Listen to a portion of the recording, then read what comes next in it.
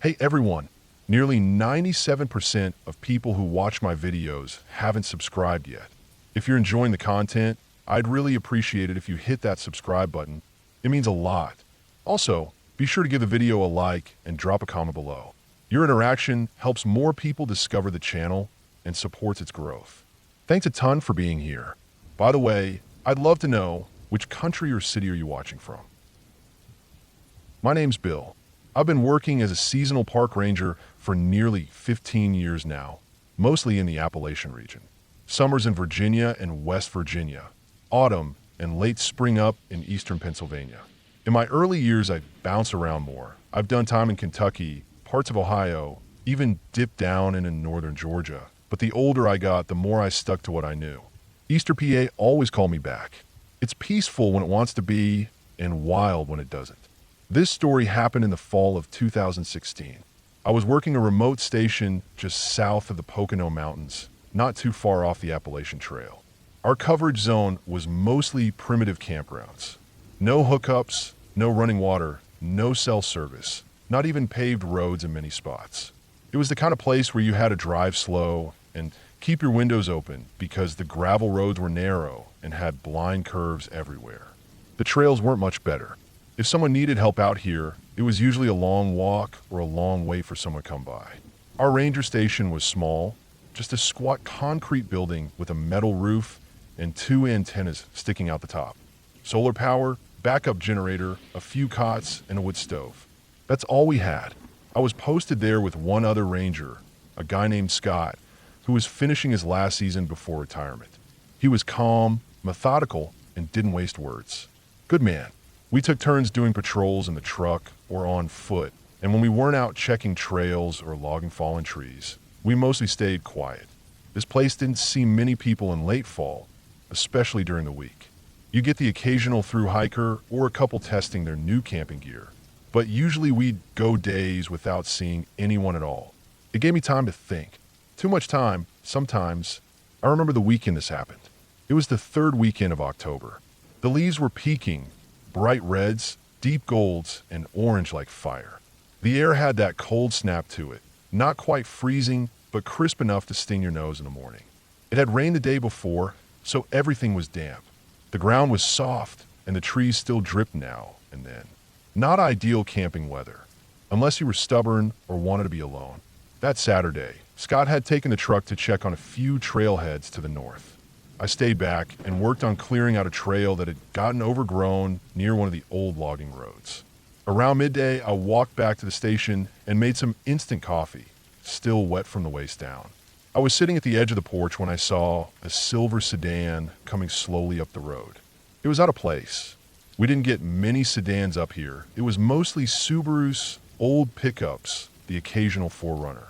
But this was a low-riding car with out-of-state plates, and it was struggling with the muddy incline. It stopped near the information board. 2 people got out, a man and a woman, probably mid to late 20s. They had that look, new boots, fresh rain jackets, tent still folded the way it was sold. I could tell right away they weren't used to primitive camping, but they weren't clueless either. They moved with purpose, unloaded gear, checked the map, looked around like they were making sure no one else was nearby. They didn't see me. I stayed seated, mostly behind column. I watched them head up the trail toward one of the upper campsites, the more remote ones, farther from the parking area. They were holding hands. I don't always introduce myself when people come through. If they don't do anything wrong and don't seem like they're in trouble, I let them be. But something about this couple stuck with me. It wasn't just how new everything looked, it was how cautious they were. Like they were waiting for something to happen. Like they expected it. I didn't think much more of it until later that night. Scott had come back and we sat in the shack drinking hot water and comparing notes. We wrote up a brief log of what we'd seen. I told him about the young couple. He told me he'd passed a stall truck about a mile up the service road. Said there was a woman standing beside it with the hood open. Need help? I asked. She didn't ask. I slowed, but she didn't wave me down. Odd, she stared too long, he said, and left it at that. It stuck with me. Not just because Scott was usually too practical to say something like that, but because it matched a feeling I had.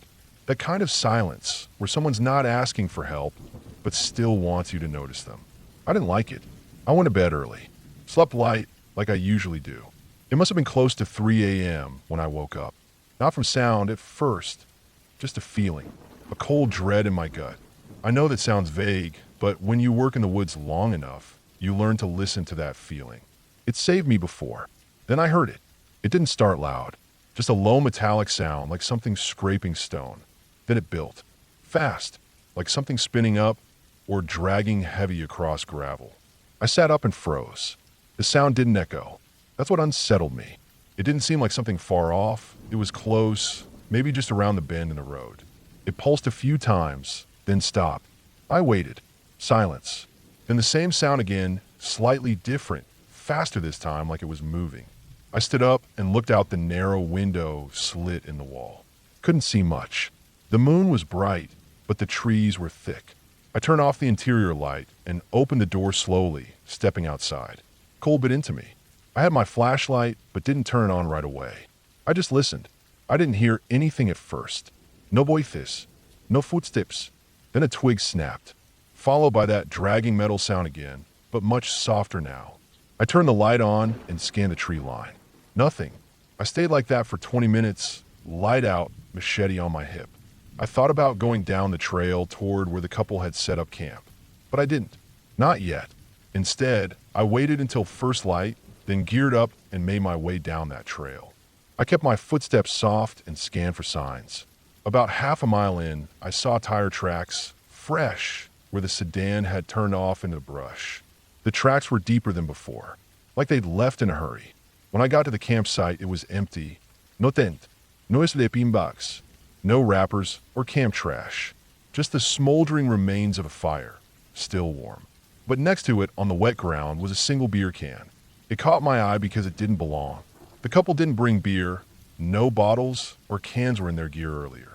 This was dented and rusted. Looked like it had been tossed from a moving vehicle and left to weather. But the strange thing was the bottom of it was still dry. No mud, no moisture. It had been placed there recently. I looked around the site for any other signs, footprints, drag marks, disturbed leaves. It was hard to tell. The rain and wet ground made everything soft. But I thought I saw one deep heel mark near where the tent would have been. Heavy, like someone had been standing there, watching. I radioed Scott, told him I was heading down to the southern trailhead. He met me at the road an hour later. The couple's car was gone. We reported it, logged everything, but nothing came of it. A missing persons report was never filed. Plates didn't come back flagged. For all we know, they left on their own, but I don't think they did. In the days after, I couldn't shake the image of that beer can. Not just where it was, but what it meant. Someone had been there. Someone who hadn't wanted to be seen. And they left that behind like a message, a calling card, or maybe a warning. I patrolled harder after that. Didn't sleep much. For weeks I found signs, faint but there. Broken twigs. Shallow boot prints off trail. Cans. Gum wrappers. Stuff placed, not dropped. No obvious campsites. No fires. Just enough trash to suggest someone was always moving. And always watching. By early November, snow had started to fall. The forest got quiet again. Whoever it was, they disappeared. But I haven't forgotten. Every year since, when I get posted to that region, I go back. I walk those trails. And I look, not for the couple. I don't think I'll ever find them. But for the one who left the beer can. I never saw them, but I felt them. Just like the couple did. Just like Scott did. That silence. That stare. That sound. We don't get ghosts in the forest. We get people. And sometimes they're worse.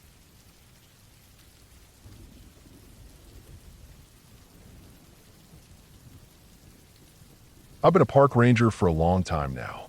Seen and dealt with all kinds of things. Lost hikers, animal attacks, poachers, storms that rolled in too fast, even a small plane crash once.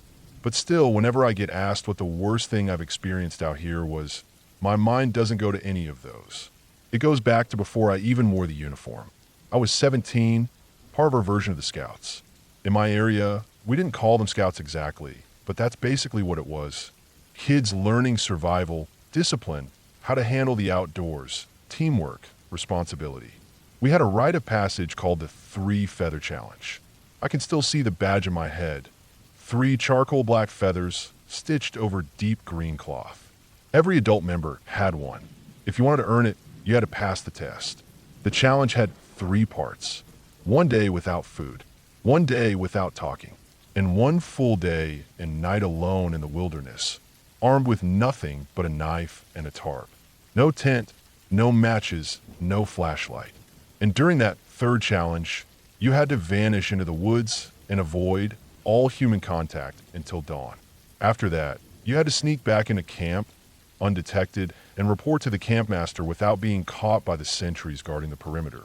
A lot of kids bailed after the first 2, not because they were dangerous or hard, but because they didn't like the silence, or the hunger, or just the weight of being truly alone out in the forest. But I was stubborn, always had been. I wasn't about to back down just because I'd have to sleep a night on dirt with only a tarp over my head and a knife in my pocket. By the time I hit my 3rd day, I was already worn down. A full day without food makes you dull and slow, and another one without speaking makes your own thoughts feel like they're yelling inside your skull. I hadn't talked for nearly 48 hours, hadn't eaten a single bite, and had been sleeping light on rough ground, ears picking up every stick crack and wind whistle. Still, when dawn broke on that 3rd morning, I got up, grabbed my gear, and set out into the woods. I knew the area well. We'd hiked these woods for years, but I wasn't interested in being clever. I didn't want to sneak behind rocks or stay just out of sight near the trail. No, I wanted to disappear. I wanted to walk deep into the thickest, most overgrown part of the forest and hunker down where no one would ever think to look.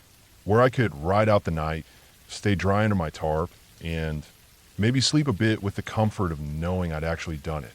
Earned it. So I walked and walked. Hours passed. The sun climbed high and then started to dip. I kept going, stepping over fallen trees, pushing through tangles of brush, and using the compass to keep track of my direction. I didn't eat, didn't drink either, part of the challenge. No fire, no water purification tablets. Just you and your brain and your strength. Finally, as the light started to drain out of the sky, I found a perfect spot.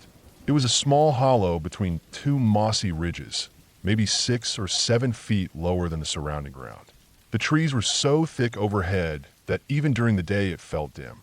Fallen branches and long-dead trunks littered the area, and underfoot was soft, dark soil covered in a thick layer of rotted leaves. The whole place smelled like wet bark and decay, but it was quiet, isolated, remote. I laid out the tarp between 2 trees using some vine rope I'd cut on the way. It wasn't much, just enough to keep dew off me in case of fog or light rain. Then I sat down with my back to a rock, pulled my knees to my chest, and just waited. That night was long. The forest has a way of playing tricks on your senses. When you're alone and silent, every tiny sound becomes massive. Every distant snap of a twig makes your heart race. There were no voices, no headlights, no signs of anyone.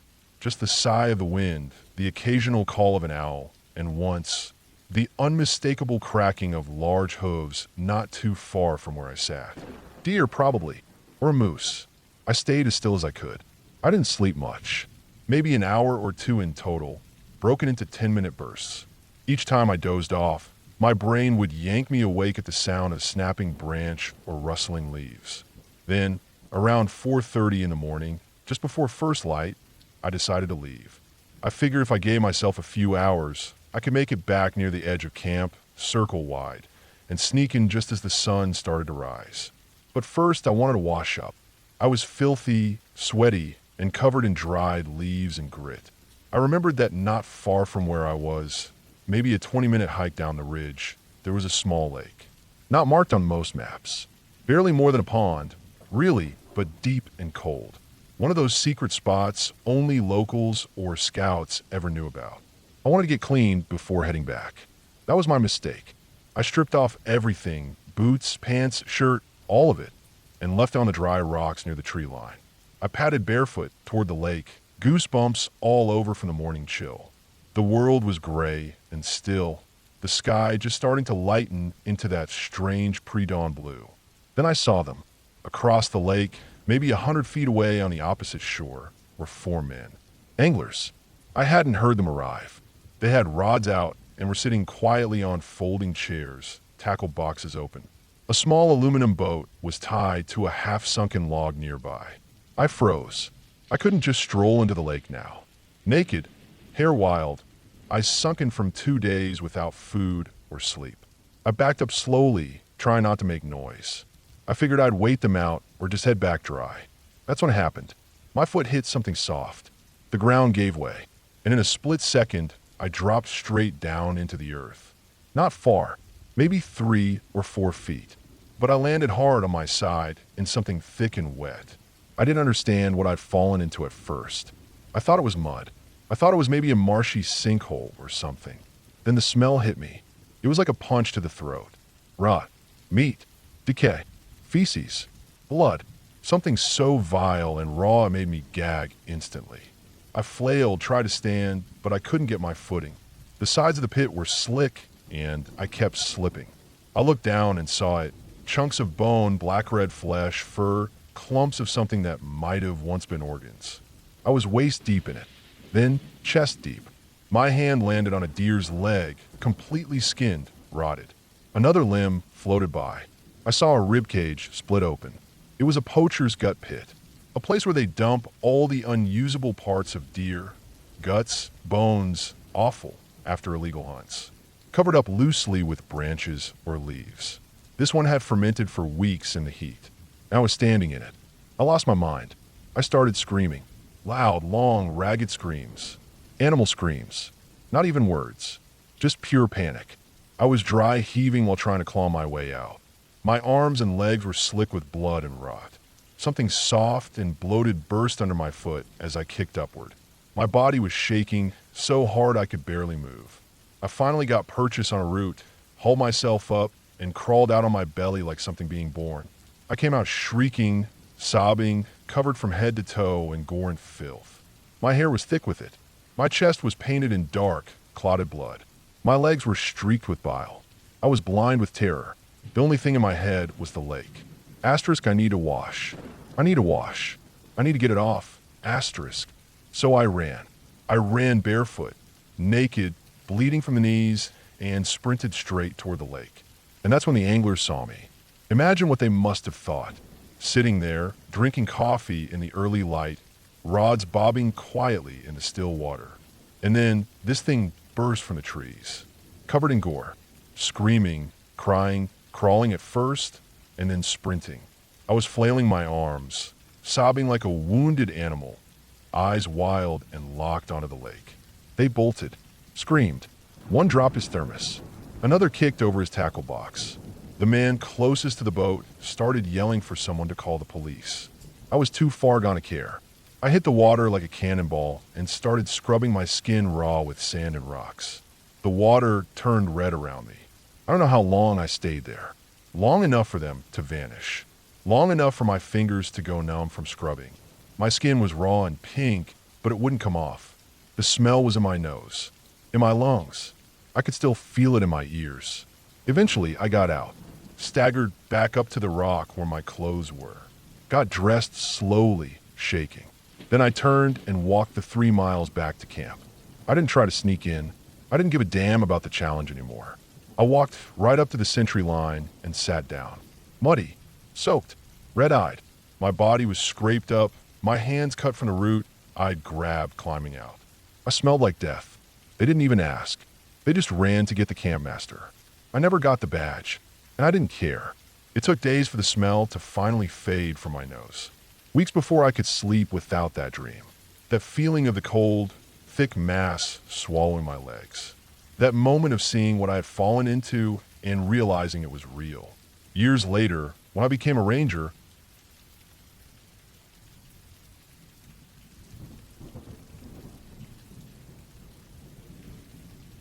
I've been a park ranger for over 15 years, most of them spent in the southeastern U.S., rotating between different parks and wildlife preserves.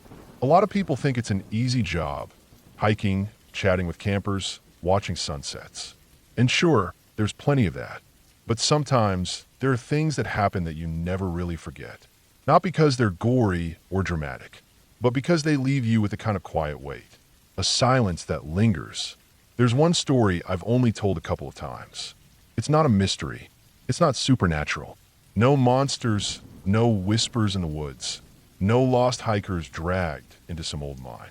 Just two people and a decision. But it stuck with me more than anything else that's happened in my time out here. It happened about 8 or 9 years ago now at a mid-sized national park tucked into the edge of the Southern Appalachian foothills. Not too far from the Georgia border. It's the kind of place that gets a decent flow of tourists, especially in the fall when the leaves come in deep reds and bright oranges and the air smells like dried leaves and river stones. We had a couple of rivers, a handful of trails, nothing brutal or dangerous, just gentle climbs and quiet woods. At the time, I had been posted there for just under 3 years. Knew the whole park like the back of my hand. I was the main ranger on site. Me and one part-time assistant who helped out mostly on weekends or during heavier tourist months. I lived about 20 minutes outside the park in a rental cabin that belonged to one of the locals. It wasn't much, but it was quiet, which suited me just fine. Anyway, it was early October. Temperatures were starting to drop at night, hovering in the high 40s, and the crowds were starting to thin out. The weekdays especially got pretty dead, with maybe 4 or 5 cars a day showing up. Mostly older couples or small families trying to beat the peak season. I remember first seeing the couple on a Tuesday. They came in just after 9 a.m. I noticed them because their car had out-of-state plates, Oregon, if I remember right. A pale blue Subaru Outback. Clean, but clearly well-traveled. I was working the booth at the entrance that day, collecting the usual visitor info and entry fees. They pulled up, and I handed them a map through the window. I remember thinking they were dressed a little light for the weather. Just light fleece jackets, both of them, but they didn't look uncomfortable. Maybe in their late 60s or early 70s, both with white hair. The man was tall and thin, a little stooped. The woman was shorter, had sharp cheekbones and narrow eyes. They both looked kind, quiet, polite. They didn't stay long that first day, maybe 3 hours, left around lunchtime. I didn't think much of it until they came back the next day. Then again the day after that. Always at around the same time in the morning. Always just the two of them. I started recognizing their car from the ranger station window as soon as it came around the bend. On the third day, I happened to be sweeping the deck outside the visitor center when they came up to me. The man had an old, weather-worn envelope in his hand. Inside were 4 photos, the printed kind from the 70s, matte finish, the colors slightly faded. They were standing near a bend in the river, under an arch of trees, maybe in their mid-20s. He had more hair back then, and she was wearing a long dress. They looked happy, the kind of joy you don't see in people much anymore. They were trying to find that exact spot. Said they had gotten engaged there during a cross-country road trip decades ago. They weren't sure if it was even still accessible or if the trail had changed. They remembered a footbridge nearby and some large rocks shaped like steps leading down to the water. I looked at the photos for a long time. There were clues if you paid attention. The shape of the riverbank, the trees in the background, even a portion of a sign visible in the corner of one shot. I told them I had an idea where it might be. A back trail that had been partially rerouted years ago after a seasonal flood. The area wasn't totally closed off, just a bit out of the way now. It wasn't on the main maps anymore, but it was still accessible if you knew where to look. They asked if I could help them find it, and honestly, I had some time that day. It was slow, and my assistant was coming in by noon. So I radioed him to let him know I'd be gone for a bit, and told the couple to follow me in their car. We drove about 10 minutes into the park, then parked near a maintenance gate, and continued on foot. The trail was faint, more like a suggestion than a path, but I knew how to follow it. Took us about 45 minutes to get there, weaving through some dense oak and hickory groves until we finally came out onto a slight slope that led down to a bend in the river. It was the spot. I could tell by the way they stopped walking. The man let out a slow breath, and she just stared, holding one of the old photos up like she was matching it to the real thing. The trees had grown, and the underbrush was a little thicker, but the shape of the land was unmistakable. Same bend in the river, same smooth rocks, same silence in the air. They stood there for a long time, not saying anything. I stayed back and let them have the space.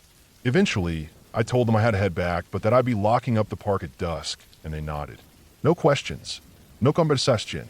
I started the hike back alone and didn't look back. I got to the station around 3 p.m. My assistant was there, going over some trail maintenance notes. He asked how the hike went, and I told him briefly. Said I'd leave the gate open for another hour or two in case the couple stayed late. But as I settled back into the desk at the ranger station, something didn't sit right. I couldn't name it. Just a tightness in my chest. An odd stillness. It didn't feel like a storm or danger, just wrong. I didn't tell my assistant how I felt. He was young, early 20s, and I didn't want to come off like some old, superstitious man with gut feelings. So I stayed at the window, watching the entrance road, watching the clock. 6 p.m. came and went. Then 7 p.m. The sun had dipped below the ridgeline, and the last light was disappearing fast. The park gates officially closed at 7:30. Still no sign of the Subaru. I told my assistant to hang back at the entrance shack in case they came out. I grabbed my flashlight and headed back down the same trail we'd taken earlier. The woods were quiet, like they get in the early fall. No insects buzzing, just the occasional rustle of dry leaves. It took me longer to hike it in the dark, nearly an hour. But when I got to the bend in the river, I saw them immediately. They were lying on the ground together, on their sides, facing the river. The woman was tucked into the man's arms. Both perfectly still. I didn't have to get closer to know they were dead. There was a calmness to the scene, a finality. I did approach, of course, checked pulses, looked for signs of trauma, but there was nothing visible. No blood, no signs of struggle or animals. Just an empty pill bottle near the woman's hand and a faint chemical smell in the air. Not overpowering, just enough to notice. I called it in, stayed with them until the local sheriff's office arrived. They sent out a full team, me, detectives, more rangers from a nearby district. We sealed off the area and waited. I gave my statement, told them everything I knew. Showed them the photos, which the man had left behind on the rocks nearby. Someone had placed a small river stone on top of them, like a paperweight. The autopsy confirmed what we suspected. Some kind of chemical cocktail. Probably opioids, mixed with a fast-acting tranquilizer. They'd both died quietly, within minutes of each other. No violence. No pain, as far as the me could tell. They just laid down and let go. It took a few days before their full identities were released to me.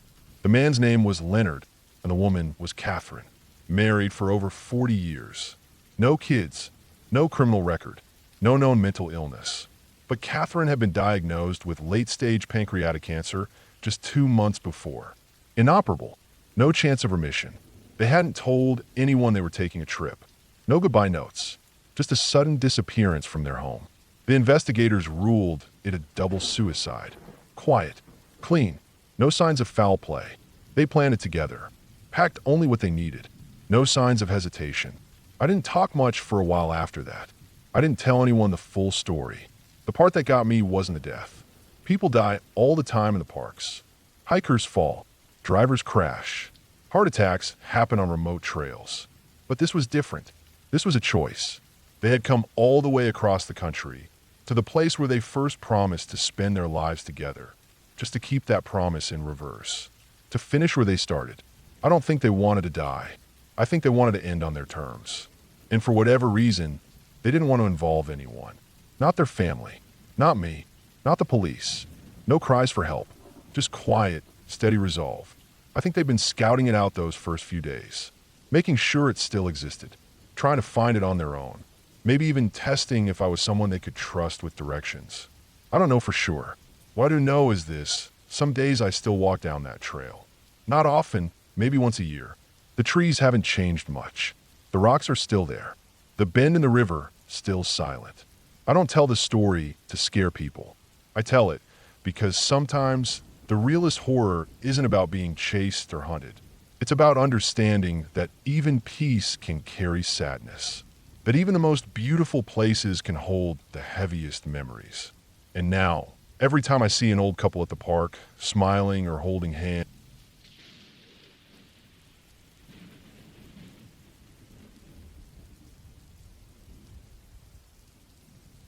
I'm not a forest ranger, nor am I part of the Forest Service, but I've got a story that still bothers me to this day.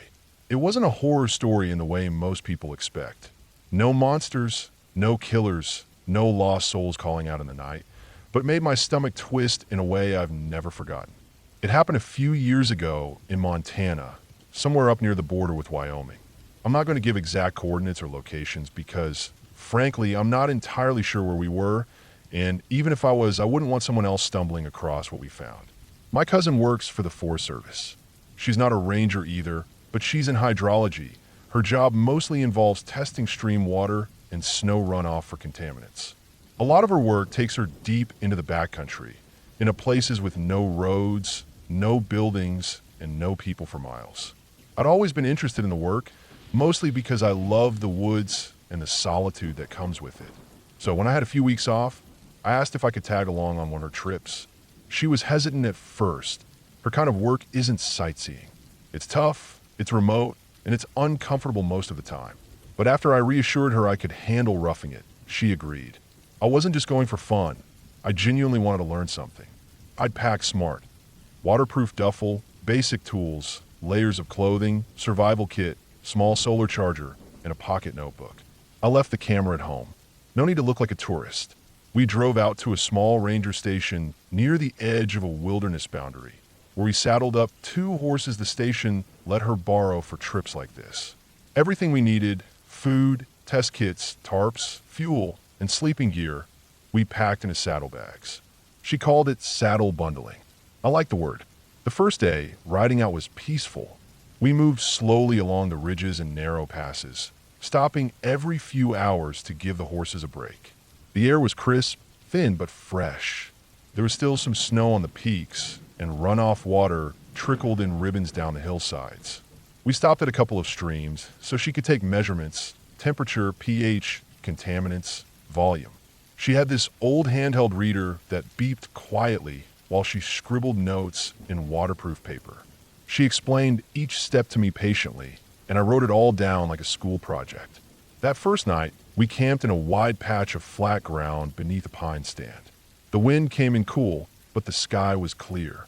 We'd pitched a tarp lean-to, started a small fire with permission from the district, and cooked up some canned food. I remember thinking how still everything was. Out there, even your own heartbeat feels loud. The second day started just the same. Up with the sun, coffee boiled in an old percolator, gear packed tight again.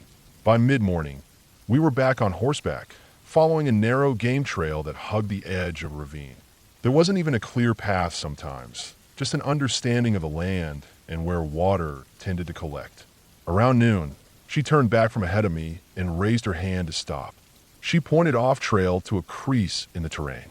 I remember exactly what she said, though she didn't say much that day. "You want to see something weird?" I nodded, and we veered off course. We rode for another 2 hours, deeper into a part of the forest that felt untouched. The trees were thicker, older. Sunlight struggled to reach the ground in some parts. It was the kind of quiet that amplifies every sound: the snap of a twig, the flap of a bird wing, the clink of a stirrup. I noticed fewer signs of wildlife the deeper we went. No fresh droppings, no tracks, not even the distant call of birds. Eventually, the path sloped downward into a little hollow, a kind of natural bowl nestled between 2 small ridgelines. A stream had once run through it, but it was dry now, just a snake-like ditch of gray sediment and smooth rocks. We dismounted and tied the horses to a tree. The clearing we stopped in was beautiful. Ferns growing around the base of thick firs, moss-covered logs, and soft pine needles underfoot. She handed me a small radio we'd brought along. It was one of those old wind-up emergency types, had a little solar panel on top, a flashlight at one end, and a crank on the back. You could charge it by hand if needed. She told me to follow a narrow path behind the ferns and to take the radio with me. I thought maybe she was going to show me some animal den or old ranger marker. But what I found wasn't anything natural. The first thing I noticed was the wire. It was thin, maybe 10 or 12 gauge, small but not fragile. It came straight out of the ground, coiled once or twice around a root, and trailed off into the woods. That alone was strange enough, considering we were at least 30 miles from the nearest road. I followed it. It wasn't buried. It was just lying there, looped over rocks, curled around the base of tree trunks, occasionally draped over low branches. The longer I walked, the stranger it felt. I'd expected it to end quickly, maybe a broken power line from some long-abandoned project. But the wire kept going. Maybe 300 feet in, it suddenly climbed a tree, looped once around a branch, then dropped down again and snaked along the ground. It reminded me of how an animal trail looked from above, twisting and unpredictable. But someone had laid this line deliberately. Then I saw it. The wire led straight to a metal desk. One of those heavy, old-school kinds with a steel frame and fake wood top. It had no chair. It wasn't sitting on a platform or inside a building. It was just there by itself in a shallow dip in the woods. And the outlet was bolted to the right-hand side of the desk, in perfect working condition. The wire connected into a junction box under the desk, and the outlet was screwed and clean, just like you'd see in an office or school hallway. No rust, no dirt. It was spotless. I stood there staring at it for what felt like 10 minutes. I couldn't make sense of it. There was no generator, no solar panel, no battery bank. And still, when my cousin caught up and plugged the radio into the outlet, it turned on. Full power.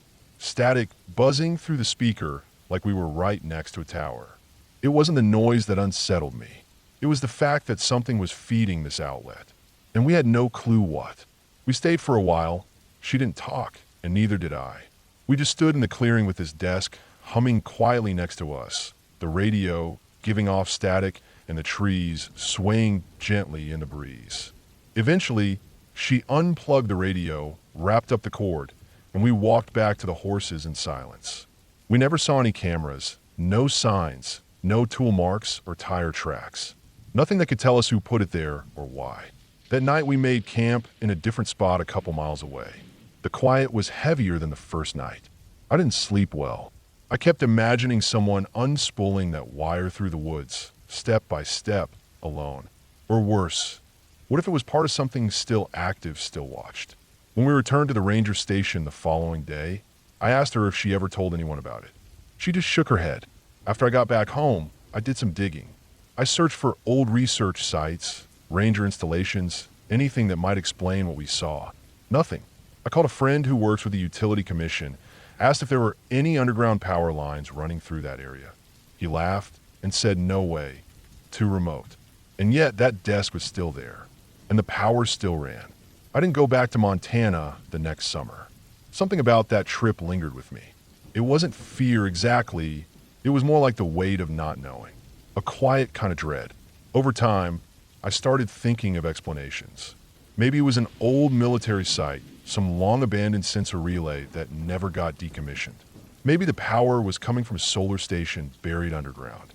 Maybe it was part of some environmental monitoring system that wasn't logged publicly. I even considered if it was a decoy, a psychological study, or some elaborate prank set up by grad students or survivalists. But the deeper I looked, the less I found. No research permits filed in that area. No old test stations. No mining. Eventually, I stopped looking. Whatever it was, it's probably still there. Probably still feeding that single outlet. Probably still sitting quiet in the woods, waiting for someone else to plug in. The most unsettling part, not the desk, not the power, not even the silence. It was that we didn't see any sign of how it had gotten there. No drag marks, no dents in the bark of trees where someone might have hauled it in. And that desk was heavy, easily over 100 pounds. It was just placed there, like it had been lowered from above or appeared all at once. And that, to me, is more disturbing than anything else I've ever seen in the woods.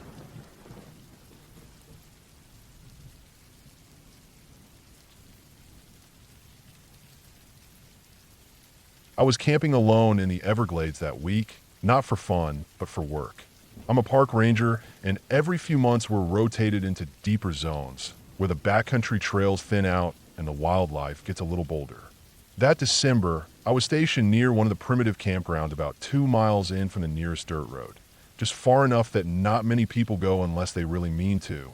I've been assigned there for 8 days to monitor an invasive python trapping project and checking on a few new cameras that have been set up near the wetlands. I've had lower back problems for years, and because of that, I don't sleep in tents anymore. I travel in a 2008 Mustang convertible, not because I think it's smart, but because it's what I have.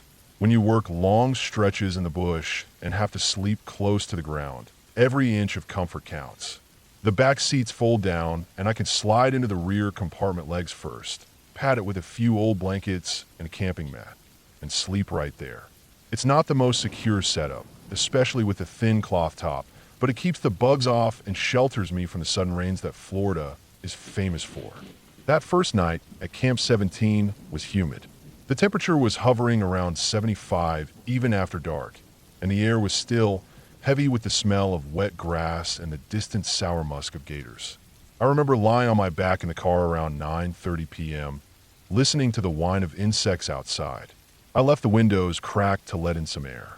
I could see the shadows of the cypress trees wavering against the moonlight, and off to the right, the sound of frogs echoed from a pond maybe 100 yards away. Sometime close to midnight, I heard the faintest creak above me. It wasn't much, just a shift in weight and a soft rustle. But when you're sleeping under a thin piece of cloth in the middle of the Everglades, your ears stay sharp. I lay still for a moment, breathing shallow, trying to identify the sound. Then I felt the weight, a clear, shifting pressure as something stepped across the soft top of the convertible, patting its way from one side to the other. I didn't panic.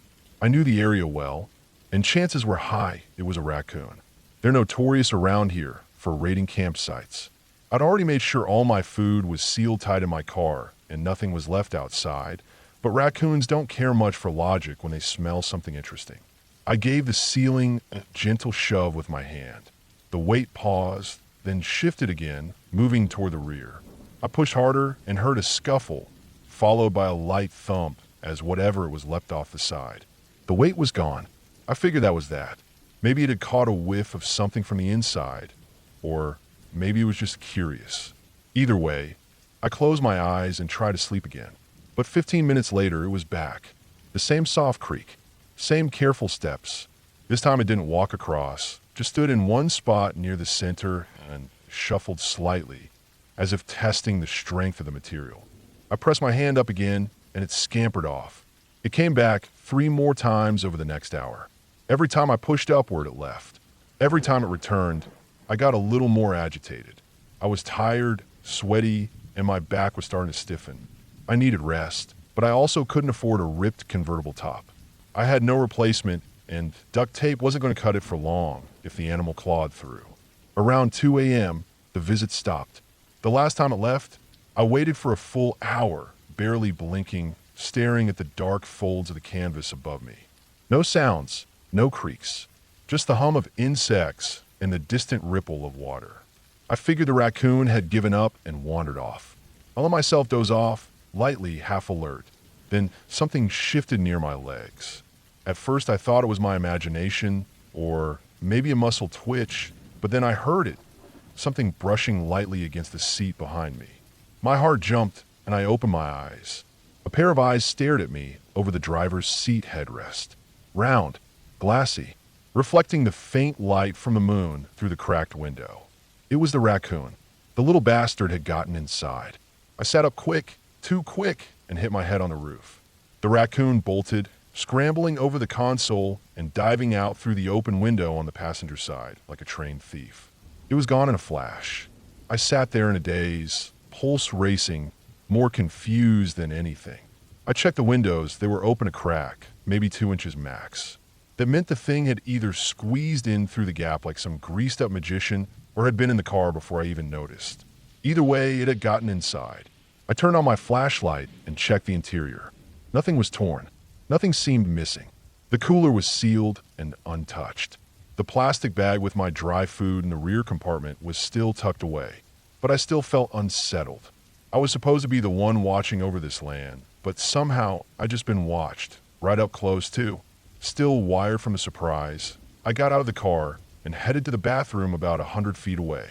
It was just a concrete slab with a pit toilet and a screen door to keep out mosquitoes. The walk there was dark and thick with that heavy Everglades air, dense, wet, and humming with life. I tried to shake the feeling that I was being watched again, but it stuck with me. I knew raccoons didn't stalk people, but something about that stare, it hadn't been scared. It had been calm, focused. I didn't sleep the rest of the night. Just sat in the car with a flashlight on, occasionally scanning the woods outside. Nothing came back. By sunrise, I felt like I'd run a marathon. I stepped out and stretched. My spine cracked all the way up.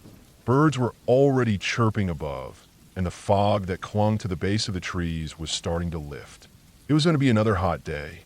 I grabbed my gear and checked the camera traps along the trail for my morning round. On my way back, I walked past a tree about 15 feet behind my car. That's when I noticed the plastic wrapper. It was crumpled, smeared with dirt, and lying half covered in leaves. My heart sank a little. It was the wrapper from a loaf of bread I'd brought. A heavy whole grain loaf with 18 slices of double fiber. I'd stored it deep in the rear compartment where the soft top folds down. It had been hidden under some old maps and my poncho. There was no way the raccoon could have seen it. It had to have sniffed it out. And somehow, during my 10-minute walk to the bathroom, it had climbed into the car, wriggled through the window, reached into the well behind the seat, and pulled out the entire loaf. Then carried it outside and devoured it under a tree. No crumbs in the car. No torn seats. Just a wrapper, empty and flattened, left like a calling card. 18 slices. That's 126 grams of fiber in one sitting. Now, most people wouldn't think much of that. Maybe they'd laugh. Maybe they'd be impressed. But I've worked around raccoons long enough to know their limits. That kind of intake wasn't going to end well for this one. High fiber bread is not something wild raccoons digest easily. I kept imagining it, waddling off into the brush, belly bloated, eyes wide, looking for a place to relieve itself in peace, and probably regretting every single bite. Part of me felt bad for the guy. He'd been desperate enough to work all night for that bread, waiting for the perfect moment. He'd even scouted me out, watched from above, then from the driver's seat, then finally struck when I was gone. It wasn't just hunger, it was planning. And that's what left me uneasy even days after. This wasn't just an annoying midnight visit. This was persistence. This was trial and error. And when you see that kind of behavior from a raccoon, you start to wonder how long it had been studying people, learning what worked, what didn't, how to use timing to its advantage. It made me feel exposed in a way I wasn't used to out there. I reported the incident in the daily logbook back at the station, mostly for laughs. I titled it Bread Bandit of Camp 17. No one believed me about the stare from the driver's seat. They just shook their heads and said I should have kept the windows closed. But I started doing things a little differently after that. No more cracked windows, not even an inch. I rigged a net over the folded down back seat compartment. I even set up a motion sensor on the roof of the convertible. My coworkers teased me, but I didn't care. I knew that raccoon was out there, watching campsites, waiting. Sometimes when I do rounds through that part of the park and past Camp 17, I still look around the tree line. Part of me expects to see it maybe a little bigger now, maybe a little slower from all the fiber, but still planning. That night didn't scare me because of what happened. It scared me because of what almost did. If it had torn the roof, I'd have been stuck without shelter. If it had chewed through more of my supplies, I'd have had to hike out early. And if I hadn't woken up when I did, it might have dragged out more than just a loaf of bread.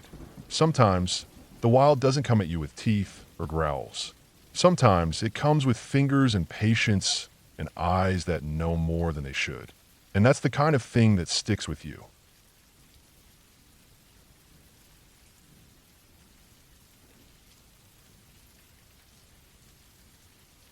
I've been working as a park ranger in the southern part of the state for about 8 years now. Not the kind of ranger with a badge or a gun. I'm not a peace officer. I don't chase people or write tickets.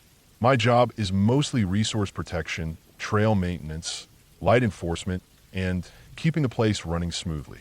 We're way out in the desert. Dry, rocky land that goes on forever. Dust, sand, cacti, and silence. The heat can kill you if you don't respect it. There are places in our park where you can walk for 3 days and not see a single soul. We don't get a lot of visitors in the summer. Not many people are stupid enough to hike or camp out here when it's pushing 120 degrees. But the park doesn't close, and we're always here. The rangers who've been around longer than me have a saying, asterisk the desert doesn't hide secrets. It just waits long enough for people to stop asking. Asterisk. This story didn't happen to me directly. It happened before I joined, but I've worked with the people who were there, and I've been to the spot myself. I've read the report. I've seen the photos, which aren't public. It's not a story we tell campers or school groups. We don't even talk about it on the radio. But if you stick around long enough out here, you start to hear the real stories. And this one stuck with me. It was July a few years ago. Midsummer patrol. One of our maintenance rangers, Tom, had to do a check-in at one of our least used campgrounds, Dead Horse Flats. That's not the official name, but that's what we call it. It's about 45 miles down a dirt road past the main gate. It doesn't get much traffic, especially not in the summer. Maybe the occasional overland camper or someone who's lost. Most people avoid it altogether. Tom was going alone, as usual. It's standard for those checks, though we try to radio in once every hour if we're out by ourselves. He drove out early in the morning to avoid the worst heat in one of our old park trucks. He said everything seemed normal on the way in. No fresh tire tracks, no signs of anyone on the road. He figured it'd be the usual.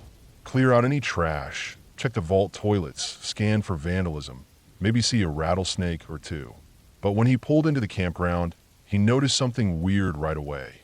One of the campsites, a spot tucked back under a couple of scraggly mesquite trees, had a vehicle in it. That was already strange. No permit tags on the post. It was off-season. He hadn't passed anyone on the road. The vehicle looked like it had been there a while. Blackened, shell of car. Burnt out completely. Just sitting there like a forgotten piece of trash. Tom said it didn't feel right the second he got out. You know how sometimes your stomach just tightens up even before your brain catches up? That's what happened. He could smell the smoke even though the fire had long gone out. He walked over to take a closer look and noticed right away that it wasn't just a burnt-out car. There was something in the driver's seat. At first, he thought it was a pile of trash. Maybe old upholstery or seat foam melted from the heat. But when he looked closer, it became obvious it was a body, or what was left of one. No arms, no legs, just a torso and a head, blackened and curled from the heat. The rest must have burned away or had never been there to begin with. The skull was leaned back against the headrest, the mouth open as if screaming. Tom didn't touch anything. He backed off, got in the truck, and called the sheriff right away. That's what we're trained to do. Don't disturb a possible crime scene. Wait for law enforcement. He waited almost 2 hours before the deputy arrived. That far out, response times are slow. There's just too much land and not enough people. During that time, Tom sat in the truck with the engine running, doors locked, radio turned low. He didn't go near the car again. He told me later that the silence was unbearable. Not a single bird. No wind. Just heat waves rising from the rocks and the faint smell of ash. When the sheriff finally arrived, he didn't seem all that surprised. They brought in a couple more deputies, then eventually a medical examiner. The Rangers weren't allowed to stick around. Tom was told to go back to the station and write up his report. He did. It's still in our archives. I've read it. Clinical, dry, factual. But I know it haunted him. He took early retirement last year. Said he couldn't take the long drives alone anymore. Here's where things get weirder. The official investigation lasted maybe a week. The medical examiner said the cause of death was thermal injuries consistent with self-inflicted immolation. In plain English, they said it was a suicide, that the person had driven out there, doused themselves in something flammable, and set the car on fire. But that never made sense to us. First off, there was no gasket found, no lighter, no matches, nothing near the vehicle that could have explained how the fire was started. Second, how do you set yourself on fire in the driver's seat with the door closed and then sit there and burn without even trying to escape? There were no signs the person had moved, no scratches on the door, no sign they'd try to get out. Third, were the arms and legs. Not burned off, asterisk gone. Asterisk no bone fragments. No limbs melted into the seat. Just gone. And that's not how fire works. Even if you burn in a car, there's usually something left. Charred bones at the very least. But the sheriff's office didn't want to dig deeper. They ruled it a suicide and had the car towed. The site was cleaned up, and the campground reopened 2 weeks later. None of us wanted to patrol out there after that. I didn't visit Dead Horse Flats myself until about 6 months later. It was early winter, and I was assigned that patrol.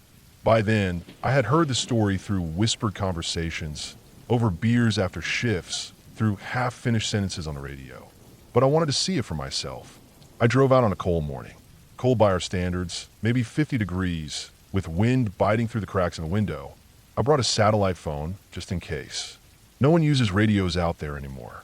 There's a dead zone that stretches for about 10 miles around the campground. When I pulled in the spot, I knew right away where it had happened. The ground was different, cleaner than the rest of the campsite, like it had been scrubbed. But no matter how much you clean, fire leaves marks. The rocks were stained black around a perfect rectangle where the car had sat. The sand looked unnatural, clumped and melted in places. I didn't stay long, just walked a slow circle around the site, taking everything in. There were no footprints, no trash, no sign anyone had been there in weeks. But when I got back to my truck, I noticed something strange. On the rear window, there was a faint smudge, like someone had pressed their fingers against the glass. 5 marks, too long to be from an animal, and too high up for it to be a kid. I keep that truck clean, and I know it wasn't there when I drove out. I took photos, reported it. My supervisor told me to wipe it off and not think too hard about it. That's the way it goes in places like this. Things happen, and we keep working. I've had a lot of time to think about that burned-out car, about who it could have been. There was no ID found, no missing persons case connected to it. Just a nameless body, no limbs, burned beyond recognition. But we all have our theories. Out here, we're not far from the border. The desert is full of trails that don't show up on any map. Smugglers, traffickers, coyotes, they all use this land. It's remote, empty, and almost impossible to patrol in full. We found drop sites, burned out tents, caches of supplies left under rocks. Sometimes we find footprints that start in the middle of nowhere and go nowhere else. My guess, that person wasn't supposed to be found. Maybe they saw something they weren't meant to. Maybe they tried to run. Maybe someone used that car as a message, a warning to others. And maybe someone made sure the limbs were gone to delay identification, or to send a different kind of message entirely. It wouldn't be the first time, but that's all just guessing. No one ever came forward to ask about the body. No family, no friends, no one looking for missing brother or son or wife. Just silence, like the person had never existed. We don't talk about it in the daily meetings, but when we assign patrols, everyone avoids Dead Horse Flats. We say it's too remote, not worth the fuel, but that's not the real reason. There's something about that site that just doesn't feel right, like the desert is holding its breath, waiting. I still do my job, still clock in every day, but I haven't gone back out there since that winter. Not alone, anyway. The desert doesn't lie, but it doesn't offer up answers either. Whatever happened to that person in the car, I think it was meant to disappear quietly. I think we were never supposed to find them. And the fact that we did, that Tom did, might have been a mistake. But mistakes don't get fixed out here. They get buried in sand and heat and silence. And if you wait long enough, even the strangest things start to feel normal. Even the burnout car.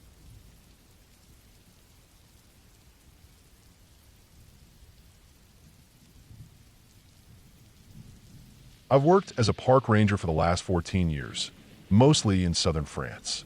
For a few years, though, I was stationed in the Eastern Pyrenees in the border region between Andorra and Spain. My patrol zone covered a large section of mountainous terrain that drew all kinds of hikers, families, solo backpackers, climbers, even the occasional idiot who thought jeans and a t-shirt were good enough for alpine trekking. It's wild out there. People don't always realize how quickly things can go wrong in the mountains. You wander just a bit off trail, and next thing you know, you're 15 kilometers from where you think you are, no cell signal, weather changing fast, and not a soul for miles. We get missing person reports regularly. Most end fine. Some don't. This one story still sticks in my head, years later. It didn't end in tragedy, but something about it left me unsettled.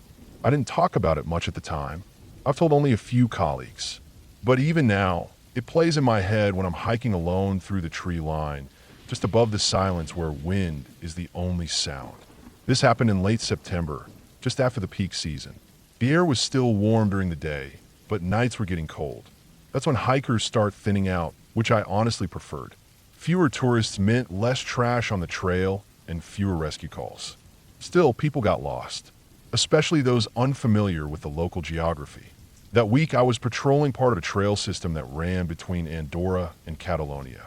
On paper, it's well marked, but the markings are old. Some signs had fallen off trees. Trail blazes fade. You miss a fork, take a wrong ridge, and you could end up in another country without knowing it.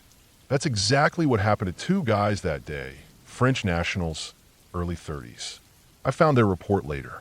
I didn't see them at first. What I saw, or thought I saw, was a guy with two golden retrievers hiking south toward the old shepherd roads that drop into the foothills of Catalonia. He was moving fast, more like someone on a mission than a day hiker. I was coming down from survey at a ridgeline shelter and saw him below, maybe 400 meters ahead. I took a mental note. His dogs were off leash, but seemed well trained. One of them darted off into the brush and came back a few seconds later. I didn't think much of it at the time. We get locals out here walking their dogs all the time, though rarely this deep into the trail. Most prefer easier paths. This area was steep, uneven, full of shale and exposed roots. You had to be in shape to move fast here. Anyway, I lost sight of the guy for a bit as I hiked down. The trail zigzags between two small ridges and dips into dense pine for a stretch.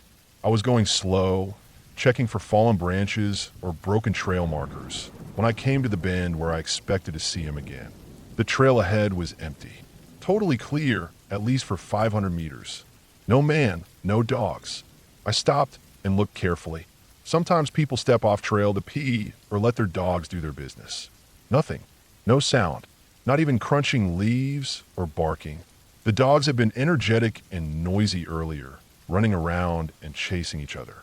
I'd heard their paws against the gravel and their panting as they passed. That kind of noise doesn't just stop. I waited another couple minutes. Still nothing. It was weird, but I kept going. I figured he either ducked into the woods or turned off on an unmarked path I didn't notice. There are a few of those old herder routes, mostly long disused. Still, they're visible if you're looking. I didn't see any signs he had left the trail. About an hour later, I passed the turnoff for a village road that leads to a small town. It's barely a town. 3 houses, one closed-down cafe, and a water pump that only works half the time. But it has a small dirt parking lot used by locals and the rare hiker who knows about the shortcut. I didn't see any parked cars. I made a note of that too, without thinking much of it. That night, I stayed in a forestry cabin, maybe 12 kilometers from where I saw the guy with the dogs. It's an old wooden building, part of an old ranger program from the 80s. It's drafty, smells like creosote and pine sap, but it's warm enough and has a cot and a logbook. I wrote my patrol notes, had a can of beans, and slept. I didn't hear about the hikers until 2 days later. 2 guys showed up at a ranger station on the Spanish side. They were dehydrated, scratched up, and a little panicked. They said they'd been hiking in Andorra, got off trail, and ended up in Spain without realizing it. They followed a path downhill, saw a man with 2 golden retrievers, caught up with him, and asked for help. According to them, he was friendly, told them where they were, and gave clear directions to the nearest town, about 6 kilometers away. He said he had a car there and could give them a lift to the next town over if they made it in time, but that he was in a rush. The story matched up with my sighting. Same description, climbing gear, 2 golden retrievers, lean build, moving fast.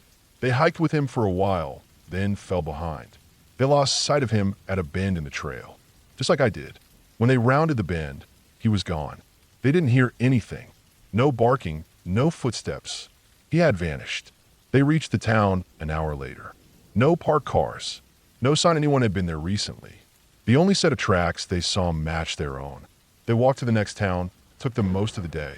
When they finally reached someone who could call for help, they gave a full account. The report was passed to our station, and I got the file the next morning. I pulled the route map and compared the times. If they saw the man around 10:30 a.m. and I saw him just before noon, that meant he was ahead of them and still moving fast. But if he vanished from my view the same way he did from theirs, on the same trail, same bend, then where the hell did he go? I went back out that same day and walked the full section again. I hiked from the French side across the border and down the trail where I'd seen him vanish. I took my time this time, stepping off the trail at every possible angle. I found a few animal tracks, but no human prints, no sign of anyone stepping into the bush. The undergrowth was thick. You'd have to push hard to move through it, and there'd be broken branches or displaced leaves. Nothing. The weirdest part was the silence. The area around that bend always felt still, but that day it felt heavier. Like the air itself was watching. No wind, no bird calls, just the sound of my boots and the occasional creak of the trees above. I marked the GPS points and took a few pictures for the log. I went all the way down to the small town again. Still no cars. Still no people. For a few weeks after, I asked around about the man with the dogs. Checked missing person databases, old ranger logs, local town records. Nothing. No reports of someone with 2 golden retrievers going missing. No climber matching that description. I even asked a retired ranger who'd worked the area for decades if he remembered anyone who fit. He shook his head. Said the last person he knew who hiked that trail regularly with dogs died 5 years ago. Avalanche accident. Wrong season. But that guy had huskies, not retrievers. I thought about filing an incident report about the disappearance, but what would I write? Observe hiker vanished on trail. Twice. No evidence found. That kind of report doesn't go anywhere. It would have just gathered dust in a folder. So I dropped it. I kept patrolling. Kept writing notes in the logbooks. But I avoided that section of trail when I could. Not out of fear exactly, just a kind of uneasy respect. There's a logic to the wilderness, but it doesn't always match ours. People come and go, and most of the time, it's explainable. But sometimes, someone vanishes without a sound, and it leaves a gap in your memory like a missing tooth. You can feel it when you run your tongue across it. You know something used to be there. You just don't know why it's gone. I never saw the man with the golden retrievers again. I never heard another report like that one. And even though I know there's probably a simple explanation, maybe he cut into a hidden trail, maybe he had a place he could reach fast, maybe I just missed something, I can't shake the feeling that we all watched a man walk into a place he wasn't supposed to be and then never come back out. That trail still runs along the same bend, still the same curve, same trees, still quiet. And every time I walk past it, I find myself slowing down, listening hard for footsteps or dogs, or the kind of silence that doesn't feel empty, but full of something waiting. Just waiting to disappear again.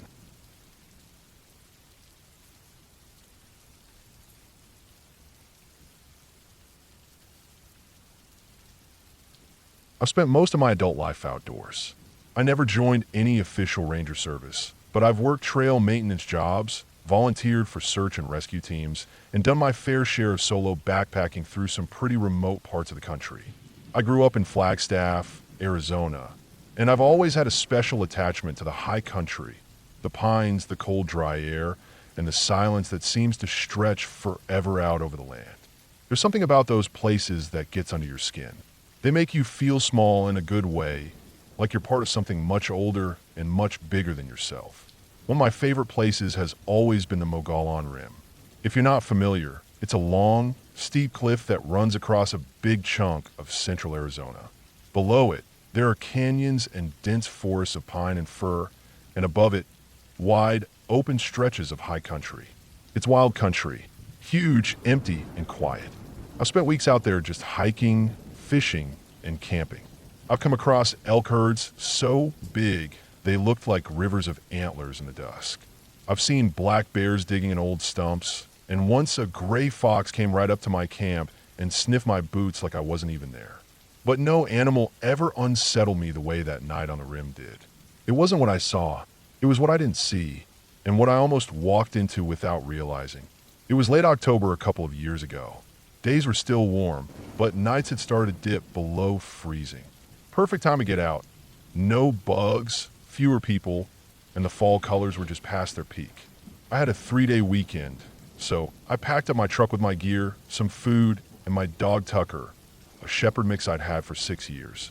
Smart dog, obedient, but more importantly, he had that natural alertness that came from spending most of his life outdoors with me.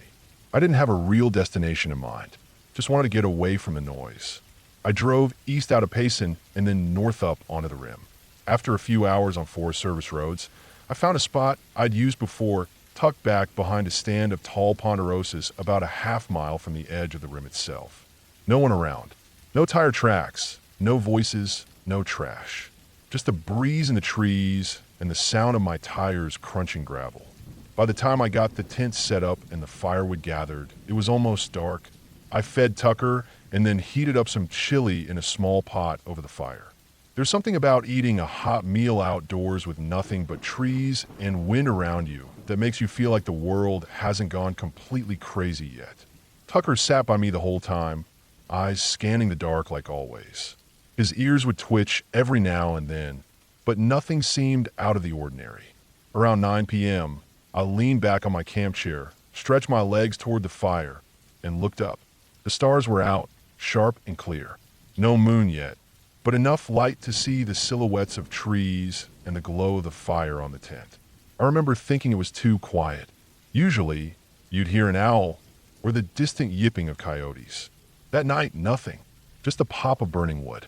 And then Tucker let out a low whimper. It was so quiet, the sound felt louder than it was. He didn't bark, didn't growl, just whined and shifted closer to my legs, ears pinned back. That alone got my attention. This dog had chased bears out of camps before. He didn't get spooked easy. I leaned forward and scanned the dark just past the firelight. Behind the fire, about 30 feet away, there was a dense clump of manzanita and brush. I couldn't see into it, but I could hear something. A shuffle like weight shifting on dry leaves. Then nothing. Then again, but to the left. My first thought was raccoon. Maybe a skunk. But Tucker didn't react to small animals like this. And he kept glancing over his shoulder like he didn't want to face it. Still, I figured it was nothing serious. I tossed a rock toward the bush, not hard, just enough to make a noise. It landed with a thud and bounced once. Then silence again. I stirred the fire, added a few more pieces of wood, and kept my flashlight nearby, just in case. Still no movement. I sat back down and took a sip from my water bottle, but I couldn't shake the feeling that we were being watched. The kind of feeling that makes the hair on your neck rise, even when there's no sound, no smell, nothing you can explain. A few minutes later, Tucker stood up and trotted over to the tent. He scratched the door with one paw, looked back at me once, and then sat. He'd never done that before. Never wanted to turn early, especially not when I was still up. But something had him spooked. I stood up, grabbed the flashlight, and shined it toward the bush. Nothing. Just branches and pine needles and a few scattered rocks. I tossed another rock. Still nothing. I held the light steady, waiting, but no movement. Finally, I figured whatever it was must have moved on, and the fire would keep any curious animals away. I climbed into the tent with Tucker, zipped it shut, and left the rain fly off so some of the firelight could glow through the mesh. Inside the tent, I lay there on my sleeping pad, one hand resting on Tucker's side. He was tense at first, ears twitching with every sound, but after a while, he settled down and fell asleep. I didn't sleep well. Every little crackle outside made me flinch. I kept thinking about what could have been out there. My mind ran through all the usual suspects, skunks, porcupines, maybe even a bear, but none of it made sense. Not with Tucker acting the way he did. Eventually, exhaustion caught up with me and I dozed off. The next morning, I was up with the sun. Frost covered the grass and the edges of the tent, and my breath fogged in the cold air. The fire had burned down to glowing coals. Tucker was already up, sniffing around near the tent. He didn't seem nervous anymore, but he kept glancing toward the bushes behind camp. I boiled some water for coffee and oatmeal, then walked over to where we'd heard the noises. The light was better now, and I could see the ground clearly. At first, I didn't notice anything unusual. Then I stepped around a boulder and saw the tracks. They were unmistakable, large, rounded paws. No claw marks. Each one was clear and deep in the soft dirt. Mountain lion. I counted at least 7 prints, and they weren't just passing through. They circled the camp in a wide loop. Some were behind the bush. Others were to the left and right, just outside the glow of the fire. One set led up a short slope where the lion must have paused. From there, it would have had a clear view of the camp, the fire, and us. That realization hit hard.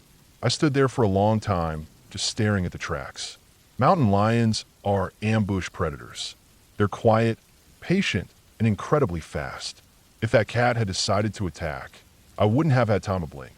It had been watching us, maybe for a long time, waiting, judging whether Tucker or I were worth the trouble. Maybe it was young and hungry. Maybe curious. Maybe it had just never smelled dog before. I'll never know. But I do know one thing.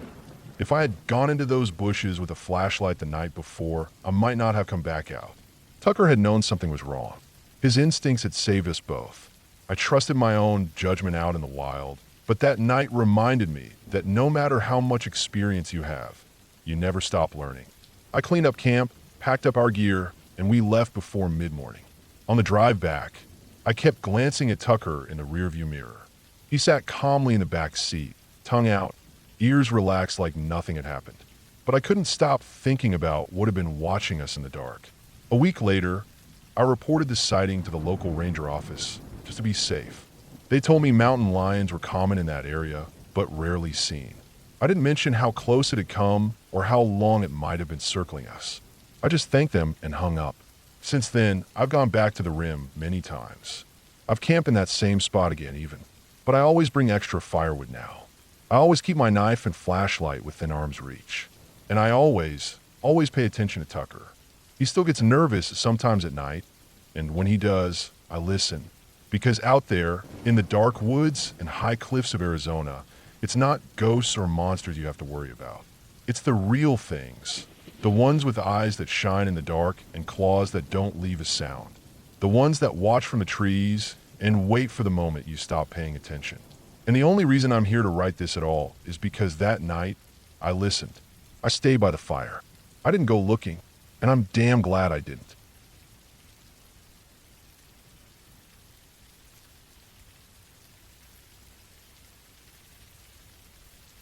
I was the lone recreation ranger for a small district in southern Idaho during the summer season of 2017. My post was at a guard station nestled deep in the Sawtooth Backcountry, a remote pocket of land that didn't get much traffic outside of a few hardy hikers and the occasional trail crew. The nearest town, if you could call it that, was a little over an hour and a half drive, mostly along winding forest roads, half of which weren't even paved. Cell service was non-existent. Radio comms barely worked, and only if you caught the signal off the repeater just right. The solar power at the guard station was spotty at best. I'd go days without electricity sometimes. The forest there was different from what I was used to. Before Idaho, I'd worked several seasons in the Southwest. High desert ponderosa stands, open space heat, dry trails. There, the woods felt breathable, open. Even in the denser canyons, I never felt boxed in. But this Idaho district, it had a weight to it. Dense lodgepole pine with thick underbrush and cold, shadowed valleys that never seemed to dry out. The sun never quite broke through the treetops. It was always damp, always a bit too quiet, the kind of place that didn't let you forget how small you were. The guard station was old, probably built in the 1930s. It was a simple log structure, about 800 square feet total. One bedroom, small kitchen, main room with a wood stove and some busted old furniture. It sat on a knoll above a small creek and faced west toward a clearing with a long, wraparound deck and a single rocking chair bolted into the porch floor. Most of the windows faced the forest. At night, you couldn't see anything out there, just pitch black trees pressed against the glass. And after the solar battery bank failed for good about a week after I moved in, I got used to living by headlamp and firelight.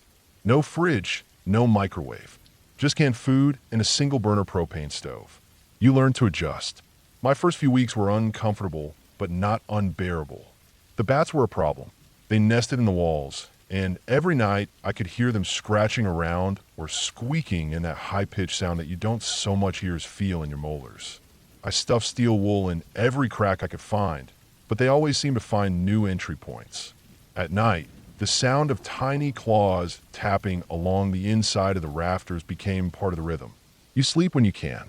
You learn not to need much. Then there was the deck. Something kept walking on it at night. I figured it was just badgers. That district was full of them. Beavers, too, down along the creek. The trail crew once saw a pine marten near the old woodshed. Nothing I hadn't dealt with before. But still, there was something different about the way this thing moved. I could hear it walk across the boards, slow, deliberate steps, like something heavy placing each foot with care. Sometimes it would stop for long stretches, then take one more slow step, then another, then nothing. Then it would scratch the door, just one or two slow scrapes like claws being dragged across the wood. The first few times I chalked it up to wind or maybe a raccoon, but the scratching kept happening, always between midnight and 3 a.m. Never consistent, never enough to act on, just enough to keep me awake. After about a month of this, I was running on empty. I hadn't gotten a full night's sleep since I moved in. I started drinking more than I should have. Cheap IPA from the small town gas station, usually warm by the time I got it back. Tuesdays were my supply run days. I'd drive into town in the late afternoon, hit the market, load up on cans, fuel, beer, and batteries, and then drive back at night. I liked driving at night. It gave me a chance to be alone without the forest pressing in. Something about headlights cutting through the dark, the way they pushed back the void just enough to see a few dozen feet ahead. It was comforting in a weird way, like I was in control again. One Tuesday night, about 2 months into the season, I drove back up with a truck full of supplies and a head full of unease. Something about the air felt wrong. The sky was clear, but the woods were silent. No crickets, no frogs down by the creek, not even the usual wind through the pines. Just dead silence. I didn't have my shotgun in the truck that night. Stupid mistake. Usually, I kept it on the back seat, just in case. You weren't supposed to have firearms in government housing, technically. But out here, you'd be insane not to. That place was too far from helpful rules to matter. I parked next to the cabin around 10 p.m. Engine off, headlights still on. I sat there for a minute, just looking at the tree line to the right of the cabin. About 50 feet from the porch, I saw something. At first, I thought it was just light catching on a branch, but then I saw them. 2 eyes reflecting back about 3.5 to 4 feet off the ground, just hovering there, motionless. I froze. My first thought was cougar. I'd dealt with them before, had seen them stalking hikers from a distance, quiet, calculated predators. But they never stared like that. Not for that long. Not that still. I opened the door slowly, keeping my eyes on it. As soon as I stepped out, I felt it, that feeling of being watched, but more than that, like something was waiting. Like it knew I was alone. I shouted. Loud. Just instinct. Get the fuck out of here. Nothing happened. The eyes didn't blink. They just crouched slightly, not down like a frightened animal, but low like a hunter setting in. Then they inched forward. Smooth, controlled movements. Not a sound. I grabbed a piece of firewood from the stack near the truck and hurled it in the general direction. The log landed with a thud, maybe 10 feet from the thing. It flinched just a bit, but didn't run. No growl, no hiss, just more slow creeping. I grabbed another log, threw it, then another. It stepped back maybe 2 feet. Still silent, still staring. My heart was pounding. My headlamp was flickering, cheap battery. I fumbled with the keys. My hands were slick with sweat. The lock jammed. The solar system had failed again, so the cabin was pitch black inside. I got the door open, slammed it shut, and went straight for the back room where I kept the shotgun. Loaded 2 shells, full choke, 12-gauge buckshot. I stepped back out onto the porch, sweeping the light across the woods. It was closer now, maybe 30 feet. I still couldn't make out what it was exactly. Too big for a coyote, wrong shape for a badger. I kept one hand on the shotgun and one hurling logs toward it. After the 5th or 6th piece, it finally backed off. Not ran, just slowly disappeared into the underbrush like it was bored, like it had seen enough. I stayed up all night, shotgun across my lap, half a 6-pack gone before midnight. Every creak of the deck boards made me flinch. I kept expecting to hear that scratching at the door again, but it never came. Next morning, the trail crew arrived around 9. I didn't say much, just pointed out the area where I'd seen it. We walked the perimeter. Mud everywhere from a recent rain. Clear as day, mountain lion tracks. Big ones. All over the porch, the wood pile, even on the rocking chair, like it had been climbing on it.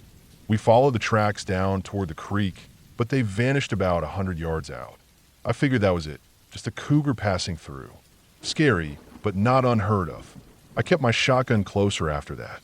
Slept lighter. Started locking the door, even during the day. But that wasn't the end. A week later, I started hearing the rocking chair move at night. Just a few creaks. Slow. Back and forth. Then nothing. I'd open the door, shine the light. Nothing. No tracks. No wind. Just the chair moving gently like someone had just stood up from it. That's when I got nervous. I told myself it was probably the wind, or maybe the chair had come loose and was rocking on its own. But that didn't make sense. The bolts were rusted solid. You'd have to yank it pretty hard to get it moving like that. Still, I tried to ignore it. I kept working. Still had to maintain trails, file reports, do inspections. But I stopped going outside at night. Then the scratching came back. Not every night, just some. Always at the same time, between midnight and 3. Never enough to catch. Never enough to prove anything. But I started to dread the nights. Even with the shotgun, I never felt safe. Because now, there were no tracks. The ground stayed wet and muddy for weeks. But every time I checked in the morning, nothing. Not a single print. Not a hair. Just the sound of something walking on the porch. Something too big to be silent, and yet never leaving a trace. I thought maybe I was losing it. Lack of sleep. Isolation. Cabin fever. But then the smell started. Not strong, just faint. Like wet fur and rotting leaves. It would drift in through the cracks in the log walls. Always at night. Always when the chair rocked. Always when I was too afraid to open the door. I finished the season, but barely. Didn't sleep much. Didn't eat much either. Lost about 15 pounds by the end of it. When the end-of-season crew came in to close the station for winter, I packed my gear and left without saying much. Drove straight to Boise. Slept in a hotel for 2 days straight. A month later, the district ranger called me. Asked if I'd be back next season. I said no. Told them I needed a break from field work.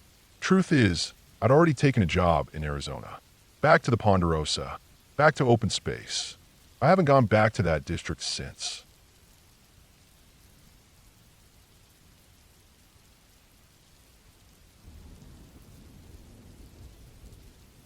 I was never a park ranger officially, but I spent a big chunk of my late teens and early 20s out in the woods doing things that weren't that different from ranger work. I was part of a youth organization that was kind of like scouts, though we didn't call ourselves that. We went on trips, ran survival courses, hiked for miles, camped out under the stars, and taught younger kids how to handle themselves in nature. We weren't professionals, but we were trained, experienced, and we knew what we were doing out there. I spent 5 years leading the 8 to 10-year-old age group. I got to see some incredible places. Wide stretches of untouched forest, lakes so still they looked fake, trails that wound up mountains and gave you views that stayed burned into your memory. But nature has its darker corners too. And over the years, I saw a lot of weird stuff that I could explain most of the time. Weird animal calls, broken branches that looked too clean to be wind damage, trash in areas no one was supposed to know about, things that made you pause, think twice, and then shrug and move on because realistically it could have been anything. But one night, one trip, one stretch of forest still sticks with me. It was our first time camping in a particular terrain. I won't name it because, honestly, I don't want to deal with people trying to find the place. Not that they'd be able to. This land was massive. Hundreds and hundreds of acres of forest, rocky hills, marshes, and dry creeks. It wasn't a formal camping ground, just a big tract of private wilderness that a former member had gotten us access to for a week. Normally, we explore the terrain before the kids arrive. We mark danger spots, sharp drops, weak bridges, places where the ground goes soft underfoot, even weird patches with beehives or bear signs. That time, though, there was no chance of exploring it all. We were understaffed, and the terrain was just too big. We did our best to map the main zones, the sleeping area, the cooking area, the trails nearby, but beyond that, it was wild and unfamiliar. Still, we had a job to do, and we had done this 100 times in different places. The kids arrived, and the week went off like normal. Hikes, campfire cooking, basic survival drills, nature games. It went smoothly. Weather was good, kids were happy, nobody sprained an ankle or wandered too far. And then came the night game. We did a night game every trip. It was tradition. Basically, it's a scary game designed to make the kids feel like they're in a haunted woods or being chased by monsters. We'd set up a path with checkpoints, give them little tasks to complete at each one, and have the leaders dress up and jump scare them along the way. Sounds rough, but they loved it. Talked about it for months after. We were careful not to push them too far. No touching, no chasing beyond a few feet, no actual threats. Just spooky fun. The night of the game, we got into our costumes and headed out into the woods. I had a burlap sack mask and a heavy cloak that I'd soaked in red paint. I looked like something out of a budget horror movie, and that was the point. We had our positions, Each leader had a checkpoint or a hiding spot. Mine was between two of the farthest checkpoints, out in a sparsely wooded area. The trees there were tall and thin, spaced out enough that you could move quickly, but there was almost no ground foliage. No bushes, no undergrowth, just dirt and roots and those wiry weeds that never seemed to grow past your ankle. It was perfect for moving between stations. No cover, sure, but no branches snagging your legs either. I could run if I needed to. Only thing was, it was pitch black. Not, the sun went down dark, asterisk black star. The kind of dark where even your own hand looked fuzzy in front of your face. I had a flashlight in my bag, but I didn't use it unless I had to. The beam would give me away from Mile Out. That was fine. I knew the trail. I had walked it earlier that day, and again right before dusk. I could navigate it by foot alone. So I waited in my hiding spot, crouched behind one of the bigger trees. I heard the kids screaming in the distance, laughing, running, enjoying themselves.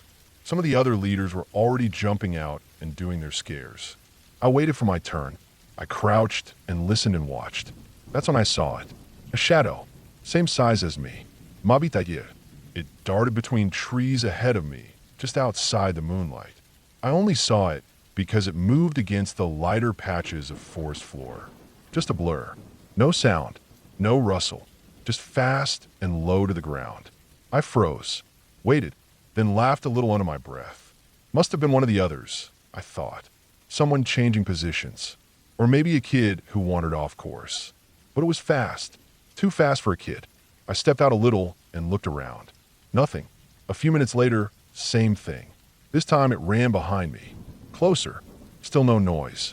I turned around quickly, thinking maybe someone was trying to sneak up on me, but again, nothing. Just trees and blackness. I stayed quiet, straining my ears. No footsteps. No breathing. Just distant shouts and the occasional owl hoot. The game was starting to wrap up. The kids had passed most of the checkpoints and were making their way back to the tents. I stood up and started heading back along the edge of the route, planning to rejoin the others near the main trail. That's when I saw the shadow again. But this time it didn't move. It stood by a tree about 30 or 40 feet away. Not hiding, just standing there. It looked human, about my height, maybe taller. I thought again, okay, one of the leaders. Maybe they're trying a new scare. But something felt off, the way they stood. Like they weren't just waiting. Like they were disconnected somehow. Just there. I started walking toward them, keeping my pace slow. My flashlight stayed in my hand, switched off. I wanted to get a bit closer, maybe say something like game's over. 10 meters out, I flicked on the light. That's when the dread hit me like a punch to the chest. The person, if it was a person, was wearing what looked like a torn burlap sack as clothing. Not a costume, not a mask. A literal sack, draped and shredded like they'd crawled through the woods for hours. Their head was wrapped in what looked like white plastic bags, tied and layered in a way that barely made sense. Like they were trying to make a hood out of trash. I couldn't see a face, just the glint of the plastic in the light. Bare feet, crusted mud up to the knees, arms held tight to the body, hands twisted at odd angles like they were frozen stiff or broken or something worse. I thought maybe it was a prank still, some extreme joke by another group camping nearby. Then I heard the sound. Asterisk knock. Knock. Knock. Asterisk. At first, I thought it was someone tapping wood blocks together. But the rhythm wasn't right. It was uneven, wet sounding. I moved the light slightly, and that's when I saw what was really happening. He was smacking his head against the tree. Hard. Repeatedly. Not violently, but deliberately. Thud. Thud. Thud. Every few seconds. The sound wasn't what on wood. It was bone and flesh against bark. I should have left then. I should have turned and run. But my brain hadn't caught up with my body yet.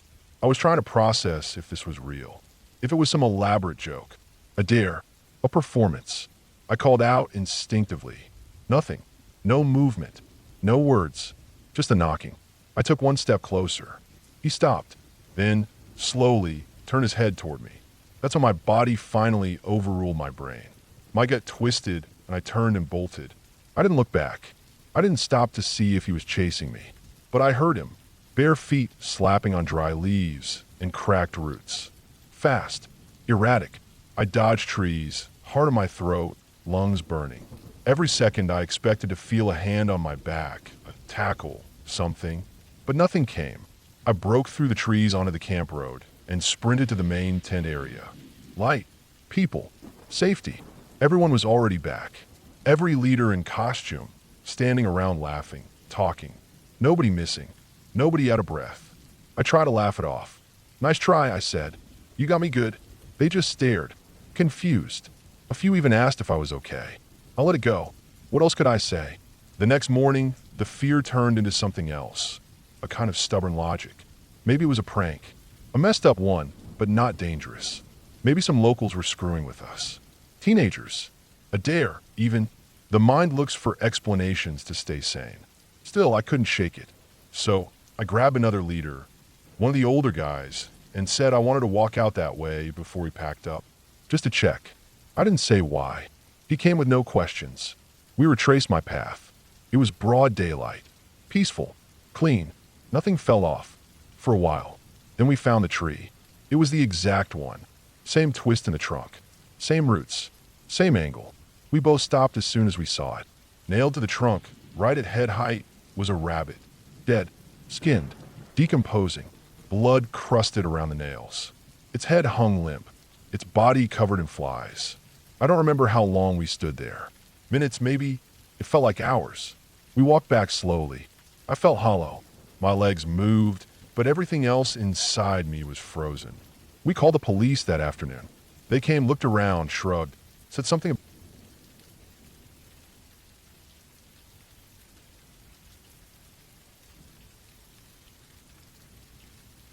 Back in early 2010, I was in a weird place in life. I had just wrapped up a wilderness leadership program that had taken me through months of field work, survival training, navigation, cold weather conditioning, basically the full set of skills needed to be out there in the real backcountry, alone and unsupported. I'd been through the simulated scenarios, mock rescues, fake injured hikers, blizzards in controlled spaces, lectures on animal encounters, dehydration, terrain traps, and how to read snow like it was a map. I had the technical side down, but I still didn't know how I'd handle being completely alone in real wilderness. No instructors, no other students, no backup. I figured if I didn't test myself soon, I'd lose that edge. So I picked Colorado. I had heard about this set of hot springs along the Colorado River, tucked away on BLM land, inaccessible during summer because of the river level from snowmelt. They only showed up when the water dropped low enough in the winter. A hidden gem for those willing to hike into the cold and wait in silence. I found a vague trailhead on an old forum, maybe 6 or 7 posts total about it, all from years ago. No facilities, no signage. Just a 4-mile hike off a forgotten road. A perfect solo trip. I had all the winter gear, snowshoes, satellite GPS, food, and supplies packed into a heavy rucksack. The car would be my last tether to anything familiar. After that, it was just snow, river, and stone. The woman managing the local BLM station, a little outpost off the county road, was the last person I spoke to before I headed in. She gave me a quick once-over and asked me to mark the date on my windshield once a week. It was her way of confirming I was still alive out there. I guess they had no official system for keeping track of people, but she saw me drive in and figured if the date changed once a week, I was doing okay. I agreed, got in the car, and drove the last dirt miles until the snow made it impossible to go further. From there, it was a hike. The first day was hard. It always is when you're carrying too much gear. But the air was sharp and clean, the snow untouched except for animal tracks. It wasn't blinding white like people imagine, more of a dull blue where the trees shaded the trail and silver when the sun hit it just right. The hike was steep in places and flat in others. The only sound was the crunch of my snowshoes and the slow whistle of wind pushing through pines. It took a few hours to reach the cliffs above the river. The view was perfect. On the far side, thick forest rose up like a jagged black wall. On my side, it dropped off sharply into the frozen river valley below, with only a few scraggly trees and slabs of rock jutting out. I chose a patch of flat, snow-covered ground about 20 feet from the cliff's edge to pitch my tent. It gave me a clear view of the river and the canyon. And more importantly, it gave me an escape route. I wasn't paranoid, but I wasn't stupid either. Bears should be hibernating in January. But should doesn't mean much when you're out there alone. A bear that's awake in winter is usually awake because it's starving. And a starving bear isn't going to think twice about tearing through nylon and canvas to get at whatever food smell it can find. Bear spray might be useful if I was outside and saw one coming. But inside a tent with seconds to react? No way. So the cliff edge became my last-ditch plan. If I had to, I could grab my emergency blanket and jump. 40 feet down into the river snowbank. Maybe sprain something, maybe not. But better than being mauled to death in a sleeping bag. That first night was beautiful. Cold, silent, and dark. The sky was so full of stars that it actually cast light on the snow. I remember standing outside my tent brushing my teeth, and for a few seconds, I forgot I was even human. Just another animal out there. The days were easy. I'd hike, collect firewood, boil water, spend time in the hot springs, which were barely steaming in the cold air, tucked behind a curtain of black rock, right near the water. I was careful with how long I stayed. Didn't want to sweat too much and risk freezing later. But the heat of the springs against the cold of the air created this misty, dreamlike space. Like the whole canyon was breathing. Nights were harder. Every sound gets louder in a tent. Wind sounds like footsteps. Branches crack like gunshots. Sometimes I'd hear what I thought was breathing or pacing, only to unzip the tent and find nothing. Still, I was confident. Mostly. But after a few nights, I started hearing more distinct sounds. One night, it was the crunch of something heavy walking in a slow, deliberate circle around my tent. Not pacing, not running, just moving slowly like it was investigating. Then it would stop, then move again, then stop. I froze, didn't even sit up. My sleeping bag was rated for deep cold, but my heart was thudding so loud it felt like it was heating me up from the inside. Then, just as suddenly as it started, the steps faded. Nothing, not even wind. By morning, there were no tracks in the snow. None, not even mine, from the night before. Fresh snow had fallen, erasing everything. That became a pattern. Every night, new sounds. Some of them clear. A branch snapping close to the tent. The sound of heavy breath. Short, snorting exhales like an animal clearing its nose. Then the sniffing started. Something nosing the tent fabric. I could feel the way it pressed in, just slightly like the tip of a wet nose or a set of lips trying to taste the air. One time I felt the entire tent fabric pull inward slightly, as if something nudged it hard with its shoulder or head. I didn't move. Not once. The only thing worse than an animal outside your tent is letting it know you're awake. That night, I fell asleep after hours of waiting somewhere near dawn. When I woke up, the snow was undisturbed. Still, flat, no prints. But it was the fifth night that broke me. I had spent the whole day hiking further upriver, looking for signs of wildlife or maybe a spot with better cover. I didn't find much. No bear scat, no prints. The whole area was weirdly empty, like it had been swept clean. Even the usual squirrel and rabbit tracks were missing. I came back to camp and built a fire, more for morale than heat. I cooked my meal, read a little from the survival manual I'd packed as a joke, then zipped up in the tent and tried to sleep. I don't know what time it was when the noise started, but it wasn't subtle this time. It started as hooves, sharp, rhythmic, and fast, coming downhill from the forest side. Then more hooves, then a whole chorus of them, a stampede, but not panicked, not running from something. They were coming straight for me. I lay there frozen, heart hammering. Then I heard the first grunt, deep and nasal, animal breath, wet and heavy. Then snorting, more hooves, crunching snow. I could hear the sheer size of them. Dozens. They were right outside. Then came the sniffing. Not just one nose, now several. They were circling the tent, nudging it, even brushing against it. I felt the canvas tremble with every contact. My hand was clenched around the bear spray can, useless as it was. I was ready to die. I believed I was going to die. In the most ridiculous way possible. Trampled or torn open in a tent surrounded by elk. I don't know how long I stayed like that. Maybe 10 minutes. Maybe an hour. Eventually, the sounds began to move away.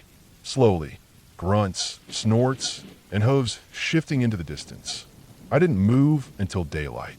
When I finally unzipped the tent, I was shaking. I expected tracks everywhere, torn ground, maybe a few stray animals still nearby. But they were gone, and they'd left behind chaos.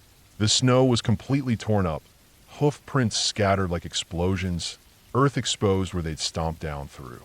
I counted at least 20 separate sets of tracks. Elk clearly, but not calm ones. Something had panicked them. They had arrived fast. They had surrounded my tent, and then they'd left. All day I sat at camp, trying to process it. I saw no predators, no sign of anything nearby. But the forest across the canyon looked different. Still, watching. That night, I packed everything into my rucksack and moved camp about a quarter-mile upriver to a rocky outcrop surrounded on 3 sides. Still exposed, but harder to get surrounded. For the next few nights, nothing came, but I couldn't sleep. Every time I closed my eyes, I saw those elk. Not calm, not curious. Frantic, like they had run into my camp, not because they were investigating, but because they were fleeing. On the 10th day, I hiked back to the car. It felt longer going out than it had going in. The sun was lower, the wind colder. When I reached the car, the date I had written on the windshield was still there. I scratched a new one into the frost with a gloved finger. As I turned to get in, I noticed something that stopped me cold. There were tracks near the car. Not mine. Older, partially melted. Large padded feet. 4 toes. A long gait. Not elk. Not bear. Something that walked differently. Heavy, but not a shoe. I never figured out what they were. But they hadn't come from the trail. They came from the trees. Toward the car. Then away. I drove straight back to the BLM station. I didn't even think of staying the extra few days like I'd planned. I didn't tell the BLM lady anything beyond, "I'm done early."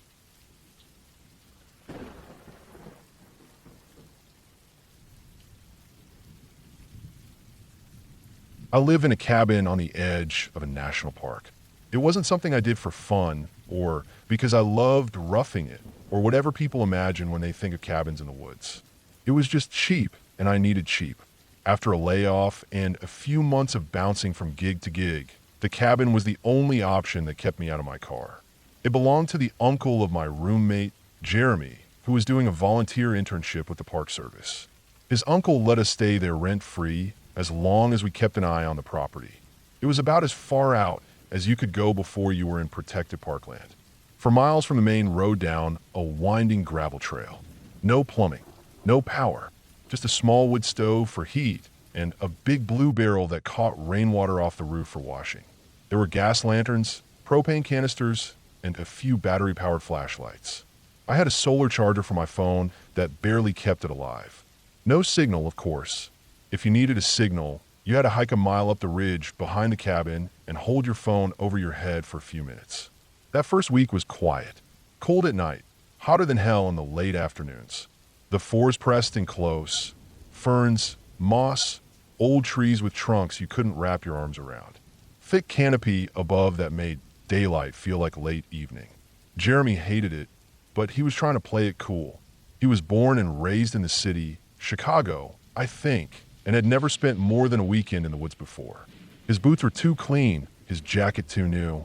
Still, he seemed genuinely excited to be interning with the park. He'd hike out before dawn most mornings to meet with rangers, do trail maintenance, take samples, or whatever else they had him doing. I spent most days cleaning up the cabin, chopping wood, keeping the stove fed, and trying to write. I told myself this would be a peaceful, distraction-free retreat. I thought I'd get a lot done, but then I started hearing the footsteps. It was always at night, late, sometime between 1 and 3 in the morning. I'd be in my sleeping bag, lights out, the stove dying down, and I'd hear something moving in the brush behind the cabin. At first, I figured it was a deer, maybe a raccoon or a possum. There were plenty of them out there, and the cabin had been unoccupied for years. It made sense animals would be curious. The sound would start far off, crunching leaves, snapping sticks. Then it would move closer and stop.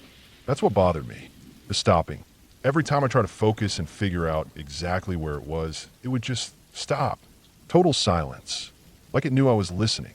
No scurrying, no sniffing, just nothing. Then I'd wait. Maybe 15, 20 minutes would pass. Just as I started to doze off again, I'd hear it again. A soft, deliberate footstep. Then 2 more.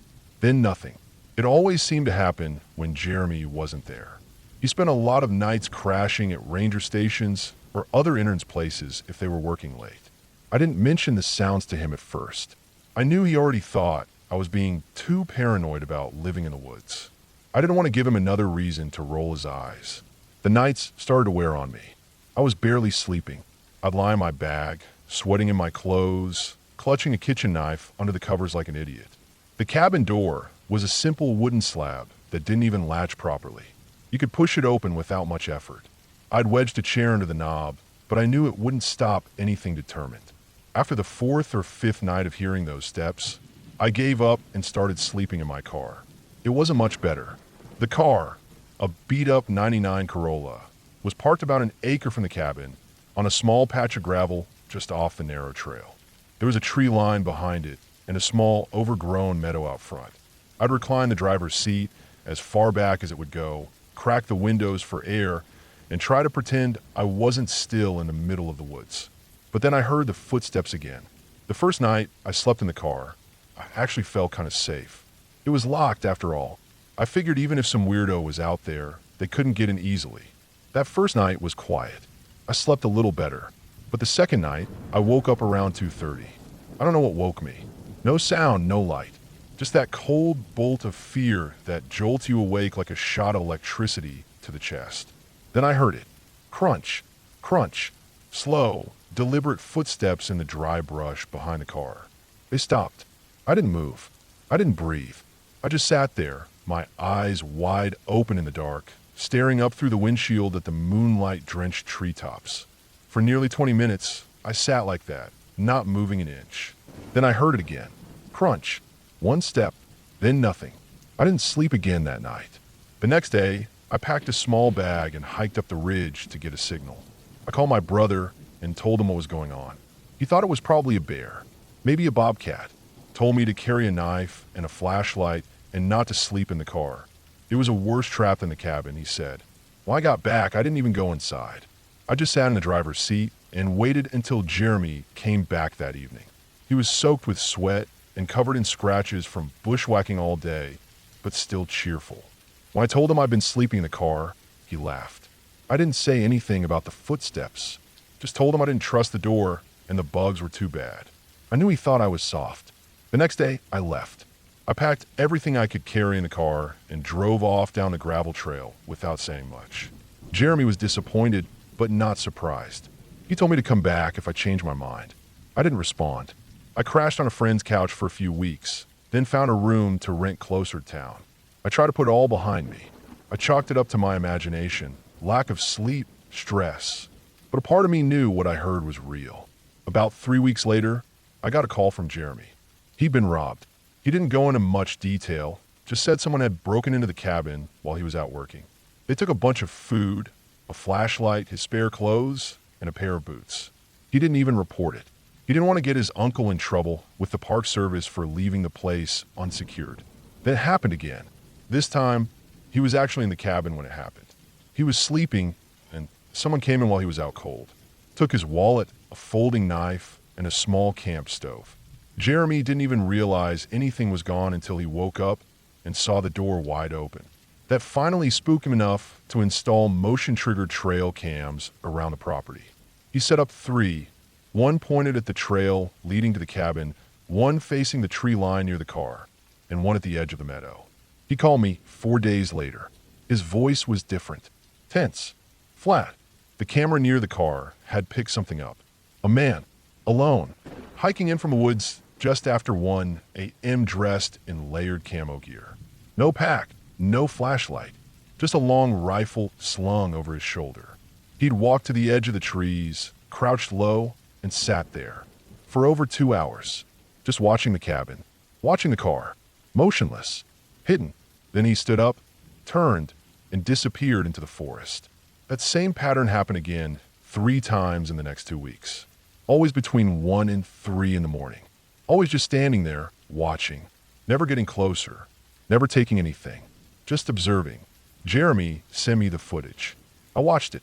The still frames weren't high resolution, but they were clear enough. It was a man, not a ghost, not a shadow, just a man. No identifying marks, No facial hair. No visible features under his cap and gear. But the rifle, long, old-looking, was unmistakable. That had been what I was hearing. Not animals. Not trees in the wind. A man. Following us. Watching us. Waiting. Jeremy moved out 2 days later.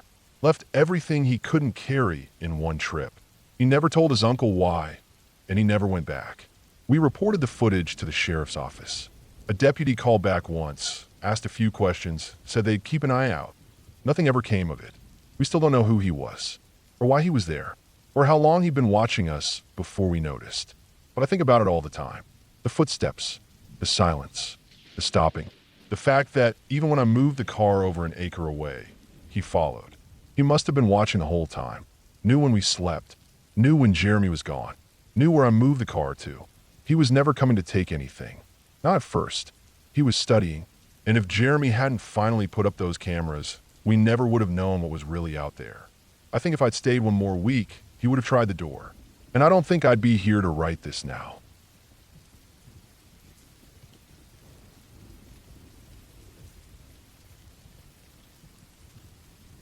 I was a park ranger for nearly 16 years before I decided to call it quits.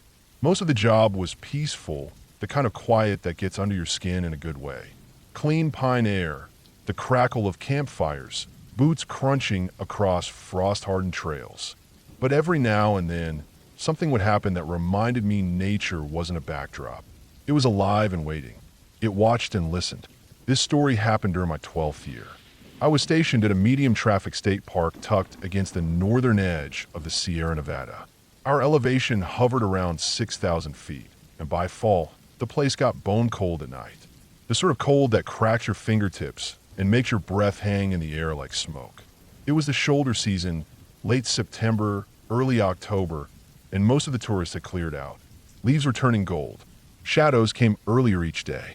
We still had campers, of course, mostly locals and the occasional out-of-state hiker trying to squeeze in one last long weekend before snow shut down the high trails. I prefer that time of year. The rowdy crowds were gone, and what few people were left tended to respect the place. Quiet folk. Campers who used red light headlamps instead of those ridiculous stadium bright lanterns. Then came the frat boys. They rolled in on a Thursday afternoon. 6 of them, all in their early 20s, clearly seeing the whole thing as some kind of wilderness adventure. Big white SUV, fresh REI gear that still had the creases in it. They snagged 2 adjacent sites in Pine Loop, spots 11 and 13, which backed right up to dense timber. I didn't recognize the college name printed on their sweatshirts, but I knew the type. Loud, boisterous, not necessarily malicious, just unaware of their surroundings. The kind of group that thought the woods were a backdrop for a party, not a living thing full of rules they didn't understand. First night, they were okay. A little loud with their music, but it tapered off around midnight. I figured maybe I'd misjudged them. The second night told a different story. I was doing rounds with Jim, one of the other rangers on our team. Good guy, ex-Navy, built like a grizzly with a sense of humor to match. We always worked well together. Around 9:15, we started hearing music echoing through the trees. A thumping bass line and hoots of laughter, broken glass, someone howling like a wolf. We headed over. Sure enough, the frat boys had a full-on rager going. 2 fires going, a big no-no in our dry conditions. Booze everywhere, portable speakers blasting club music, even a goddamn strobe light hanging from a tree branch. I stood just outside the firelight, arms crossed, until one of them noticed me. No need for the conversation details. You've heard that kind before. Apologies, promises to quiet down, a few of them not taking it seriously. We gave them a verbal warning, told them the basics. Quiet hours start at 10 o'clock, no amplified music, 1 fire per site. They nodded, gave us their best, we're good citizen smiles, and we left. By 10:30, they were louder than before. We didn't go back immediately. We waited until close to midnight, drove in with lights off, parked up the road, and walked in through the trees so we wouldn't be seen coming. I stood still for a few minutes, listening. Laughter again, loud cracks of wood being thrown into the fire, someone yelling at the top of his lungs like he was on stage. Jim glanced over at me in the dark, and I saw his face pull tight in annoyance. I felt the same. It wasn't just that they were disturbing other campers, though they were. It wasn't just that they were careless with fire or trash, though they were. It was something else. See, our park had mountain lions. Big ones. Quiet ones. Locals called them ghost cats. You'd never see them, but they were there. We'd find tracks, sometimes along the back trails, or catch one on a motion camera near the trailhead. Most of the time, they didn't bother anyone. But every once in a while, someone would do something that brought them in closer. One thing we'd learned, and I mean this from experience, is that loud, erratic noise at night would draw them like moths to flame. It didn't happen often, but we had a few close calls. And if a mountain lion was hungry or young or sick, and it got curious enough to creep in toward a noise like that, well, things could go very wrong, very fast. We gave them a second warning. No ticket, just a serious tone and clear words. Told them, this is your last warning. I remember telling them flat out, what you're doing isn't just annoying. It's dangerous. Mountain lions are out here. They're drawn to noise. Stay in your tents tonight. Don't leave for anything. If you hear something, don't make a sound. They laughed it off, of course. But I had an idea. A little payback that might stick in their heads better than a fine. We got back to the station just before 1 a.m. It was quiet. Everyone else was in bed, the radio silent. Jim and I went down to the interpretation center, sort of our little nature museum and info kiosk combined, and grabbed the lion pelt we used for school demos. It was a real skin, mounted with a wire frame so it could stand on its own, the fur still soft and the face frozen in a snarl. Looked real enough from 10 feet away, especially at night. We also grabbed the night vision goggles.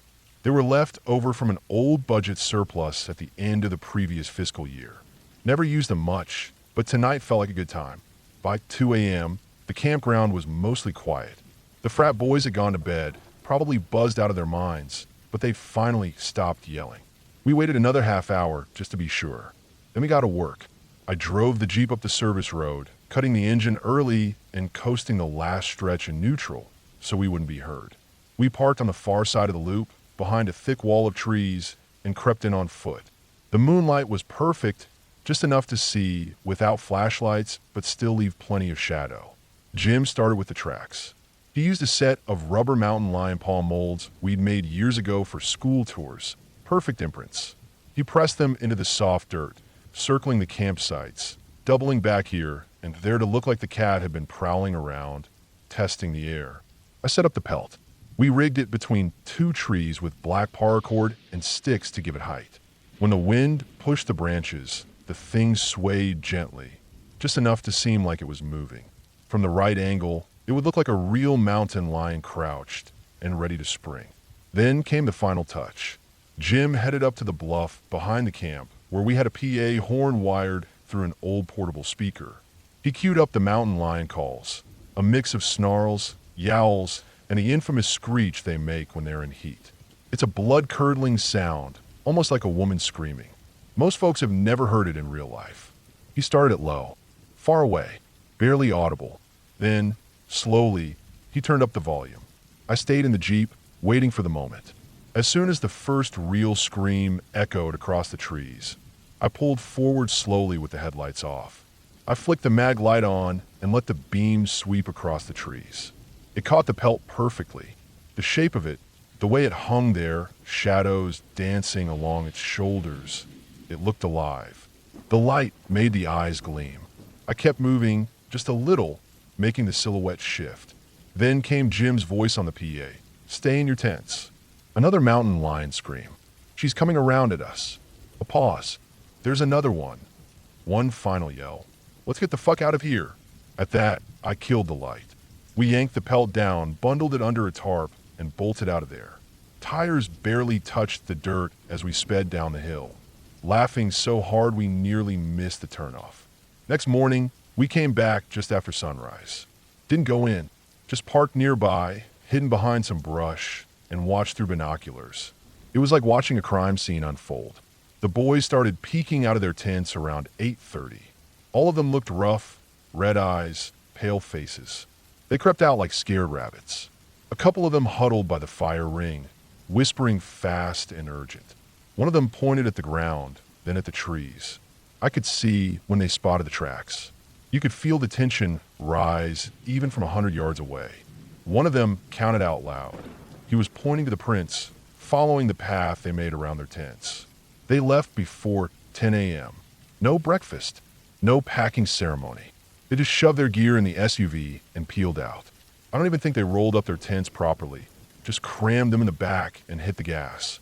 Later that day, Jim and I cleaned up the area, took down the pelt, raked the tracks away, made sure there was no trace of our prank. We didn't log the incident officially.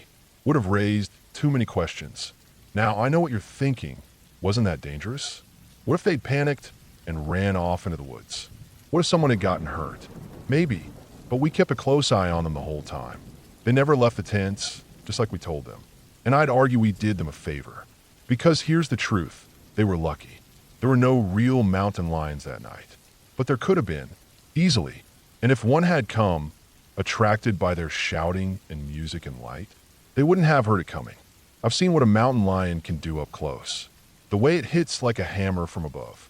The way it bites the back of the neck, holds on.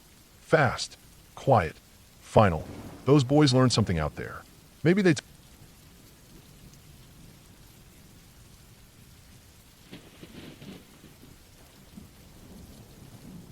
I've been a park ranger for over 10 years now, stationed mostly along the West Coast in Oregon and Northern California. The forests here are thick, the coast rugged, and the weather can change on a dime. I've seen some strange things in the wild. People doing stupid things, animals behaving oddly, weather turning dangerous without warning. But there's one night that still sticks with me, and I've never been able to get to the bottom of it, even after digging, asking around, and running through every scenario I could think of. It happened in the fall of 2017, late October. I remember because the rains had just started up again after one of the driest summers we'd had in a while. The days were getting shorter, and most of the summer campers had cleared out, which was always a relief. That time of year, the parks get quiet. You still get the hardcore folks, solo campers, retirees, people in vans, but the families and weekend warriors are mostly gone. I was stationed at a medium-sized campground near the coast. I won't name it, just because I still work in the area, but it's surrounded by deep forest and about a 20-minute drive inland from the ocean. It's got about 30 official sites, each spaced out enough to feel private. There's a single road that loops through the whole thing, and most of the spots are on gravel pull-ins with picnic tables and fire pits. No hookups, just pit toilets and one central spigot for water. Pretty primitive. During the off-season, my job is more maintenance than anything else. I check on sites, clean up garbage, make sure the pit toilets haven't been destroyed or vandalized, and keep an eye out for any illegal fires or squatters. Sometimes I'm the only ranger on duty in the whole district for the night, especially midweek. That's how it was that Tuesday. The forecast had called for rain overnight, but it hadn't hit yet. Just heavy clouds, gray and low, sitting above the treetops. That afternoon, I'd seen maybe 2 campers total. One old man in a Class B van, and another person in a silver sedan with blackout curtains on the windows. The van guy was friendly, waved when I did my rounds, had a National Parks bumper sticker, and was reading a paperback when I passed by. The sedan didn't move at all. Windows all covered. No noise, no movement. Just parked there, tucked into Site 18. Now, people sleeping in cars isn't unusual. Especially during the shoulder seasons, you get a lot of folks who travel cheap, sleep in the back seat, keep things low-key. If they pay the site fee and follow the rules, I don't bother them. I remember the sedan, though, mostly because the car looked too clean, almost like it didn't belong out here. It was a newer model, compact, pale silver with dark tinted rear windows, and it had organ plates. Looked more like a city car than something you'd take into the woods. That night, I stayed in a ranger cabin just outside the main loop. It's a tiny structure with a cot, a small stove, and a radio. No running water, no electricity beyond a few solar-charged batteries I use to power my flashlight and charge my phone. It's not much, but it's dry and gets the job done. I ate a can of chili around 6, checked the weather again, still calling for overnight showers, and then walked the loop one last time before bedding down. The van was still there, lights out, windows covered. The sedan was parked tied up against the bushes at the edge of its site, no light coming from inside. Quiet as ever. I made a mental note to check on it in the morning, just to make sure someone hadn't just dumped it or abandoned it. But again, nothing was out of the ordinary.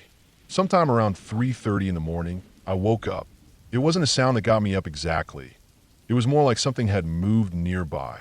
You learn to sleep light in the field, and even small shifts in the environment can register. I sat up and listened. At first, I heard nothing. Just the deep silence you only get in the woods when there's no wind, no animals, no rain. That kind of silence that presses in on your ears. I thought maybe I'd imagined it, but then I felt it, a low, distant rumble. It reminded me of pushing a heavy metal cart across a gravel parking lot. Not constant, but in short bursts. Crunch, crunch, then silence. Then another burst. It didn't sound like an engine, and it wasn't thunder either.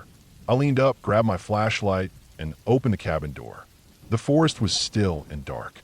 Cloud cover made it hard to see any stars or moonlight. The air was cool, damp. I clicked on the flashlight and stood still, listening. That sound came again, closer this time. Crunch, crunch, crunch. Then silence. But it wasn't footsteps, not like boots or paws. It sounded mechanical in a way, but not quite. Like something with wheels. Only they weren't turning smoothly. They were dragging. And then, after another couple seconds of silence, I heard a deep metallic thump. It was loud enough that I felt it through my boots. A full-body thud, like something big had collided with something else. Maybe 20 seconds passed, and then the forest was dead silent again. No footsteps, no engine, nothing. I left the cabin and started down the road toward the loop, walking quietly, flashlight low. I figured maybe the van guy had dropped something, or someone had pulled in late and backed into something. Could have been anything. As I rounded the curve near the center of the loop, I saw both vehicles still parked. The van was dark. The silver sedan was still there too. Nothing seemed out of place. But then I noticed something odd. The gravel near Site 18, where the sedan was, looked disturbed. Like something heavy had dragged across it. I moved closer, panning the flashlight over the ground. That's when I saw the drag marks. There were two sets. One came in from the woods, not from the road. They started at the tree line about 20 feet back and ran across the grass and dirt all the way up to the car. Not footprints, not tire tracks. Just wide, shallow trenches like something smooth but heavy had been pulled or rolled along. The second set of marks went under the rear of the car. I could see where the gravel had been pushed aside and the car had shifted maybe an inch or two. Just enough to notice. There were even a few scuffs on the back bumper, dirty smudges that hadn't been there earlier. I backed up and swept the light over the tree line again, but I didn't see anything. No movement, no shine of eyes, no shapes. I stood there for a while, trying to figure it out. A bear? Maybe.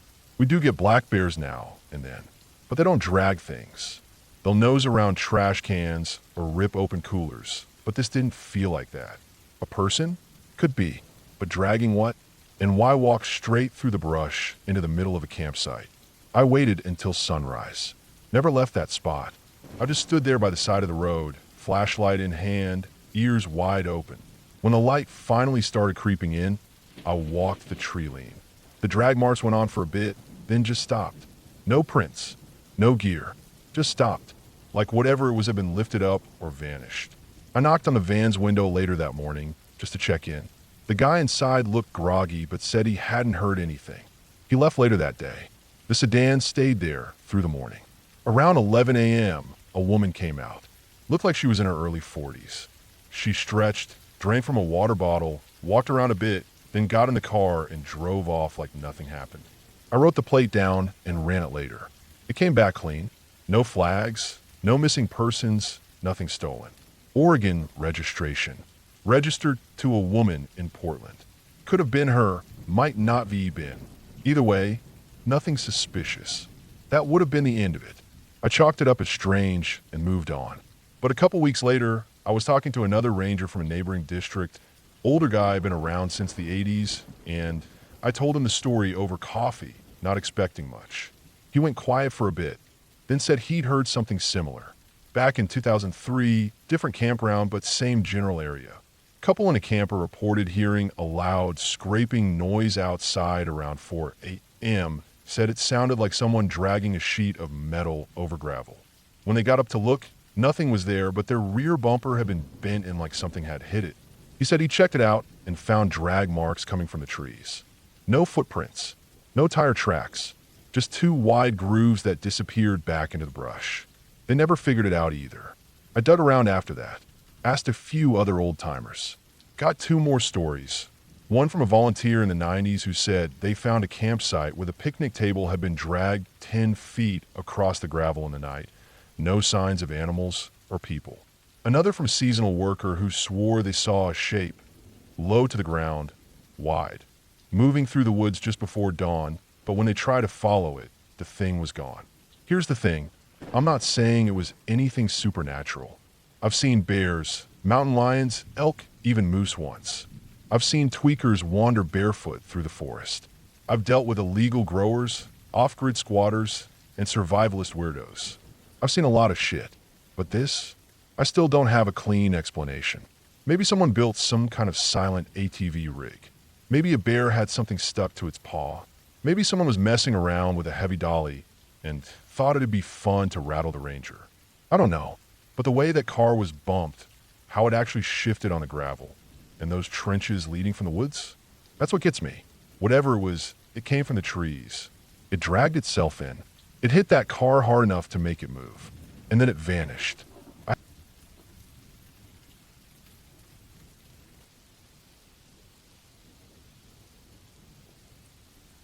I've worked as a seasonal park ranger on and off for the better part of 15 years. Most of my assignments have been in Idaho and Montana, where the forests are deep and endless, and time moves a little differently. You start to forget about the outside world out there, how where your only company is wind, trees, and the occasional distant crack of something moving just out of view. But nothing I ever did before prepared me for the summer I spent posted at the Barker Lookout Station. It's a fire lookout tower perched on the edge of the Clearwater Range in central Idaho. At over 7,400 feet, the wind never really stops up there. The tower was a squat thing made of old timber and steel, bolted into a rock platform on top of a ridge. It had a wraparound deck, solar panels bolted to the railings, and a single-room living space with a cot, a small propane stove, and a logbook dating back to the 80s. The stairs creaked when you walked up them, and the railings swayed more than I liked during storms. There was no running water, just two blue barrels that collected rain off the roof, and a pump toilet in a wooden outhouse about 100 yards downhill, tucked into the trees. The posting lasted 8 weeks. I was up there to keep watch during peak fire season, log cloud formations, spot any signs of smoke, and radio and daily updates. There was a backup generator, but I relied mostly on the solar panels. I brought my own food, plenty of water jugs, and a few notebooks to kill time. No TV, no cell service. I had a long-range radio for emergencies. It was isolation in its purest form. The ranger who worked at the year before me didn't want to go back. I didn't ask why. I flew in by chopper on the 1st of July. The pilot was a guy I knew from a previous job, quiet, square-jawed guy who chewed sunflower seeds while flying like it was nothing.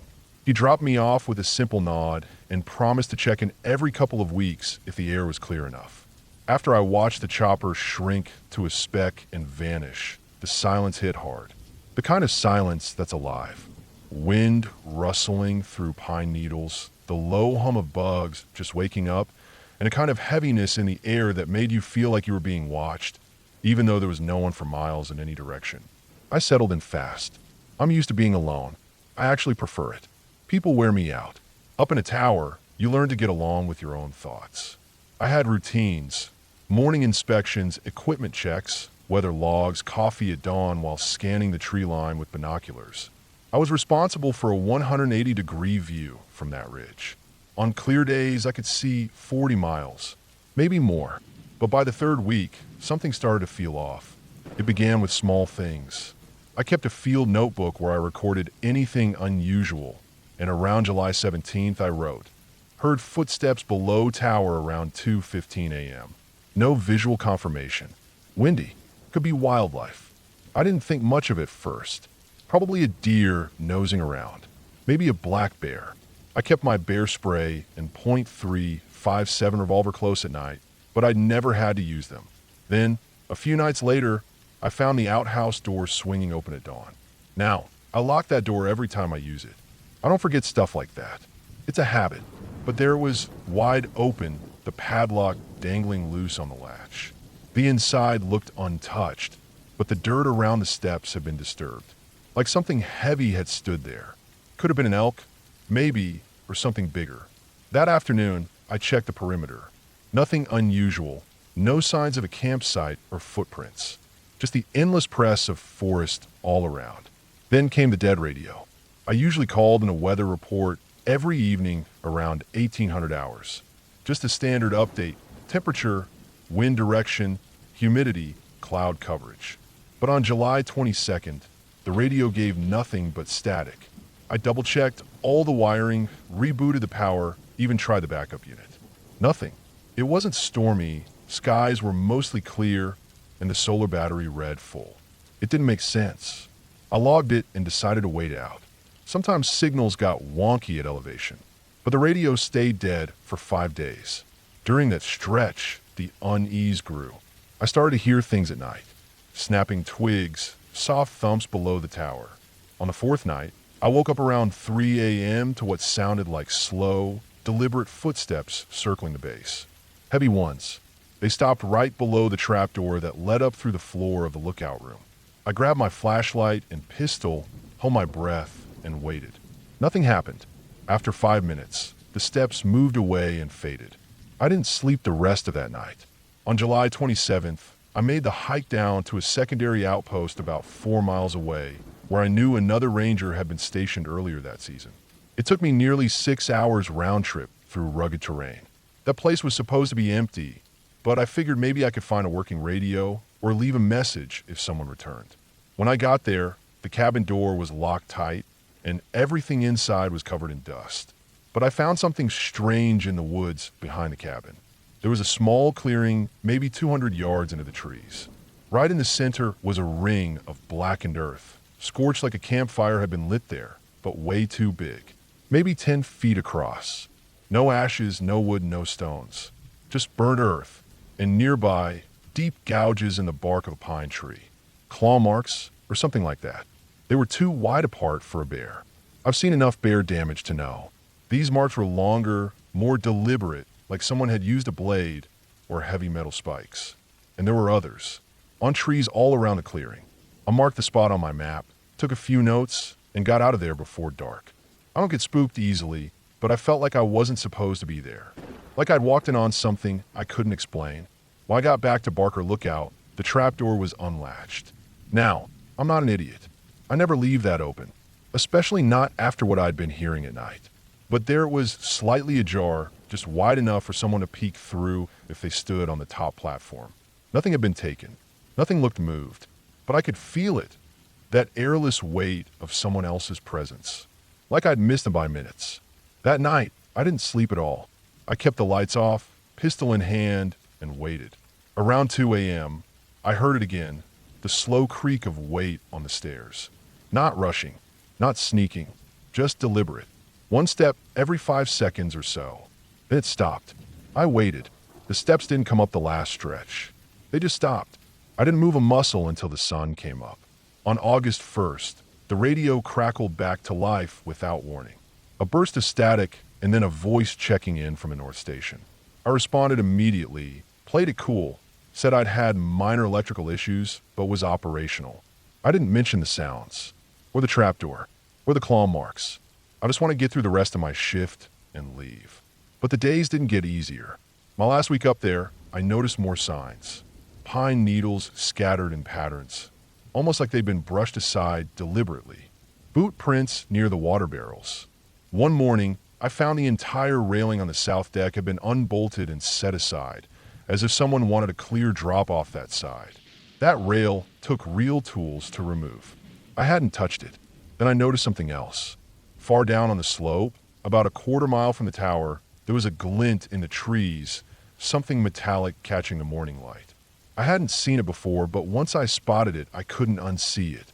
I used binoculars and saw what looked like part of a structure. Corrugated metal roof, rusted, partly hidden under thick branches.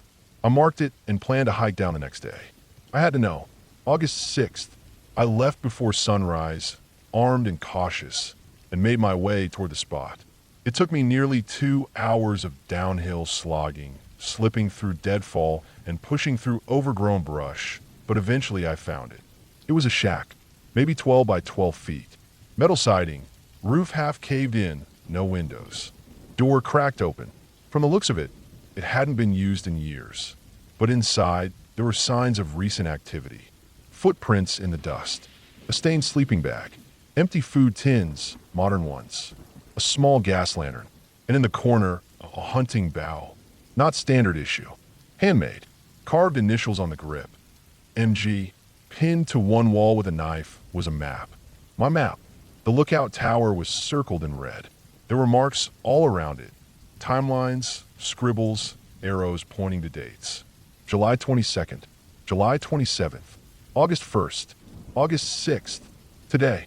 I left immediately. Ran most of the way back uphill, heart pounding so hard I couldn't hear anything else.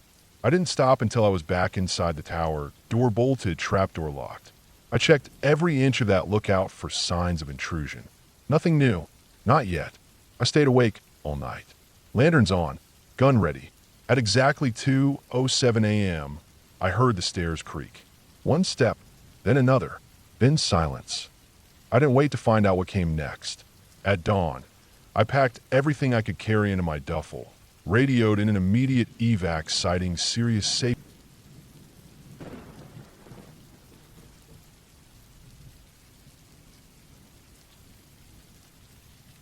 I worked as a seasonal park ranger in a national forest out west, not far from the Utah-Nevada border.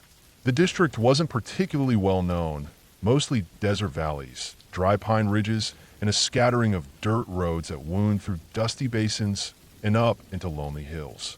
Most of my work involved long drives, checking trailheads and campsites, inspecting fire rings, picking up trash, and sometimes dealing with dumb people doing dumb things. Nothing glamorous, just boots on the ground kind of work which suited me fine. The forest I worked in was huge, but my area covered the southwest side, a triangle of land stretching between a flat desert highway and two mountain ranges. There were old mining roads, some abandoned cabins, and a few creeks that still ran with snowmelt in spring. People came through sometimes, but it wasn't a popular destination. You could go a whole week and not see another soul out there if you didn't want to. That year, I was working solo.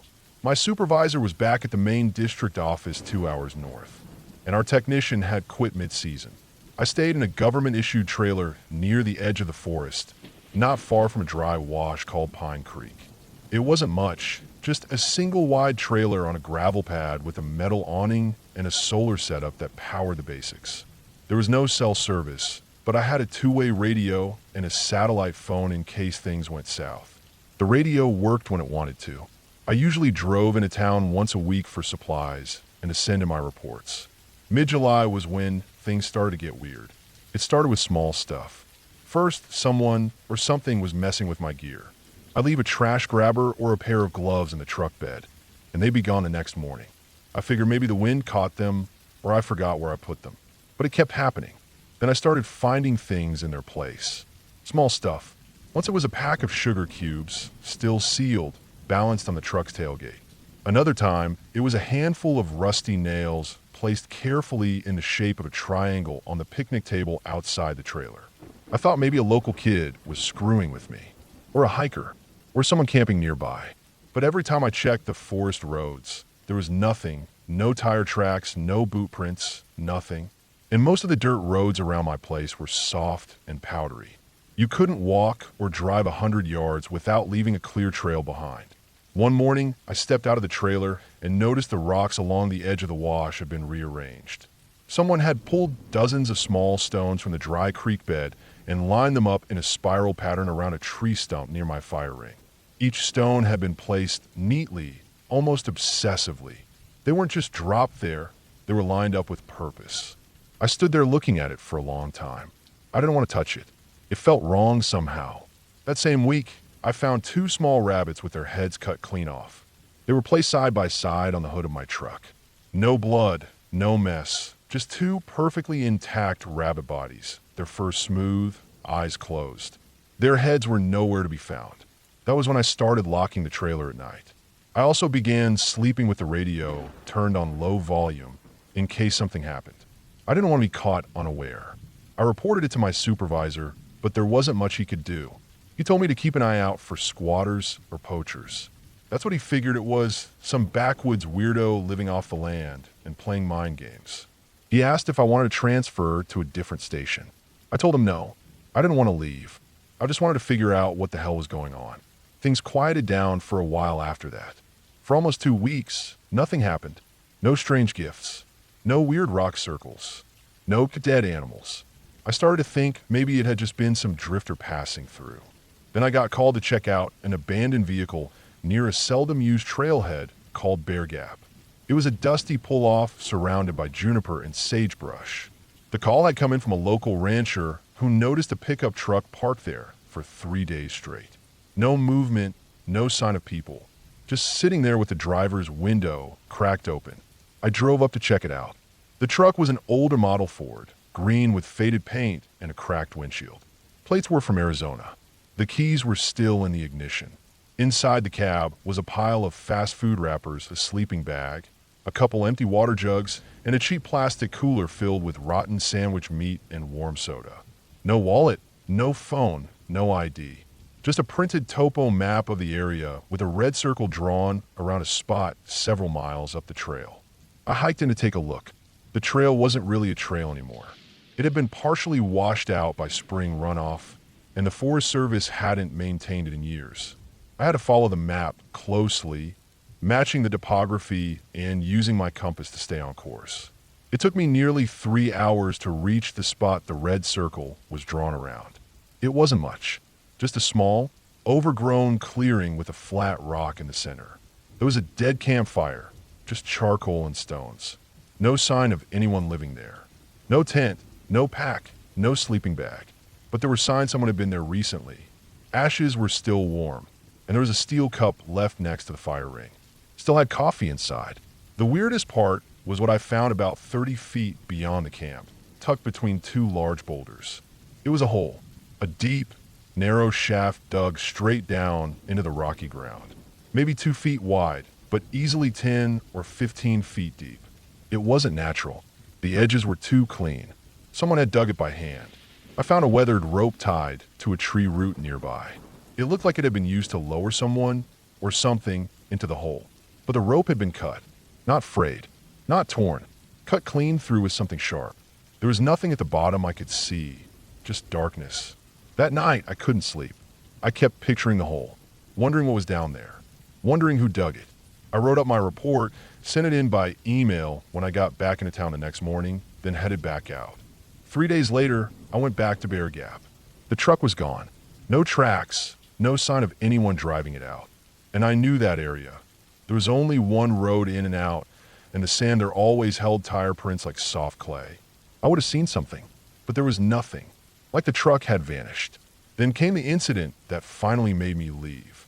It was late August, hot, dry, and windless. The forest was quiet. Even the birds were scarce. I was doing a routine patrol up near Dry Ridge, a flat plateau about an hour's drive from my trailer. The area was thick with lodgepole pine, and the road was barely wide enough for a truck. I came across a tent pitched right in the middle of the road. A small, dome-style tent, red and gray. No vehicle nearby. No footprints. Just a tent in the middle of the dirt road, perfectly upright. I stopped the truck, got out slowly, walked toward it. The flap was closed. No sound. No movement. When I got closer, I saw that the stakes hadn't even been pushed into the ground. The tent wasn't secured. It had just been set there, like a prop. I unzipped the flap and looked inside. There was nothing. No sleeping bag. No backpack. No food. No gear. Just an old Polaroid photograph lying face up in the dirt. The photo showed a man standing in front of a tree. He was wearing jeans, a flannel shirt, and a baseball cap. His face was turned slightly to the side. He looked familiar, but I couldn't place him. There were no markings on the back of the photo. I took it with me. I still don't know why. That night, I started hearing things. Not voices, not whispers, just movement. Footsteps outside the trailer. At first, it was just once or twice. Then more. Crunching gravel, twigs snapping, soft pacing, like someone was circling. I turned off the lights and peered through the window, but it was too dark to see anything. The next morning, the picnic table had been moved. Not just a little. It had been dragged 20 feet and flipped upside down. I left that afternoon, packed everything in under an hour, and drove straight to the district office. I didn't even radio ahead. I just showed up, walked into my supervisor's office, and handed him the keys. Told him I was done. No explanation. He didn't ask for one. I took a job out east the following year. Haven't been back since. The Polaroid still sits in a box in my garage. Every once in a while, I take it out and look at it. Try to figure out who the man was. Why the tent was left there. What the hole was for. Why the rabbits were headless. But I don't have answers. Just questions. And even now, 10 years later, sometimes I dream about those woods. About the hole in the rocks. About something watching from the trees. But I remind myself, it was just a person. It had to be. Someone out there, living in the woods, playing a long, twisted game with whoever wandered too far in. And I got out before they finished the game. That's all it was. That's what I tell myself.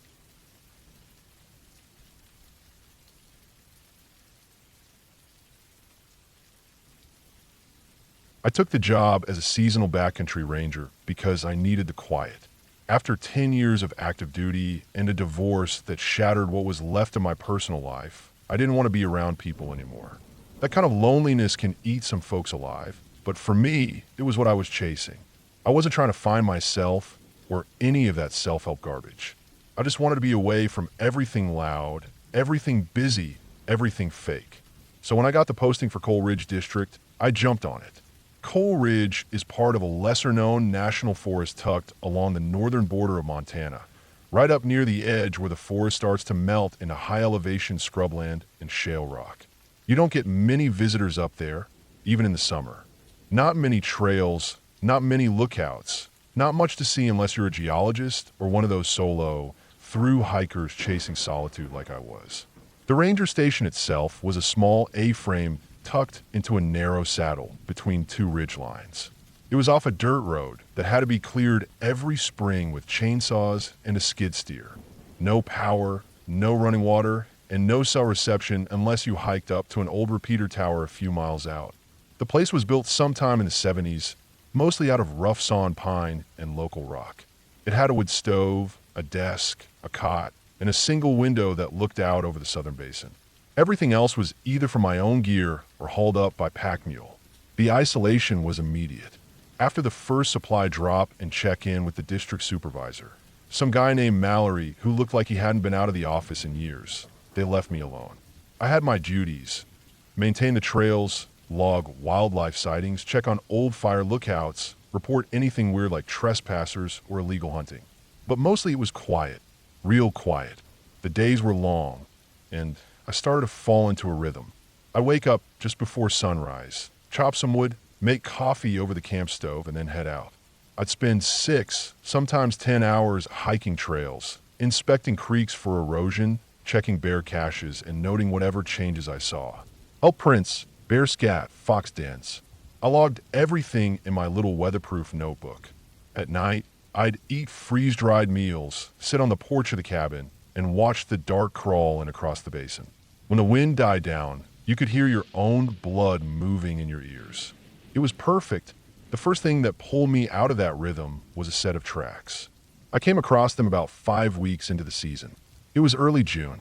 The snow had finally cleared above 6,000 feet, and I was working my way along an old ridge trail that looped around the western boundary of the district. It was one of those trails no one used anymore. Narrow, barely maintained, with sections washed out by rock slides. I had to climb over fallen trees and hop narrow streams where the trail had eroded into gullies. About halfway through my loop, just below the ridgeline, I found them. They weren't animal tracks. They weren't boot prints either. At first glance, they almost looked like tire tracks, but they weren't wide enough. Each mark was a single line, maybe 4 inches across, with deep grooves like treads. They ran in parallel down the trail for a good 100 feet before curving off sharply into the woods. I crouched down and inspected them. The spacing was strange, too wide for a single person carrying anything, too narrow for an ATV, and the depth of the prints was inconsistent, like whatever made them was gliding or shifting its weight oddly. I looked around for other signs, broken branches, disturbed ground, anything that might explain it. Nothing.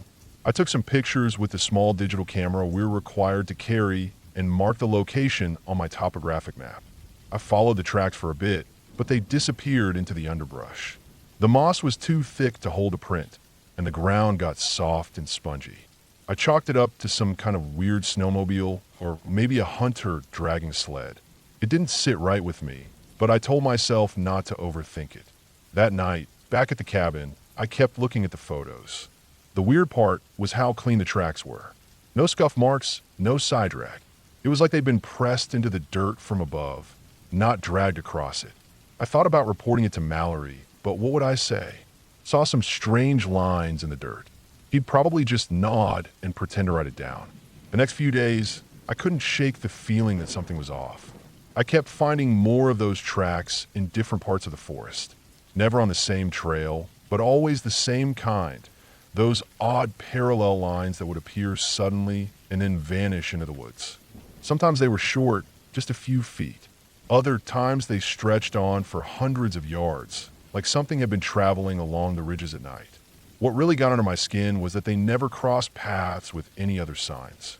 No animal tracks intersected them. No birds nested near them. It was like the whole forest pulled back a little around them, like it knew better. One morning, I woke up to find a set of those tracks about 30 feet from the cabin. I didn't sleep much that night. I stayed in the cot, listening. No footsteps, no engines, no breaking branches. Just the wind pushing through the trees and the occasional creak of the old cabin timbers settling. I tried to tell myself it had to be someone messing with me. Maybe some local hermit or an old hunter with a grudge against the Park Service. But who would drag a weird set of treads through dense forest just to freak out a backcountry ranger? I started carrying my sidearm more often. Not that I thought it would help against whatever was out there, but it made me feel a little less exposed. I changed up my patrol routes, started hiking loops in reverse order, sometimes bushwhacking off trail just to throw off any pattern someone might be watching. I kept finding the tracks. Once, I found a set halfway up a shale slope that should have been impassable without climbing gear. No broken stones, no disturbed scree. Just a clean trail of those grooved lines running straight up the slope like a zipper. I stood there for a long time, just staring at them, heart thudding in my chest. I kept all this to myself, partly because I didn't want to sound like a lunatic, and partly because I didn't want to be pulled from the field. For all the weirdness, I still felt safer out there than I ever had in the city. But the next event forced my hand. I was on a 3-day hike, checking a series of old fire lookouts along the northern ridge. These were old structures, some just platforms in the trees, others small cabins bolted to rock outcrops. I'd set up camp near one of them on the second night, in a little grove of fir trees. It was cold, and a storm was blowing in from the west. I set up my bivy sack beneath a thick pine, ate a quick meal, and climbed inside before nightfall. Sometime after midnight, I woke up to a rhythmic thumping noise. Not close, but not far. It sounded like something hitting wood slowly over and over. Thump, thump, thump. It echoed strangely in the trees, as if bouncing between trunks. I sat up in the bivvy, heart hammering in my throat. I could hear the wind hissing through the needles above, but that sound, the thumping, was separate. I grabbed my headlamp and unzipped the sack slowly. The air was icy cold, and I could see my breath. I scanned the forest. Nothing. The sound stopped. I waited for several minutes, light sweeping between the trees, my hand resting on the grip of the pistol strapped to my thigh. Eventually, I climbed back into the sack and waited for morning, eyes wide open, ears straining for the smallest sound. At dawn, I found a fire lookout had been broken into. The padlock on the trapdoor was twisted, literally twisted like someone had gripped it with two hands and turned until the metal tore. Inside, the radio was smashed. The logbooks were shredded, and the emergency supplies, MREs, water jugs, a flare gun, were missing. But there was no sign of animal entry. No claw marks, no droppings, no fur. Just a broken lock and a trail of those damn tread marks leading away from the base of the ladder. That morning, I hiked straight back to the cabin. It took me almost 10 hours. I didn't stop to eat. I just wanted walls around me again. Something solid. I radioed Mallory and told him the lookout had been vandalized, possibly by hikers or squatters. He said he'd send someone up next week. That was it. No urgency. No questions. I didn't sleep again that night. The next morning, I packed my bag. I had 3 more weeks left in the season, but I was done. I left a note in the logbook saying I'd gone to town for supplies.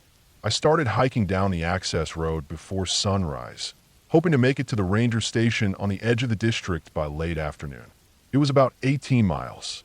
Around mile 10, I came across a pile of fresh dirt in the middle of the road. It wasn't natural. It was a mound like a small grave, maybe 3 feet long and 2 feet wide. Fresh-turned soil. No plants. No tracks leading to or from it. I stood there staring at it for a long time. Then I started digging. I used my folding trowel. The dirt was loose and the mound shallow. After maybe 2 feet, I hit something hard. Plastic. It was a wildlife tracking collar. I pulled out of the dirt. It was scratched, dented, and still had dried blood on the strap. The ID tag read, Wolf CR07.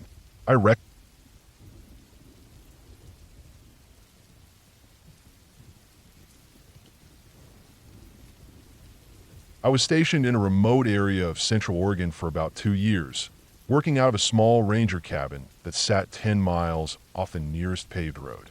The district I was assigned to wasn't popular like Crater Lake or Mount Hood. It was dry country for the most part, dense juniper and sagebrush at the lower elevations, ponderosa pine up in the hills. Most days were quiet. I'd see more deer than people, and I liked it that way. My cabin wasn't much, just a simple wooden structure tucked back in a grove of old pines, with a narrow dirt trail leading in and out. There was a small porch, an outhouse a few yards away, a rusted propane tank, and a busted old solar system that barely held a charge by late evening. The nearest town with gas and groceries was about an hour and a half away if the road wasn't washed out. I spent my days hiking the trails, checking signage, removing downed trees, looking out for poachers, and logging anything unusual into the district's notebook. Sometimes I'd monitor a controlled burn or help set up a wildlife cam in coordination with the fish and wildlife guys. That year, the summer came hot and early. By May, the pine needles were dry enough to crunch underfoot, and by June the forest had that baked dry smell all the time, like a pile of sun-bleached timber. There were already a few fires down south by mid-July. Lightning strikes mostly. My job was to keep tabs on trail activity and report any smoke columns or signs of fresh campfires. That's when things started getting strange. It was late July. I was about 3 miles out on the Ridgeback Trail, not far from an old decommissioned fire tower. This trail didn't see much traffic anymore. It had been marked as not maintained in the district book. Half the signage was rotted or knocked down, and some of the footbridges were just piles of splintered boards now. I was hiking out to photograph a washout I'd been told about and maybe flag it for someone with a chainsaw later. I made it maybe halfway when I saw something that gave me pause. It was a stone pile, a small cairn, built neatly beside the trail. Balanced, clean. I knew I hadn't seen it on the way in. I remember the exact stretch of trail it was on, and I would have noticed it because it looked fresh, like someone had stacked it that morning. That might not sound like much, but this wasn't the kind of place people stumbled into. I hadn't logged a single hiker on that trail in months. I took a few steps off the trail and looked around. No tents, no boot prints, no broken branches, nothing. I marked the location in my notebook, took a quick photo with my work phone, and continued on. 2 days later, I was hiking a different trail, Skull Rock Loop. I was halfway through about 4 miles from the trailhead when I saw another one of those stone piles. This one was at the base of a big ponderosa that had been hit by lightning years ago and hollowed out at the base. Same size as the first. Same style. Balanced carefully. Fresh. Again, I looked around. I made wide circles. Nothing. No trash. No scuff marks. Nothing. I was starting to think maybe some survivalist nut was using these cairns to mark something. Or maybe a paranoid hiker was leaving breadcrumbs. Over the next 3 weeks, I saw 5 more. They were never on the same trail twice. Always remote, always carefully placed. Not a single footprint or tire track anywhere near them. I started collecting coordinates, drawing them out on the old laminated topo map I kept at the cabin. They weren't in any pattern at first, just random dots. But then I noticed something.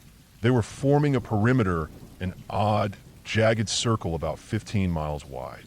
I wasn't one for jumping to conclusions, but it gave me a feeling I didn't like. Like maybe I wasn't the only one mapping something out there. I decided to speak with the district supervisor during the next supply run. But that conversation never happened. Because that very next morning, the tires on my Ranger truck were slashed. All four. At first, I thought it was a freak accident. Maybe some kids came out during the night. But that theory died quick. These weren't random punctures. They were neat, slashed in straight lines, deep and surgical. Like someone used a hunting knife or box cutter. There were no tire tracks, no boot prints, nothing. I spent the rest of that day patching what I could and radioing the district office. But the signal was weak that far out, and the battery on the cabin solar backup died after sundown. The next night, I woke up at 2:13 a.m. I remember the time exactly because I had an old battery clock that ticked loud. There was movement outside. Not big, not loud, just a soft thump on the porch. Then another. Then the quietest creak of the front step. I didn't move. I just laid there under the thin blanket, sweat cold on my back, heart pounding. Then I heard it again. A soft thud. It didn't sound like boots. More like something firm being set down. Like stones. I didn't sleep the rest of the night. When the sun came up, I opened the door and stepped out, hand on my old revolver. I scanned everything. Looked under the porch, around the tank, in the trees. And right there, in the middle of the porch, dead center in front of the door, was another stone pile. Same size, same style, same balance. That's when I knew I wasn't dealing with something random. I spent the next few hours packing, took what I could fit in the truck bed, and started the long ride out on the spare tire. My plan was to get to the ranger station and file a full report. Let someone else handle this mess. But 2 miles from the cabin, I hit a problem. The road was blocked. Someone, or something, had felled 3 massive trees across the only access road in or out. Fresh cuts. Clean. Too clean for windfall. These weren't branches. These were trunks. And there were no saw marks. Just splintered wood, like they'd been cracked at the base. I had a chainsaw in the bed, but even if I cleared one, the other 2 were going to take hours. I decided to hike out. It would take most of the day, but the main forest road was only 6 miles north on foot. I had water, a loaded pistol, and GPS. I'd leave the truck behind and call for extraction once I hit cell service. I made it 2 miles. That's when I saw the second roadblock. Not trees this time. Rocks. Boulders. Lined up across the old fire road. And sitting in the middle, like a centerpiece, was another stone pile. I backtracked, took a game trail to the east, tried to circle around to another service path. Blocked again. Third time, same story. I spent the next 2 days hiking through country I thought I knew better than anyone. And every time I thought I found a way out, I'd hit another wall.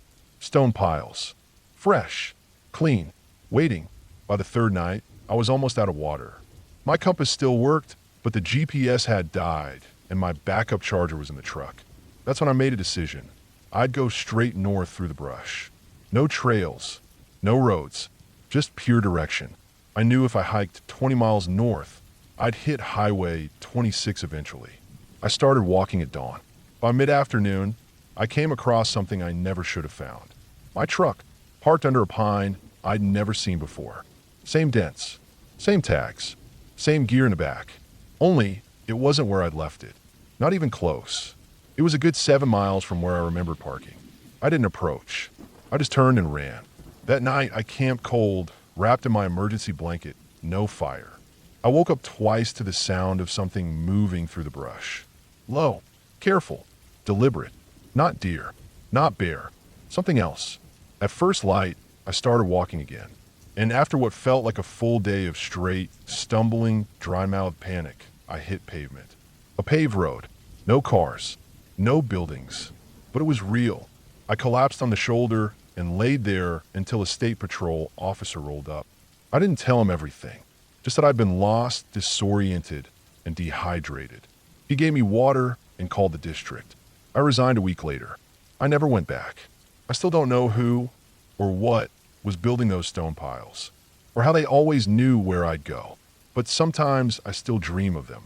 Balanced, quiet, waiting, and when I wake up, I check my front porch, just in case.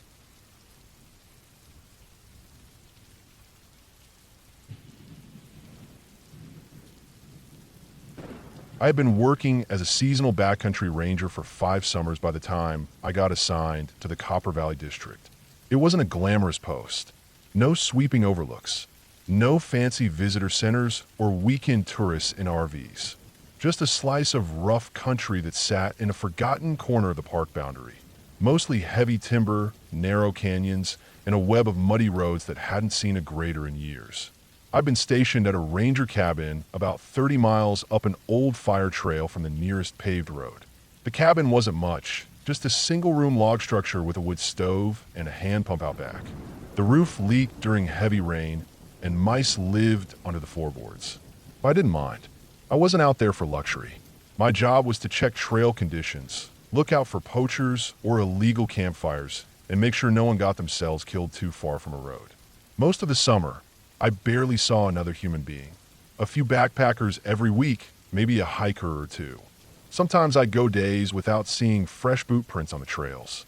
It was lonely, yeah, but that kind of isolation suited me. Or at least I thought it did. It was my 3rd week into that season when I first noticed something that felt off.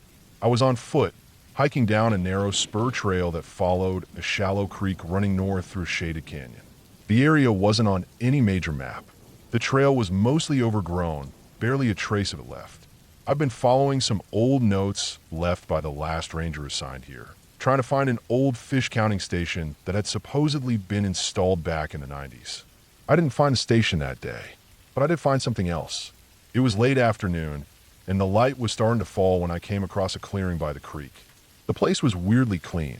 No down logs, no underbrush, no leaf litter, just gravel and moss, like someone had been maintaining the area. I remember standing there, breathing in that wet, mossy air when I noticed a metal object.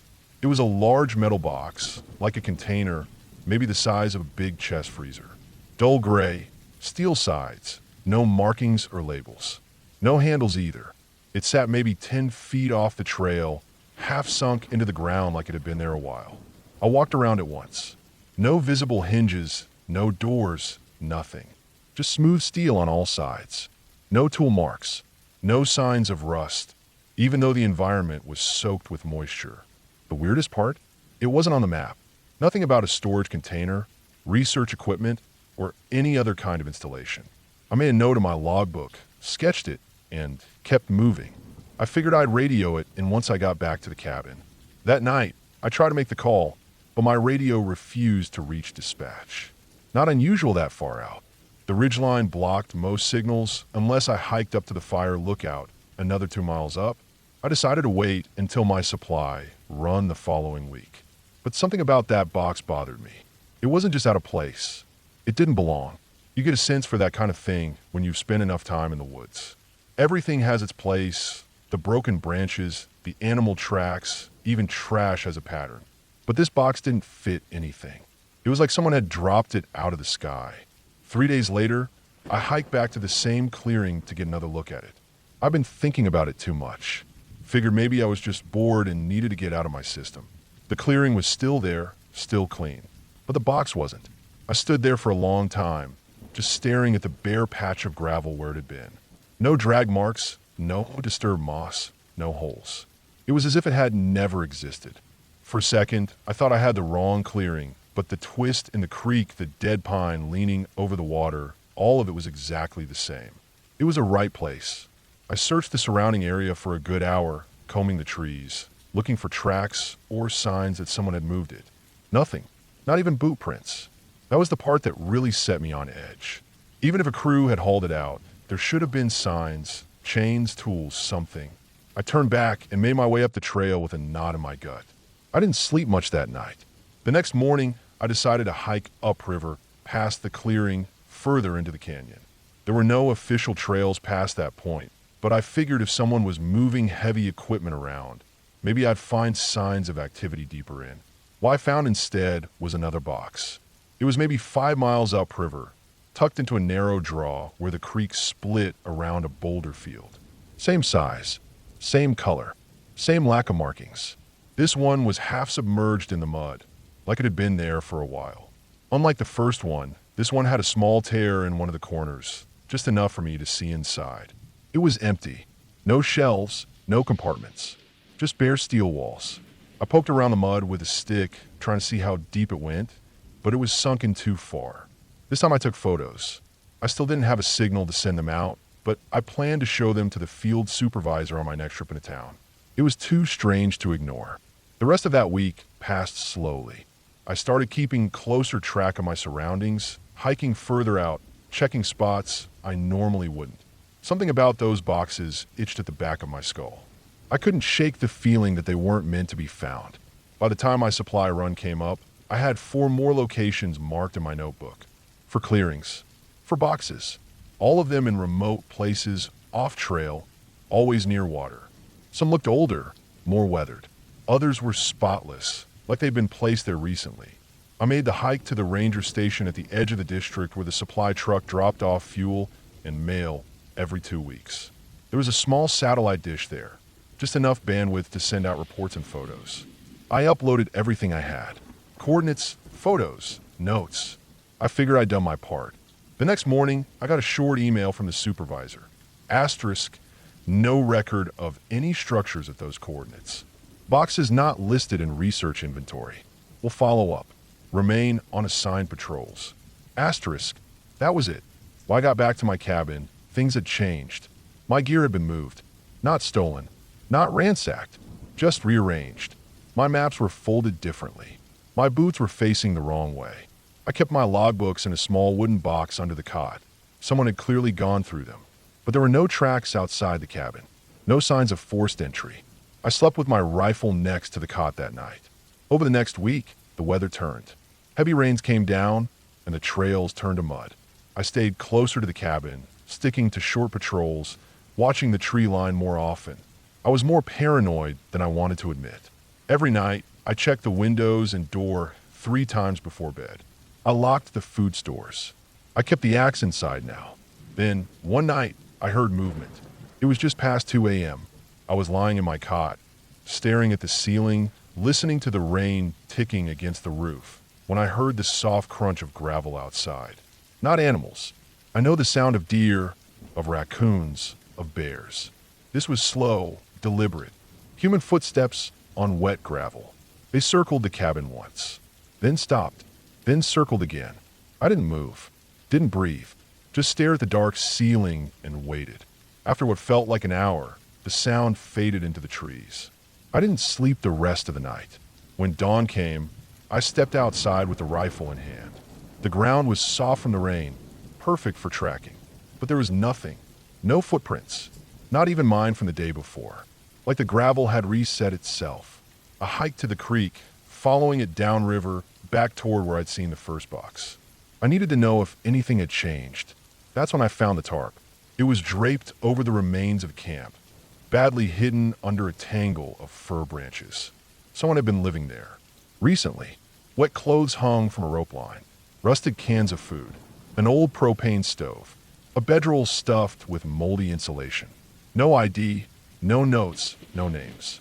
But tucked beneath a folded tarp near the bedroll, I found something that made my stomach turn. It was a map of the district, the same one I carried. Only this one had boxes marked in red ink. 17 of them, all in the most remote corners. Some miles from any trail, all near water. And next to one, in the far northwest corner of the district, was a mark I hadn't seen before, a thick black X with the words "opened" scribbled next to it. I folded the map and left the camp untouched. That night, I packed a bag, loaded the rifle, and hiked out toward the X. It took me 2 days to reach the site. The terrain was brutal. Steep switchbacks, heavy underbrush, streams swollen from rain. I camped one night on a ridgeline, barely slept. When I reached the clearing, I froze. The box was there. Only this one wasn't sealed. Its lid, if you could call it that, was hinged back, resting on the grass like a steel trap sprung open. The interior was dark, slick with moisture. But what caught my attention wasn't the box. It was what surrounded it. For piles of clothing, soaked and rotting. Boots, packs, tattered jackets. Each pile placed neatly at a corner around the box, as if someone had undressed at the edge and stepped inside. I looked for tracks, looked for signs of movement. Nothing. The box was empty, but it reeked like rot and machine oil. I backed away slowly and hiked out of there. Didn't stop.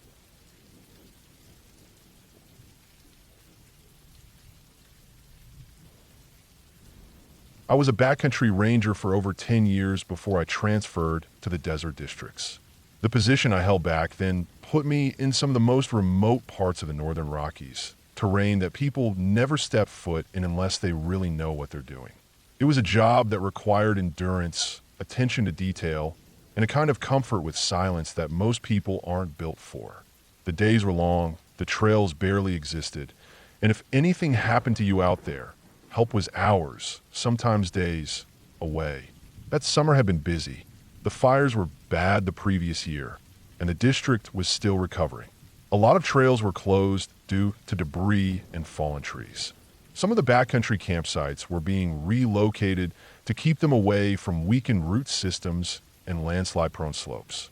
I was out alone for 9 days on a routine maintenance sweep of the upper basin trails, checking signs, clearing minor blockages, reporting major ones to dispatch when I made my satellite check-ins every 3 days.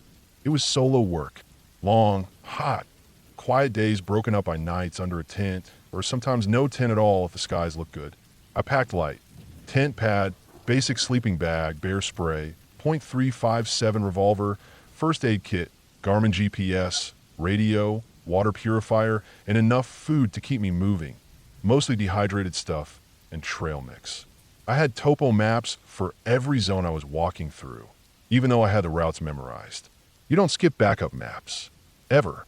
On the 6th day, I was ahead of schedule and decided to check on an old trail that wasn't on the plan. It hadn't been used regularly for years, and the forest was slowly swallowing it. I remembered it because a few seasons back, a lost hiker had somehow made it up there and nearly died of dehydration. He'd followed a runoff stream up instead of down and found himself stuck for 2 days with no reception and a busted ankle. It wasn't technically my job to go up that trail, but I had time and figured I'd at least get eyes on it, maybe update the district's notes. I was camped at the confluence of 2 creeks in a high alpine basin. My favorite kind of spot, flat ground, good water, tree cover. I packed up early that morning, boiled coffee in silence, and headed out by 7 a.m., planning to be back by mid-afternoon. It took about 3 hours of bushwhacking to get up to the old trailhead, and once I found it, it was even more overgrown than I remembered. Some trees had come down across the path, and the brush had started reclaiming the dirt. I noted the GPS coordinates and took a few pictures. I was about to turn back when I saw what looked like a fresh boot print in a patch of soft dirt near a runoff. It caught me off guard because no one should have been up there. There were no registered backcountry permits in that zone for the week. I double-checked on my GPS unit's trail overlay. Nobody was scheduled for any point within 5 miles of here. I paused and crouched down. The print looked recent. No pine needles inside it. No water seep, clean edges. Big. Maybe a men's size 11 or 12. I looked around slowly. The woods were quiet. It wasn't spooky, just still. Pine and fir all around, with the undergrowth thinning out as the slope rose. I stayed where I was for a minute or two, listening. The only sounds were wind in the branches and the occasional call of a Clark's nutcracker. Then a faint crack of something in the distance, maybe a branch being stepped on. I figured maybe someone had wandered off trail and gotten turned around. It wouldn't be the first time. Could be a poacher, though I hadn't seen signs of that. I decided to follow the boot prints a bit longer. I tracked them for 30 minutes, and if nothing stood out, I turned back. No reason to overextend.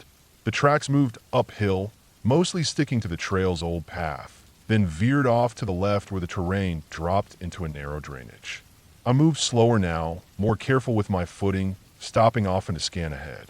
The print trail was inconsistent, sometimes fading, but still moving in a clear direction. And then I found something that made the hairs on my arms stand up, an old aluminum frame pack leaning against a fallen log. It looked like it had been there a while, sun-bleached, worn straps, but not rotted. A closer look showed it wasn't that old. There was no mold. The side pockets still had gear inside. One with a half-empty bottle of iodine tablets, another with a granola wrapper that hadn't faded much. This stuff had maybe been there a few weeks, not years. I took a picture and opened the main pouch. A sleeping bag was stuffed in, but I saw no ID, no phone, nothing that could tell me who it belonged to. That didn't sit right with me. Most hikers don't leave behind gear like that unless something went very wrong or they were coming back for it. And this trail hadn't been on any active use list. At this point, I was well over 4 hours from my own camp. I marked the pack's location on GPS and looked around again. Still no sounds. Still that same strange quiet. I kept following the trail, not much of it left now, until I came to a small clearing, maybe 30 yards across. The prints continued through the grass, but then circled around a dead tree in the center. I stopped just at the edge, scanning with my binoculars.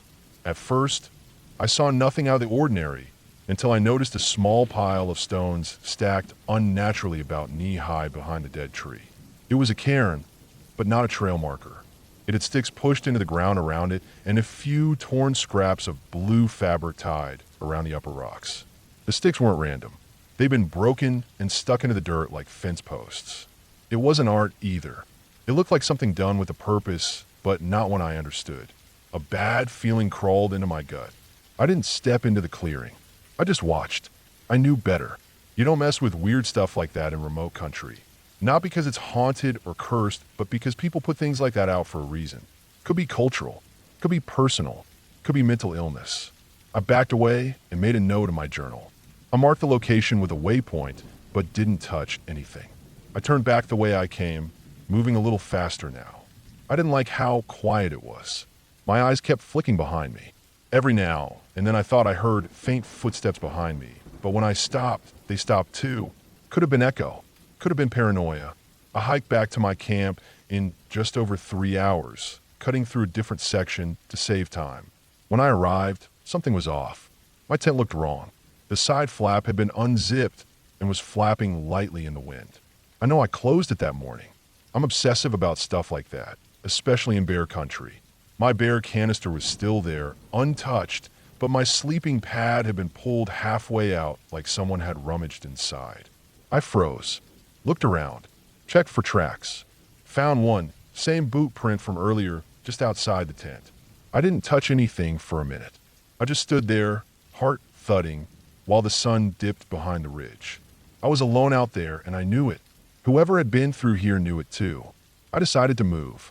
I packed up what I needed and hiked out of the basin before full dark. I had another site marked about 2 miles down near a switchback trail that ran along a cliff. I hiked fast, scanning often, my hand never far from the bear spray on my sidearm. I didn't use my headlamp until I had to, trying to keep a low profile. When I reached the new site, I didn't set up the tent. I laid out my pad behind a big boulder, nestled against some down trees for cover. I barely slept that night. Every few minutes I'd lift my head and skin the dark. No animals, no people, but I never really relaxed. The next morning, I did a quick scan of the area, looking for fresh tracks. Nothing. Then I radioed into base and gave them a full report. Unofficial trail, found gear, possible unauthorized individual in backcountry, campsite disturbance. I marked everything and hiked the long way out, avoiding the route I came in on. I was supposed to stay another 2 nights, but I wasn't going to gamble on it. Protocol allowed early exit in case of possible threat. When I got back to the station, I filed my report and turned over all GPS data and photos. A SAR, search and rescue. Team went back out with more people 2 days later. They found the gear, found the cairn, even found my old camp, but nothing else. No footprints. No more signs. No person. The incident was classified as inconclusive. No permit violations were logged. No missing persons matched the location. It was left alone. That wasn't good enough for me. A few weeks later, on my own time, I did a little digging. Quiet digging. I didn't want to raise red flags at the district office. What I found chilled me more than anything I'd seen in the woods. About 4 years before my trip, a man named Dale Croft had gone missing while hiking solo in the neighboring district. He'd been described as eccentric, very experienced, but with a history of paranoia. He had no criminal record, but had been involved in a few weird incidents, digging trenches on public land, constructing strange sculptures out of bones and trash. His pack had been found near a creek with no sign of him. They'd assumed he drowned or gotten lost in the rocks. The pack they found was described as a gray aluminum frame, military style, with torn blue rain cover, just like the one I found. I don't know what Dale Croft was doing out there. I don't know if he ever left. But I know someone was in that forest, watching me. Someone who didn't want to be found. And I was never supposed to be on that trail. I still think about it.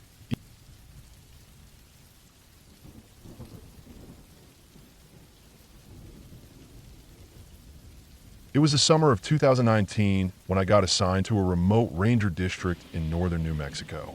The area was called the Piedra Blanca Unit, part of a much larger national forest that barely saw any foot traffic except for the occasional hunter or backpacker who strayed too far from the established trails. I was 35 at the time, a field ranger by trade and a loner by nature. I didn't mind assignments where I'd go weeks without seeing anyone. In fact, I preferred it. The Piedra Blanca unit had been closed for 3 years before I got there, following a major wildfire that tore through nearly 80,000 acres of high desert forest. Pinyon, juniper, ponderosa, scorching the hillsides down to blackened rock. The fire had moved fast, hotter, and more aggressive than anyone had expected. It was so bad the Forest Service decided to close the entire area off for rehabilitation, erosion control, reseeding, and hazard tree removal. I wasn't part of the firefighting crew back then, but I'd read the reports. Some sections had reached temperatures high enough to boil the sap in the trunks, turning the trees into instant explosions. Other parts had smoldered for days, weeks even. The place was dead for miles in every direction. Scorched soil, collapsed hillsides, rocks still black with soot. When they reopened it in 2019, they needed someone to go in solo and evaluate the damage, clear out what was left of the temporary fire roads, and re-establish signage and trail markers. I raised my hand. I had a base station, if you could call it that, an old service cabin at the edge of the unit about 12 miles from the nearest paved road. The cabin had no running water, no cell service, and the only power came from a half-busted solar array bolted onto the roof. Even when it worked, it couldn't keep the fridge and lights going at the same time, so I usually just kept the fridge shut off and used headlamps at night. Every morning I'd wake up with the sun, heat a little instant coffee on the propane stove, eat something out of a can, and head out. My job was simple: hike the old trails, record GPS data, clear any debris I could move by hand, and flag anything that needed a saw crew. I also kept an eye out for illegal campsites, trash, or signs of poaching. The first few weeks were uneventful. The land was healing in places. Some of the burn scars had new growth poking up through the ash, scrub oak, yucca, even a few tough pinyon saplings trying to take root. Wildlife was slowly returning. I spotted a few mule deer, a skinny coyote, and once even a bear track, though it was old and filled with wind-blown dirt. But there were areas where nothing had changed. No growth, no movement, just black, dead land and silence. One place in particular stood out. It was about 6 miles northeast of the cabin, in a drainage called Apache Draw. The maps showed a seasonal creek that used to flow down through there, feeding a small wetland that animals used for water. The fire had turned it into a moonscape. Everything was gone. The soil was so burned it had turned to a kind of gray powder that sucked at my boots. The trees were skeletons, charred black spires. Many of them snapped in half or fallen over completely. I hated that place. Every time I hiked through Apache Draw, I got this tight feeling in my chest, like my body was telling me to leave, even though there was no real threat I could see. I'm not the kind of guy who spooks easy. I worked alone in some of the roughest forests in the Southwest. I've had mountain lions follow me for miles. I've camped in hailstorms and waded chest deep through flash floods. But something about Apache Draw didn't feel right. It was too quiet. No birds, no bugs, no wind even, just silence. I once dropped a rock and listened to it hit the dirt, and the sound seemed to just stop. No echo, no bounce. It was like the land itself was swallowing the noise.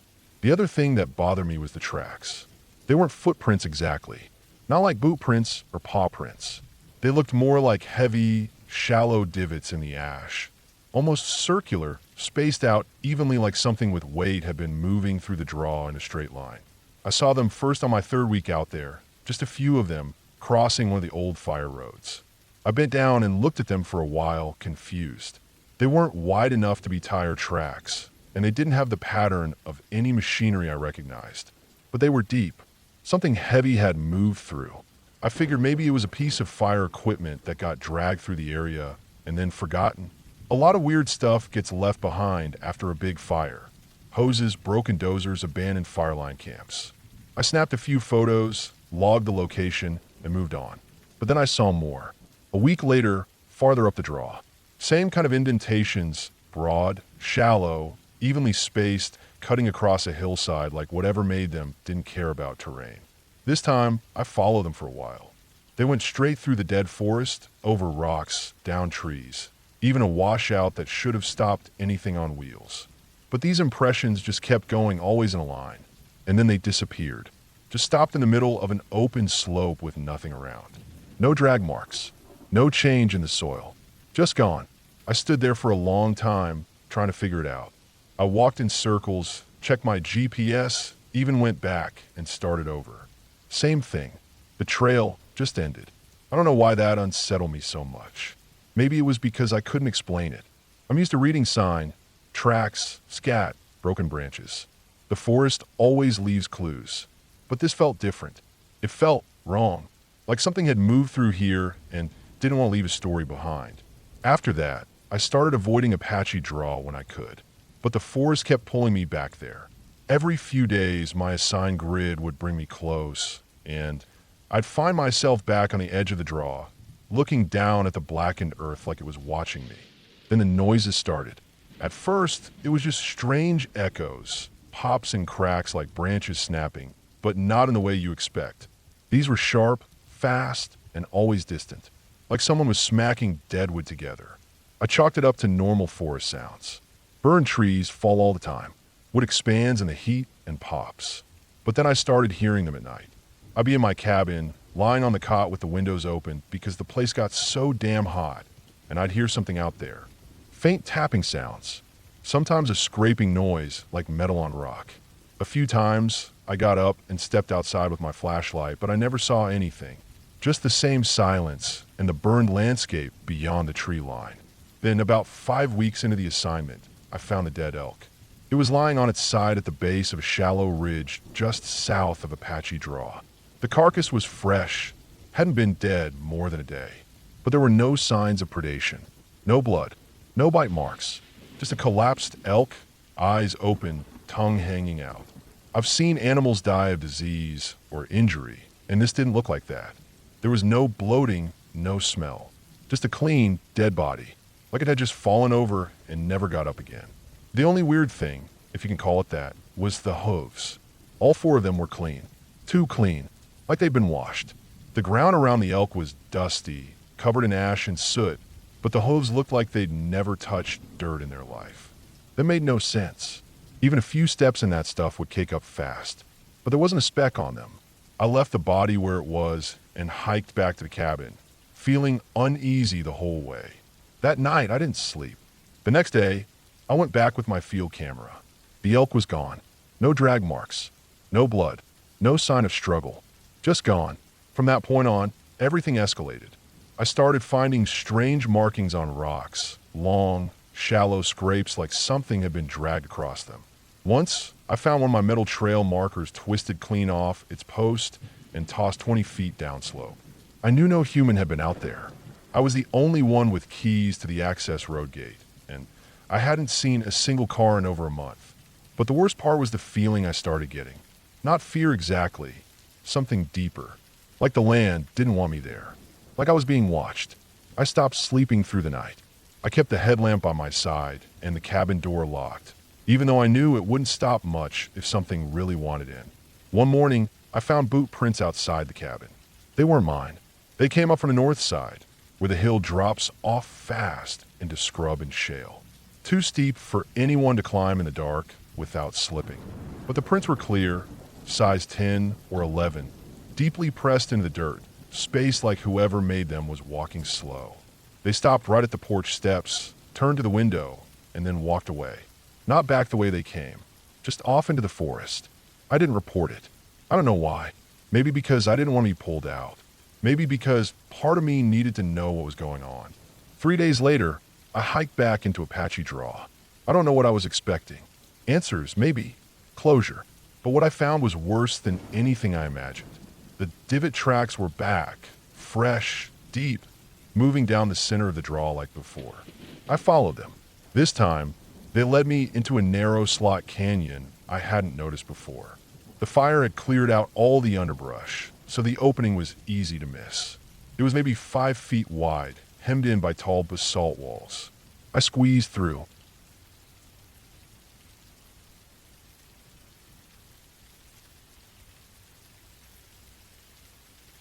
I've worked as a park ranger in various districts over the years, but the season I spent covering patrol duties in northern Arizona still haunts me. This was a few years back, right before COVID hit, when the park was quiet and budget cuts left several of us working far beyond our coverage areas. It was early fall, warm during the day, cold at night, and dry as hell. The kind of dry that cracked the earth and made you feel like your skin was flaking off after just a few hours outside. That season, I was assigned to patrol a remote zone bordering a wilderness study area. Rugged country, steep canyons, barely marked trails, a couple of hidden caves, and terrain so brutal most hikers avoided it altogether. I was responsible for about 60 square miles of backcountry. No one else patrolled that stretch regularly.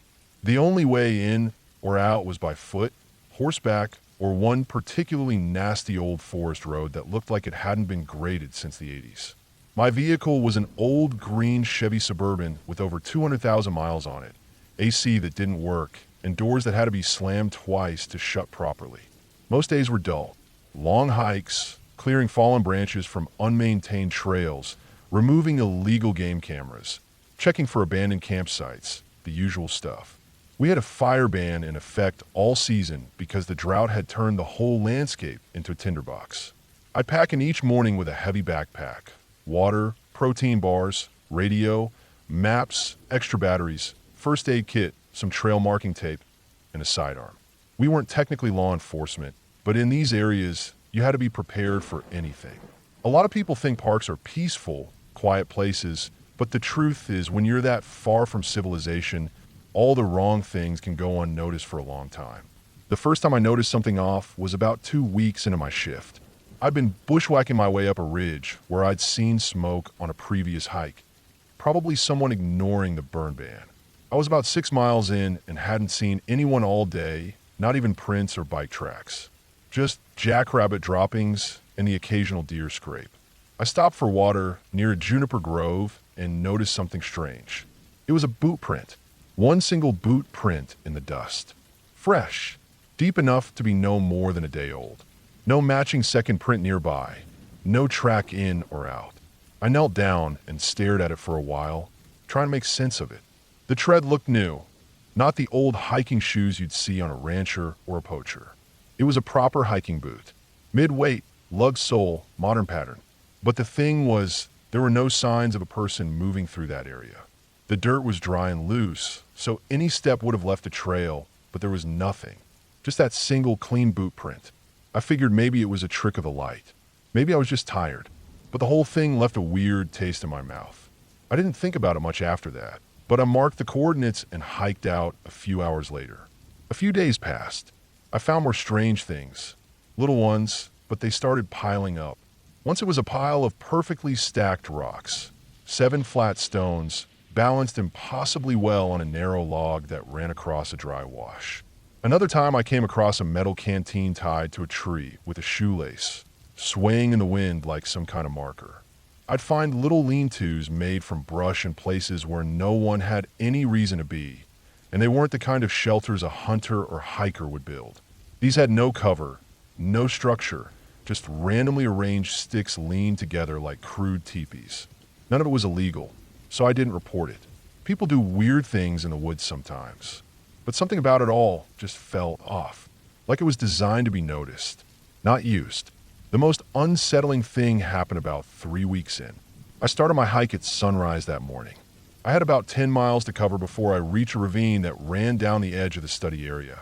Steep drop-offs on both sides, narrow switchbacks, sharp limestone crags. The map marked a trail called Shale Line that snaked its way along the upper edge, but the last update was from 8 years ago.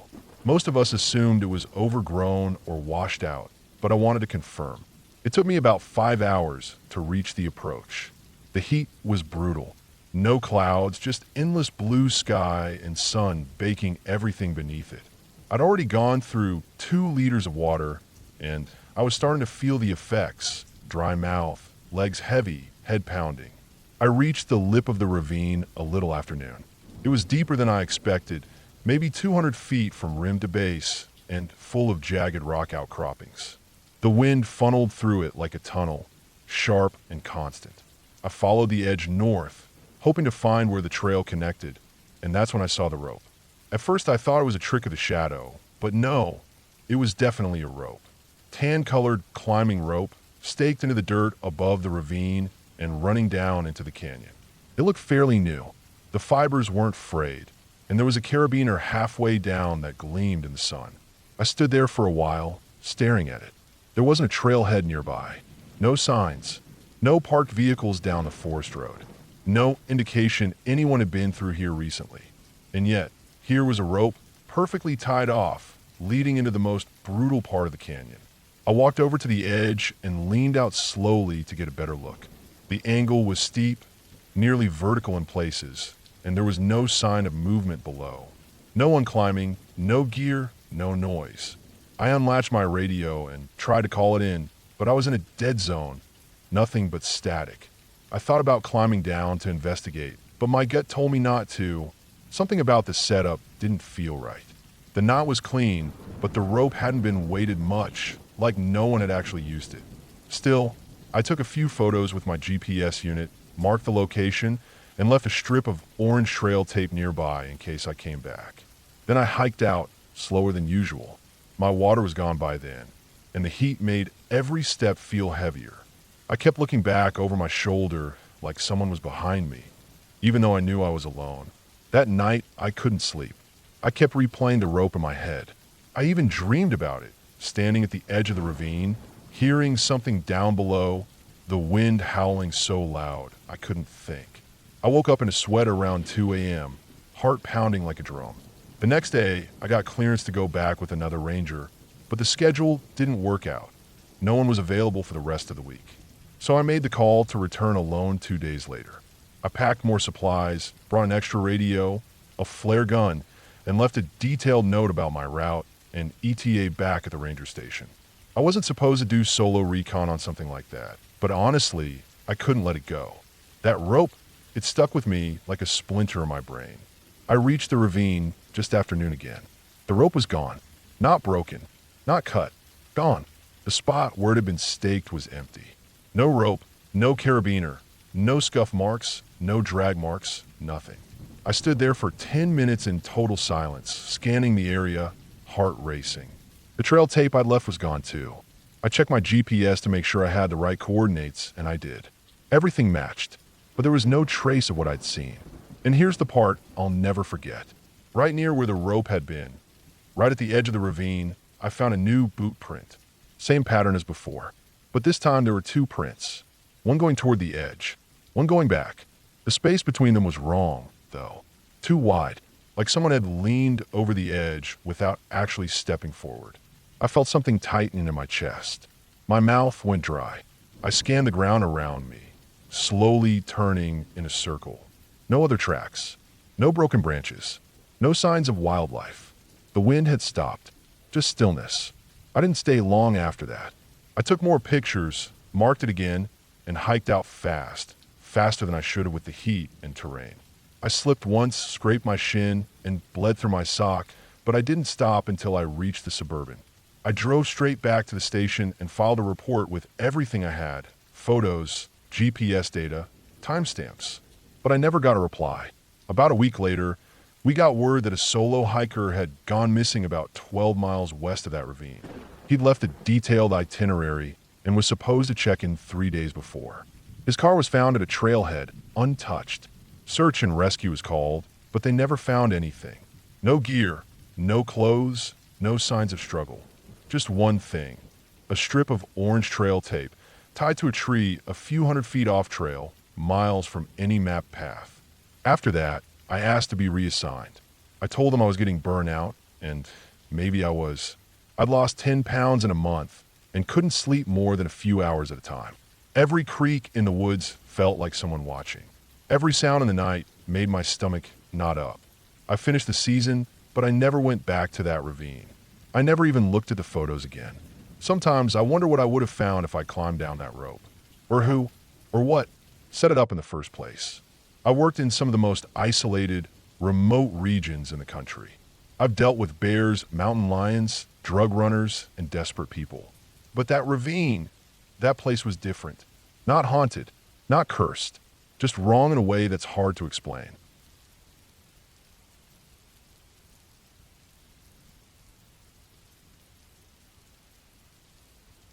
I work as a park ranger in the northern part of Arizona. Not the Grand Canyon or the big-name parks everyone knows. This is one of the smaller, lesser-traveled ones. People drive through sometimes on the way to somewhere else, or they come in for the weekend to camp, fish, maybe hunt if they have the permits. It's dry out here, lots of red dirt, sharp rocks, and big temperature swings. It's quiet most days, and that's the way I liked it. This story took place last fall, toward the end of October. The summer tourists had thinned out, and the hunters hadn't started showing up heavy yet. Most of the regular campers were long gone. The air was cold and dry, and there were more dead leaves and dust blowing through than usual. The days were shorter, and the wind had that sharp, cutting feel to it, especially in the early morning hours. I was assigned to work out of Station 12, which is about 40 miles from the nearest town and only accessible by one long, winding dirt road that snakes through the hills. There's no cell signal anywhere past mile marker 8, and that's on a good day. The station is small, just a one-room cabin with a steel roof and a small storage shed out back. I had a propane heater, a bunk, a two-way radio, and a solar panel rig that charged 2 deep cycle batteries. That was it. I carried my own water and fuel in once a week using a department-issued truck. Most of my days were spent doing the usual stuff: checking permits, clearing trails, hauling out trash, updating wildlife logs, and patrolling for fire hazards. Nothing special, but on October 22nd, everything started to turn. That morning started like any other.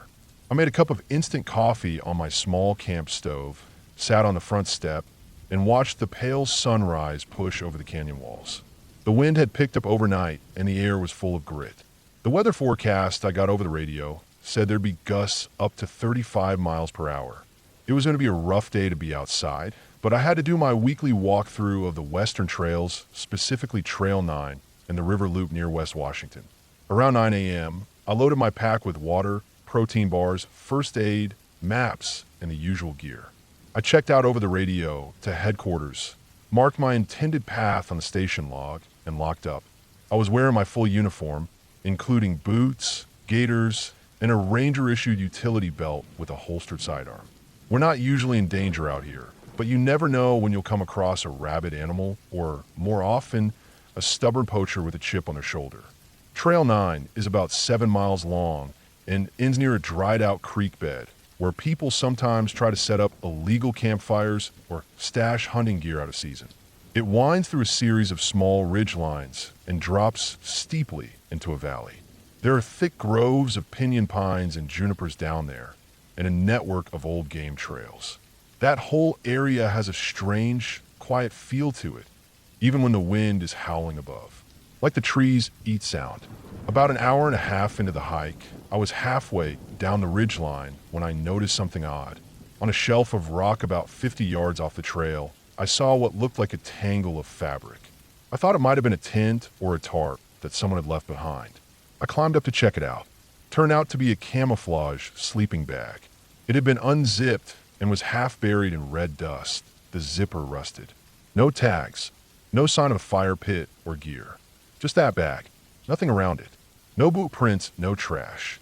Just wind-blown dust and that old sleeping bag lying flat like something had crawled out of it years ago and never came back. I noted the location, took a photo for records, and hiked back down to the trail. The wind was screaming now, coming hard from the north, bending the tops of the trees. I pulled my collar up and kept moving. About 30 minutes later, I reached the creek bed. It was bone dry, cracked mud, dead reeds, a few broken coyote bones scattered along the banks. I did a sweep of the area, standard procedure. There were boot prints near the waterline, but they weren't fresh. Looked like someone had been there days earlier, maybe even a week ago. Still, I flagged it with orange ribbon and took photos. Then I noticed something else. About 40 feet up from the wash, tucked between two bent junipers, there was a square shape, pale and hard against the dirt. I walked up slowly and realized it was a cooler. A big one. One of those heavy-duty hunting coolers, the kind you can padlock shut. It had dried mud on the handles and stickers peeled halfway off. I squatted down and tried to lift the lid, but it was locked with a rusty combination padlock. No name, no tags. I sat back and took a long look around. There were no tire tracks, no signs of recent camping. Just the cooler sitting in the middle of nowhere like someone left it behind in a hurry or meant to come back for it and never did. I radioed it in to headquarters. They said to flag it and leave it until they could send someone out with a bolt cutter. I marked the GPS coordinates, flagged a tree, and turned around to head back. That's when I noticed the quiet. Even with the wind howling above the ridgeline, it was suddenly dead silent where I stood. No birds, no leaves rustling, not even the low groan of trees swaying. Just dead, dry silence like someone hit mute on the world. That silence didn't break the whole way back to the trail. My boots scraped against rock and grit, but the sound didn't carry. I kept checking over my shoulder. Nothing there. Back at the station, I logged everything, downloaded my trail cam photos, and sat down to eat. I couldn't shake the weird silence from the creek bed or the feeling I'd missed something important. I went through the photos. Most were normal, deer, a few coyotes, a mountain lion from a week ago. But one shot from a cam facing a narrow game trail gave me pause. The timestamp was 3:12 a.m., 2 nights before. The frame showed what looked like a human figure walking through the trees. Not running, walking. No flashlight, no gear. Just a dark shape, skinny, long-limbed, arms at the sides. I zoomed in. The resolution wasn't good enough to make out a face or clothes, but it wasn't a poacher. No buck, no visible weapon. Just a man, maybe walking through thick underbrush in the middle of nowhere before sunrise. I marked it for follow-up and sent the image to HQ. Then I slept. That night, I woke up twice to the sound of crunching gravel outside the cabin. I sat up in my bunk and listened. Each time, the sound stopped as soon as I fully woke up. No shadows past the window. No footsteps on the deck. Just that same silent, wind-swept nothing. The next morning, I went out to check for tracks. Nothing. The wind had blown clean through and wiped the dust smooth. 3 days later, HQ sent someone to retrieve the cooler. A maintenance guy named Dale came up with bolt cutters. I met him at the creek bed. We cracked the lock and opened the lid. Inside were several sealed Ziploc bags containing small bones. Animal bones, it looked like, and something wrapped in plastic sheeting. I told Dale to hold off. I put on gloves and unwrapped it. It was a jacket, a Ranger jacket, one of ours. The name tag had been ripped off, but the badge was still sewn on. It was old, faded, had dark stains under the armpits and around the collar. Neither of us said anything. We just looked at each other and packed it back up. The cooler was taken back to town for analysis. A few days later, HQ contacted me. They asked if I'd ever met Ranger Kenneth Mills. I hadn't. He'd gone missing 6 years ago, never found.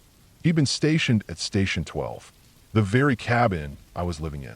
They never recovered his body. That same week, I found a second trail cam photo. Same angle, same location.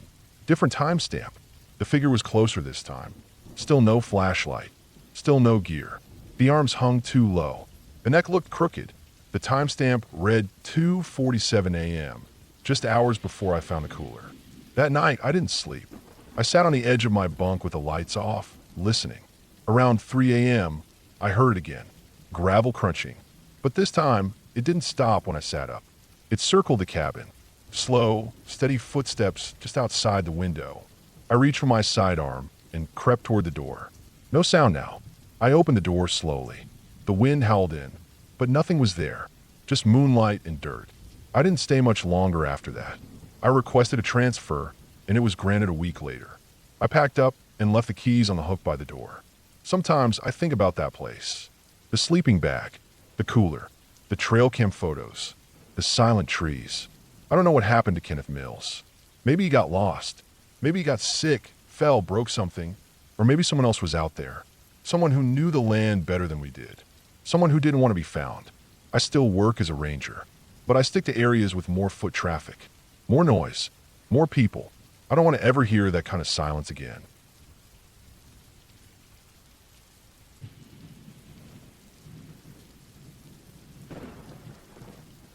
I've worked for the Forest Service for almost 11 years now. Most of it has been mundane, paperwork, trash pickup, visitor complaints, counting fish. But I can tell you with full certainty that the worst week of my life happened when I was assigned to Crater Ridge. It's a place I had only heard about from other rangers in passing. Most of them avoided it, said it was too isolated, too difficult to patrol. But none of them ever explained why. Not clearly, anyway. Crater Ridge is about 4 hours northeast of the nearest ranger district office. The roads aren't paved past the last 30 miles. Cell signal dies about halfway through the Forest Service road, and from that point on, you're on your own. The site used to be more active in the 80s. Logging operations, some recreational traffic, even an old fire lookout tower that got decommissioned in '96.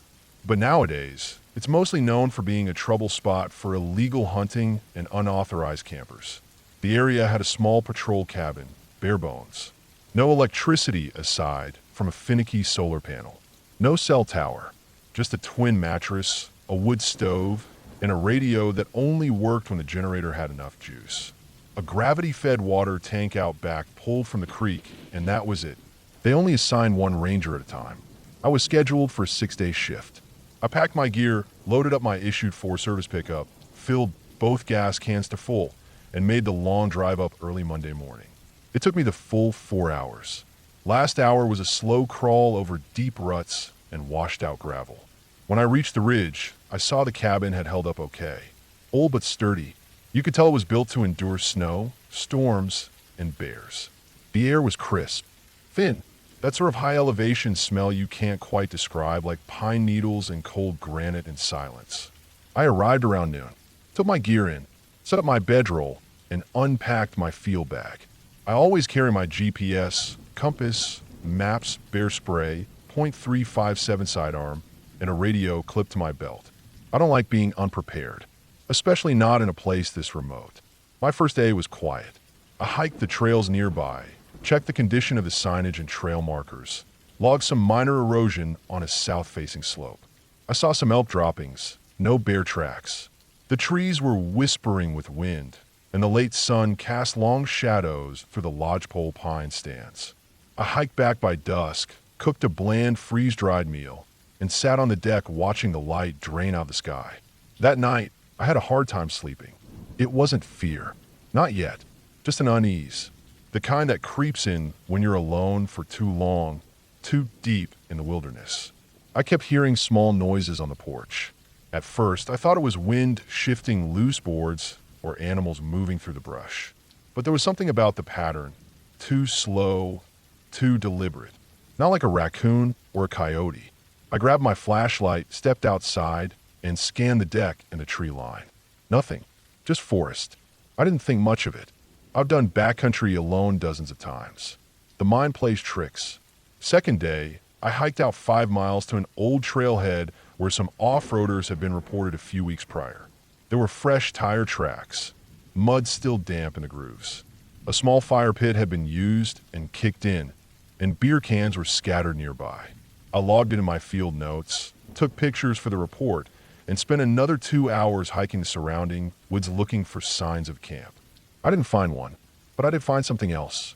It was a tree about 18 inches wide, clean pine. Halfway up, someone had carved a symbol into the trunk, a rough triangle with a horizontal line through the center. Not a common tag, not a brand, not anything I recognized. I'd seen poachers mark trees before to signal draw points or trails, but this was different. It was too deliberate, too precise. No inicias, no dates. About 30 yards away, I found another tree marked the same way. I made a note, flagged it with orange tape, and moved on. That evening, the wind picked up. Gusts slammed the side of the cabin, whistling through the gaps in the wood siding. The cabin creaked like it was settling, but the creaks felt sharp. Fast, not the slow moan of aging lumber. I felt cold inside, even with the fire going. That night, the noises outside came back. More frequent this time. Crunching gravel on the trail leading to the creek. A soft scrape against the deck boards. I lay in bed, not sleeping, just staring at the ceiling. The sort of silence you get when you're listening so hard your ears start to hum. Sometime past midnight, I swore I heard breathing outside the window. I sat up, grabbed my flashlight again, waited listening. It came in slow bursts. Inhale, hold, exhale, then silence. Then again, inhale, exhale, not loud but close, right outside the wall behind my head. I stood slowly, careful not to make the floor creak. Pulled on my boots, eased the door open, and stepped onto the porch. Nothing. I walked the perimeter with my flashlight. Still nothing. I tried to tell myself it was an animal. A bear maybe, curious about the cabin. But the breathing, it had been human. I know what animals sound like. That was human. I didn't sleep the rest of the night. Third day, I hiked out again. This time I followed a narrow game trail behind the cabin that wasn't on any of the maps. After about a mile, the trail split. One fork went up toward the ridge. The other dropped into a shaded ravine. I chose the ridge. At the top, I found an old hunter's blind, half collapsed, overgrown with moss. Nothing recent. On the way back, I took the lower trail. That's when I saw it. A campsite, not an official one. Just a cleared patch of dirt near a dry creek bed. Someone had built a crude lean-to using branches and bark. Fire rings still intact, blackened with fresh ash. A sleeping bag stuffed under a log, half covered in a plastic tarp. It was recent. I stepped closer, looked around. No one in sight. I crouched near the fire pit and saw a boot print in the mud. Large, maybe size 12. Deep tread, like a logger or construction boot. Not a hiker. I radioed it in, but the signal was weak. Probably didn't go through. I didn't touch anything. Just marked it and backed out slow. That night, I locked the cabin door. Sat with my back against the wall, pistol resting on my thigh. No fire. No lights. I didn't want to be seen. Hours passed. Wind picked up again.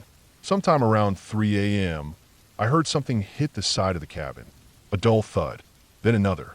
And another. Not rocks. Not branches. It was a pattern. 3 hits. Then silence. Then 3 more. I didn't go outside. I stayed there in the dark until sunrise. Fourth day, I started checking the area south of the cabin, thinking maybe the squatter had circled around. Nothing for a few hours. But around noon, I found something I still don't like remembering. It was a tree stump, not unusual in itself. Logging had happened here decades ago, but this stump had something arranged on it. For dead birds, laid out in a perfect square. Necks broken, wings folded in. All the same species, Steller's jay, common in the area. But these weren't killed by a predator. No feathers scattered, no blood, no signs of struggle. Just 4 perfect bodies, placed neatly like a ritual. Beside them, a single glove. Leather, worn down, black with sap and dirt. I didn't touch anything. I just stood there, looking, wondering who the hell would go to the trouble of doing this out in the middle of nowhere. That evening, I tried the radio again. No response, not even static, just dead silence. I turned it off, sat outside on the porch with my back to the cabin wall, and watched the woods. At some point, I must have dozed off. When I woke up, it was fully dark. I stood, stretching, and saw something on the trail ahead. A figure. I couldn't make it out clearly. No flashlight, just moonlight filtering through the trees. But it was tall, standing still. No movement. I stared for a long time, maybe 5 minutes. Then it turned and walked back into the woods, slow and steady. No flashlight, no gear, just a dark shape moving away. I didn't follow. I went back inside and pushed the dresser in front of the door. 5th day, I was rattled. I couldn't think straight. I kept checking behind me every few minutes while hiking. I didn't go far. Just circle the cabin, check the trees, the creek, the edge of the clearing. No new signs. The birds were gone from the stump. Not torn apart, just gone. That afternoon, I finally got the radio working after fiddling with the generator for 2 hours. I called the district office, told them I suspected someone was camping illegally near Crater Ridge, that I had reason to believe they might be unstable or dangerous. They said they'd send someone the next morning. 6th day, I packed up early. Didn't even make coffee. Just waited with my pack and my sidearm. Around 10 a.m., I heard the rumble of a truck on the trail. Backup arrived, 2 rangers from the district office. We scouted the area together. I showed them the lean-to camp, the tree carvings, the bird stump. They didn't say much. Took pictures, marked coordinates, collected the glove. They radioed in a request for a follow-up with law enforcement.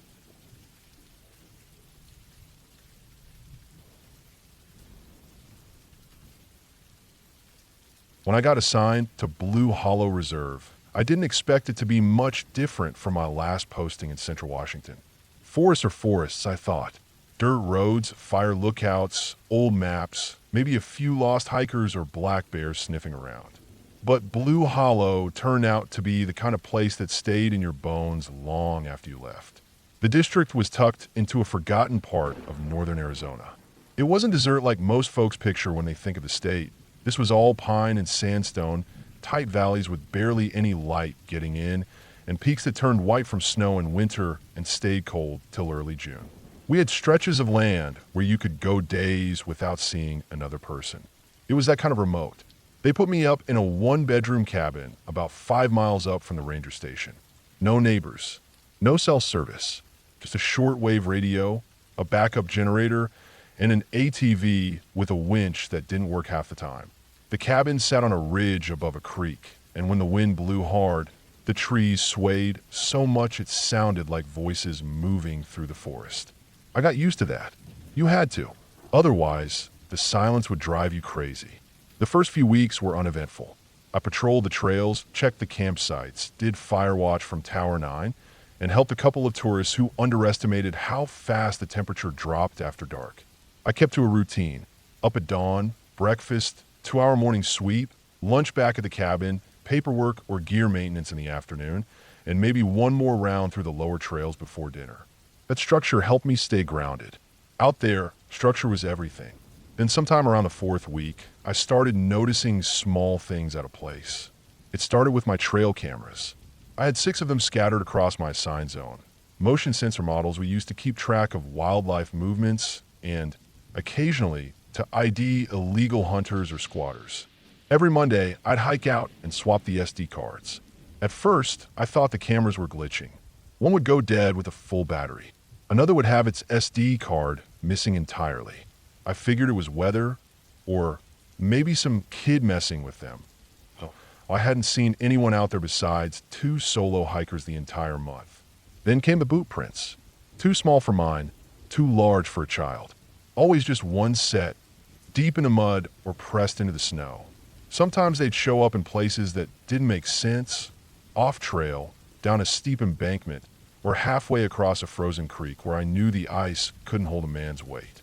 The prints never went far. Just a few steps and they'd vanish. One night, I found a print in the snow directly outside my cabin. I stared at it for a long time. It wasn't there when I came in from patrol. It hadn't snowed since early morning, and I didn't hear anything. No footsteps, no engine, no knock at the door. Just the crunch of old snow under my own boots when I walked out to check the generator. And there it was, a single boot print near the steps. I didn't sleep that night. In the morning, I found nothing else. No trail, no more prints. Just that one mark like someone wanted me to know they'd been there, and nothing more.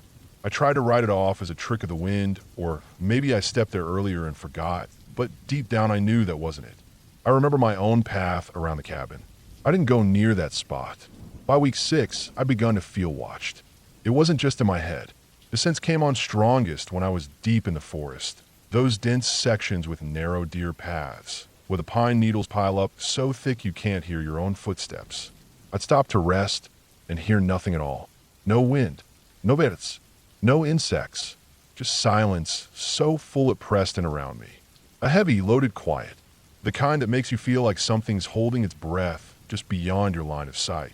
One afternoon, I was checking a collapsed culvert near Trail 17 when I spotted a fire ring. That was nothing new. Plenty of people lit fires where they weren't supposed to, but this one was strange. No fresh ash, no garbage. It looked like it had been used, but not recently. What made me uneasy was the pattern of sticks around it. They weren't laid like firewood. They were arranged, stood upright, short pieces poking out of the snow in a perfect circle around the ring, like markers or warnings. I knocked them over and kicked snow into the pit, then hiked back to the ATV and tried to forget about it. I didn't report it. I wasn't sure what to say. Someone made weird stick art by a fire pit. Didn't seem like it'd get much attention. Things escalated fast after that. Around the start of my third month, I noticed movement in the trees, always at the edge of my vision. Not deer, not elk, people, sometimes in bright jackets. Once someone in all black standing just behind a ponderosa, not 20 feet off the trail.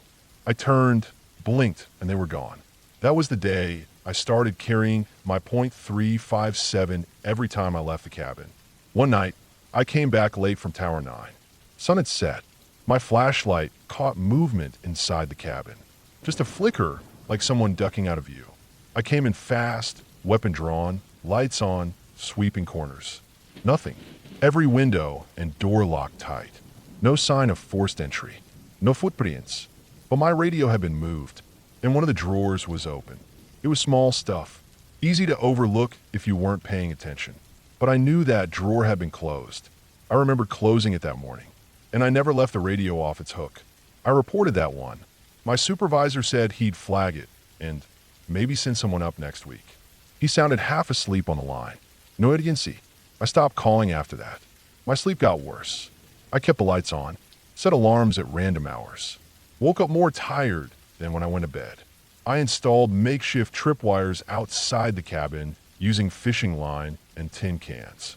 Every morning, I'd find them undisturbed. Until one morning, I found the line cut clean through and all the cans gone. The final straw came in early March. I'd been up at Tower 9 again, doing a midday lookout after reports of smoke in the northwest sector. Nothing showed, so I decided to head back early and cut through an old service road I hadn't used in weeks. About a mile in, I spotted something nailed to a tree. It was one of my trail cameras. The casing was smashed, wires pulled out, but it had been nailed up deliberately right at eye level in the middle of nowhere. Whoever put it there wanted me to find it. I took it down and hiked the rest of the way back. That night, I packed a bag. Just essentials. Map, compass, flashlight, spare ammo, MREs, water. I wasn't planning to run. I just needed to be ready. I didn't know what was going on, but it wasn't a prank. It wasn't my imagination. Someone was out there, watching me, testing me. At dawn, I did one final sweep around the cabin. That's when I found the boot prints again. This time, there were more of them.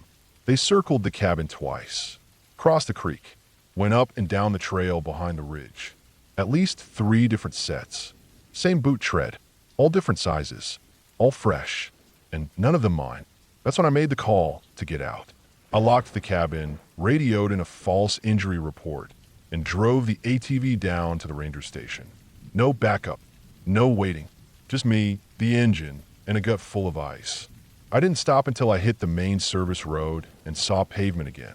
When my supervisor finally followed up, he told me they sent a couple guys to check the cabin. Nothing was out of place. No prints, no gear missing. My tripwires were still there intact. The firewood I stacked was untouched. He told me maybe I was just burnt out, that maybe the isolation got to me. It happens, he said.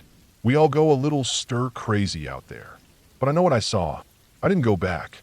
I handed in my badge a month later, sold half my gear, and moved back east to live with my brother for a while. I still walk in the woods sometimes, but only places with cell service. Only where there are other people. I can't be alone out there anymore. Because the worst part wasn't that someone was watching me. It's that they were never trying to hide.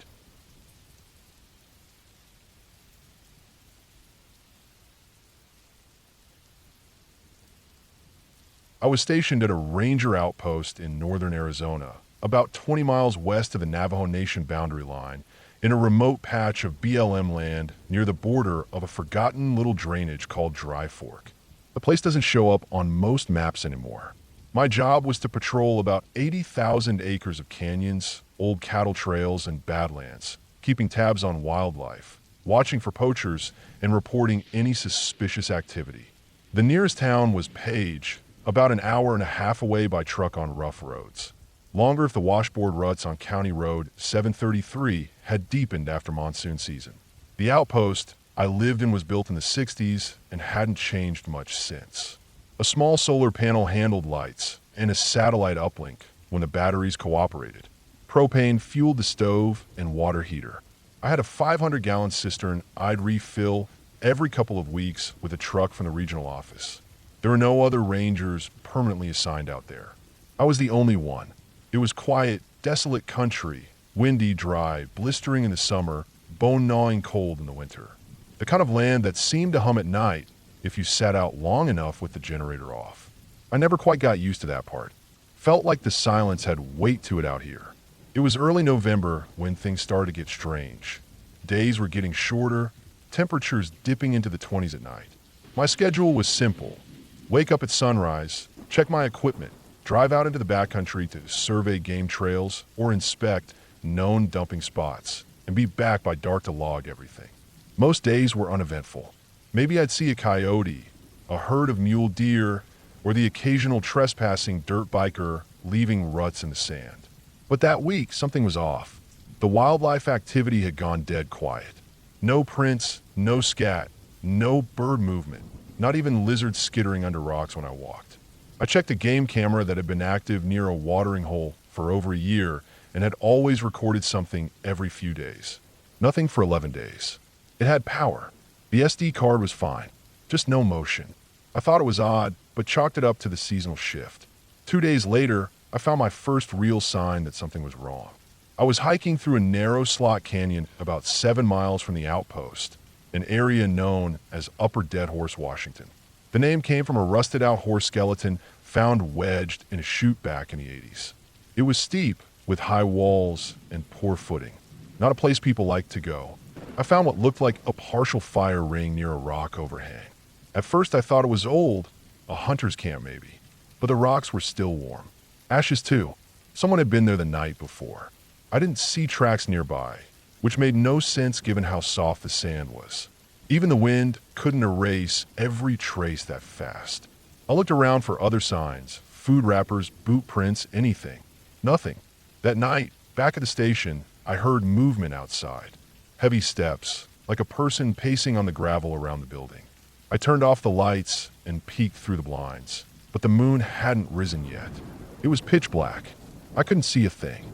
I grabbed my rifle from the rack. Not because I expected trouble, but because protocol said to be armed if someone unauthorized was on site. I stepped outside and flipped on my headlamp. The beam lit up the gravel yard, the propane tank, the shed, nothing else. No sign of anyone. No bullet prints. Just that same eerie stillness. The next morning, I found a small pile of rocks stacked next to the back porch. I didn't put them there. For rocks, small ones, perfectly balanced. I knocked them over and brushed it off. Figured maybe some kid had passed through or a hunter was messing around, though the idea of someone coming that close without making a sound felt wrong. By the end of that week, I couldn't ignore it anymore. I was doing a long hike along the ridge behind Dry Fork, about 12 miles from the outpost, checking an old barbed wire fence that marked the park boundary. There had been reports years ago about cattle slipping through from private land, so I always did a walkthrough before winter. That day, I saw something that didn't fit. In a wash beneath a sandstone overhang, I found the remains of what looked like a small camp again. This one was fresher. There was a torn-up tarp jam between two rocks, like someone had tried to set up a lean-to. Scattered in the sand were dried meat scraps and old peanut shells. No cooler, no sleeping bag, no tools. Just this half-assed shelter and signs that someone had stayed there, then left in a hurry. The thing that stuck with me was a line of 7 stones placed side by side, evenly spaced, pointing toward the north ridge. I followed that direction and climbed the ridge. Nothing on top but broken boulders and an old juniper tree, gnarled and half dead. But under that tree, I found something that made my stomach knot. Buried halfway in the sand was a steel mess tin. Inside it was a melted plastic lighter, a few old matches, and a single cartridge for a .22 long rifle. The casing was brand new. No one hunts with a .22 out here. Not seriously. It's not enough to drop deer or elk. It's used to scare off animals, or in some cases to finish something. I marked the location and hiked back to the truck. That night, I logged everything, sent a report to my regional supervisor, and locked every door and window in the outpost. I kept the rifle next to my bed. The next morning, I woke up to my truck door wide open. Not just unlocked, wide open. I hadn't used it since getting back the day before. My spare key was still hanging on the wall inside. The glove box was open, but nothing was missing. I checked for tracks again. Nothing but wind-scoured gravel. At this point, I started to think I wasn't alone out there. Over the next few days, I made a grid of the ridge and surrounding terrain, searching for camps, tracks, anything.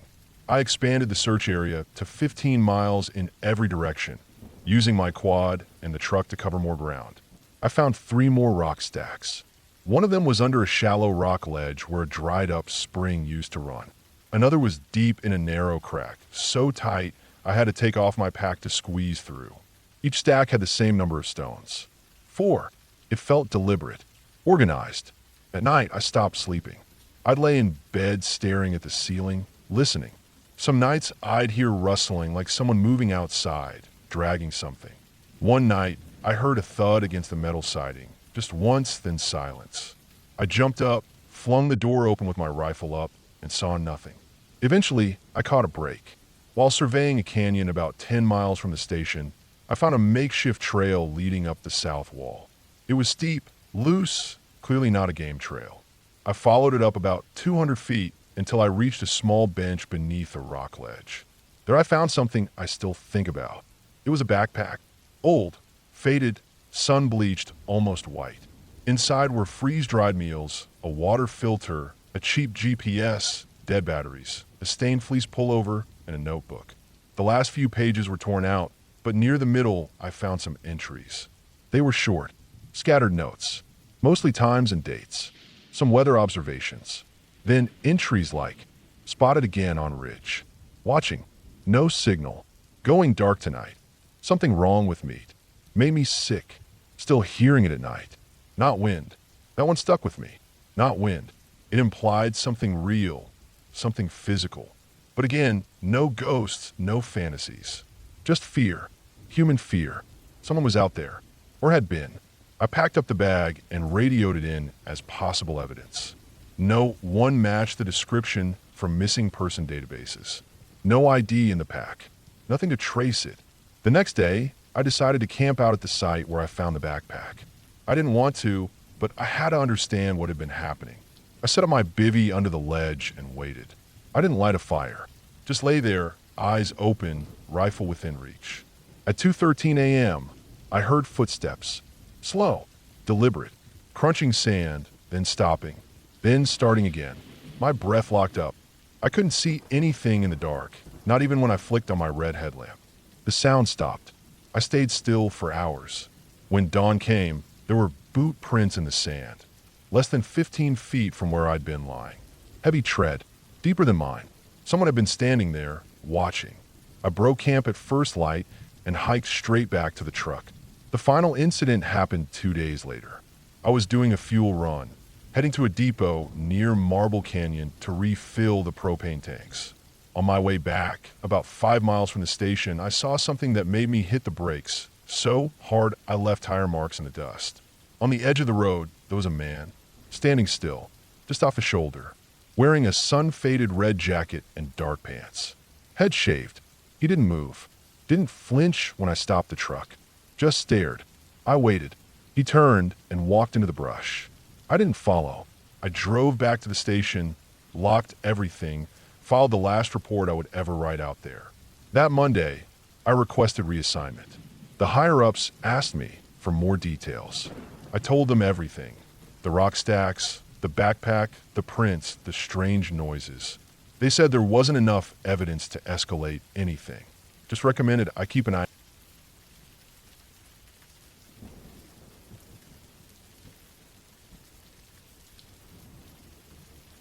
I took the job out of necessity, not passion. I had been laid off from a surveying company after budget cuts, and bills were piling up. I was 32, divorced, with no kids, and not much tying me to the city. When I saw the posting for a seasonal backcountry ranger position with the Forest Service in Montana, I applied without thinking twice. I didn't care where it was, I just needed the paycheck and a roof over my head, even if it was in the form of a leaky ranger cabin buried 50 miles deep into some forgotten part of the forest. They assigned me to a district the size of a small county, thick, mountainous, hard-to-reach terrain stretching along the edge of the Canadian border. There were no permanent roads past the gate, just fire breaks, old logging trails, and switchbacks barely wide enough for a dirt bike. They gave me a lifted Forest Service pickup and a battered Kawasaki KLR to get around. My nearest coworker was 30 miles away at another station, and the town of Libby, Montana, where I could resupply, was 2 hours down a mountain on a good day. My base of operations was a guard station called Crystal Ridge. It was perched on a ridgeline and had a small solar array that powered a few lights, a shortwave radio, and a mini fridge. No cell reception. There was a spring-fed water line and a propane heater, and that was pretty much it. The cabin had one bedroom, a desk, a cot with a mildewed mattress, and walls thin enough to hear a squirrel sneeze outside.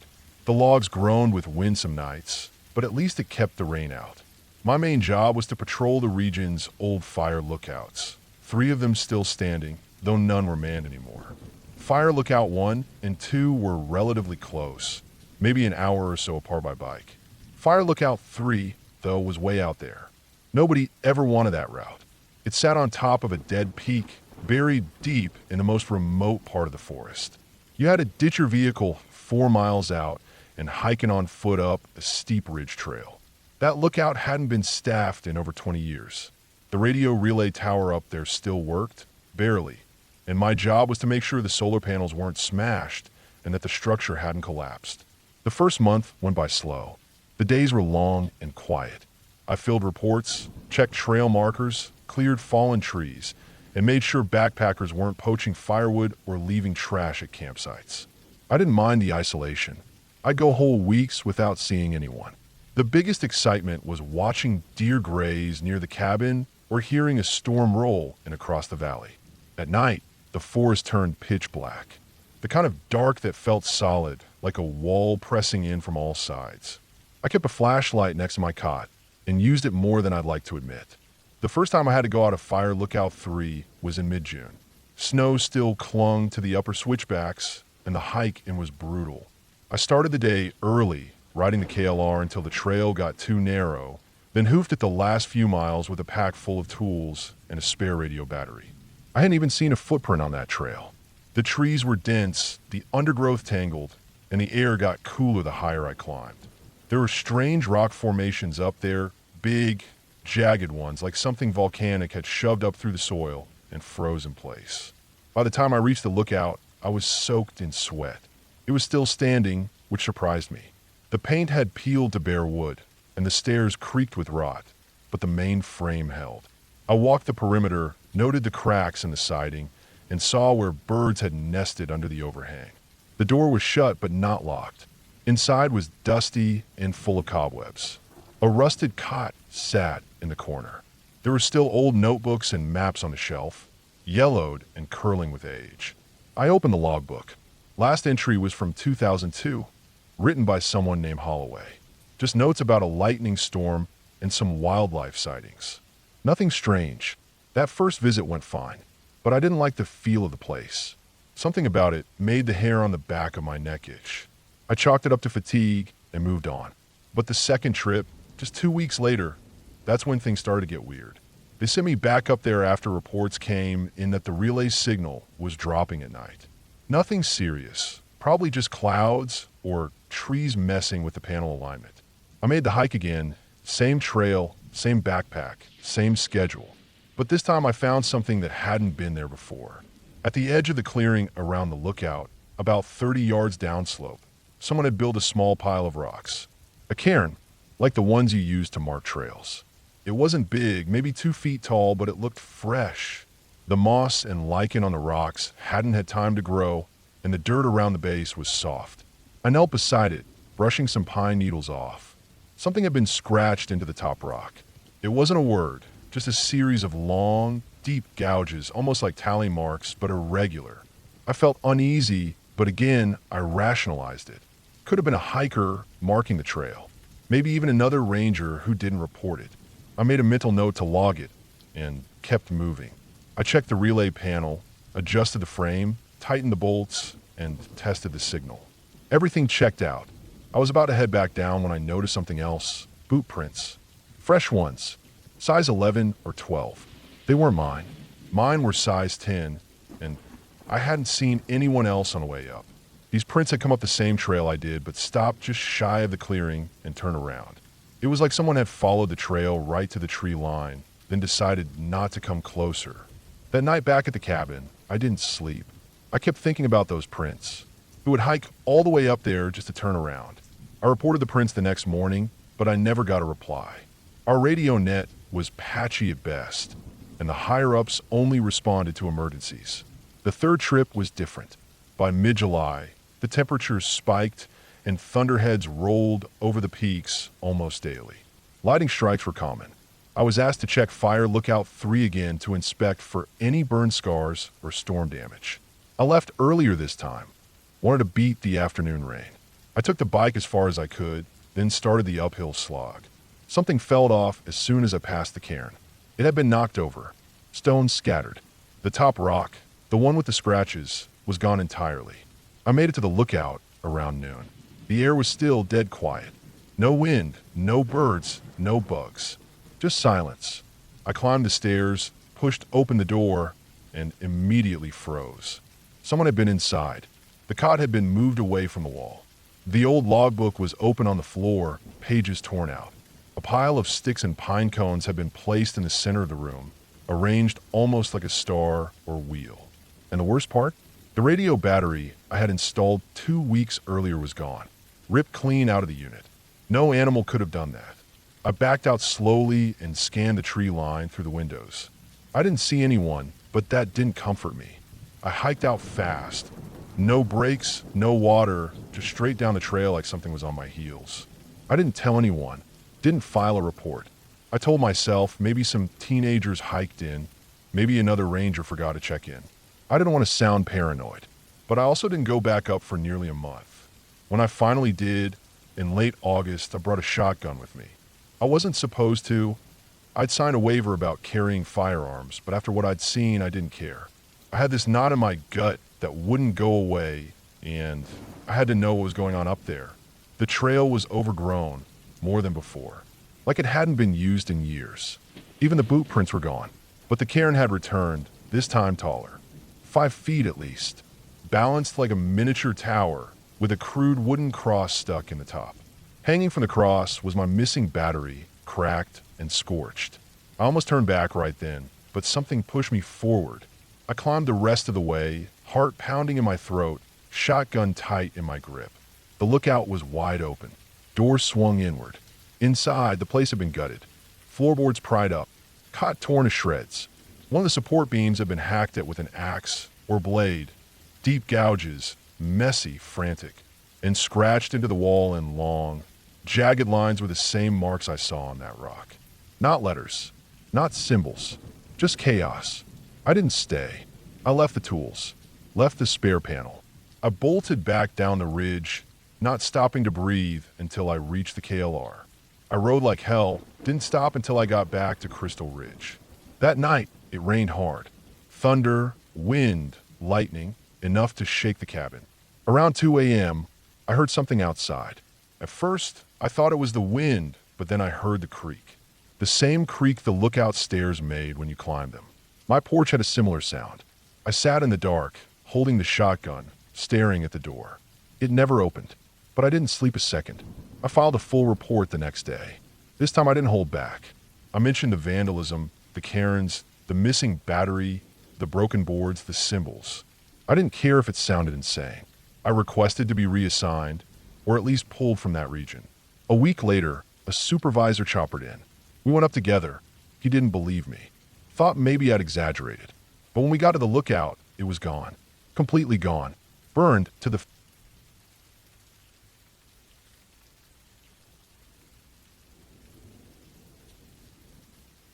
I was stationed as a seasonal backcountry ranger in the Cascade Range in Washington state. It was late summer, early September, and most of the heavy traffic on the high trails had died down. Families had gone home, college kids were back in class, and only the hardcore hikers, climbers, and hunters were still out there. For me, that was always the best part of the season. It got quieter, colder, and lonelier, and that's when things tended to go wrong. I was about 2 months into my post, and my area of coverage spanned nearly 80 square miles of rugged terrain.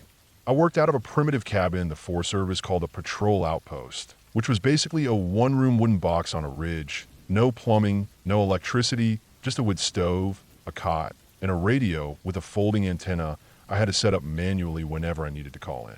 Most of my time was spent checking trailheads, clearing blowdowns, refilling trail registers, and reporting back anything unusual, like signs of poaching, illegal fires, or abandoned camps.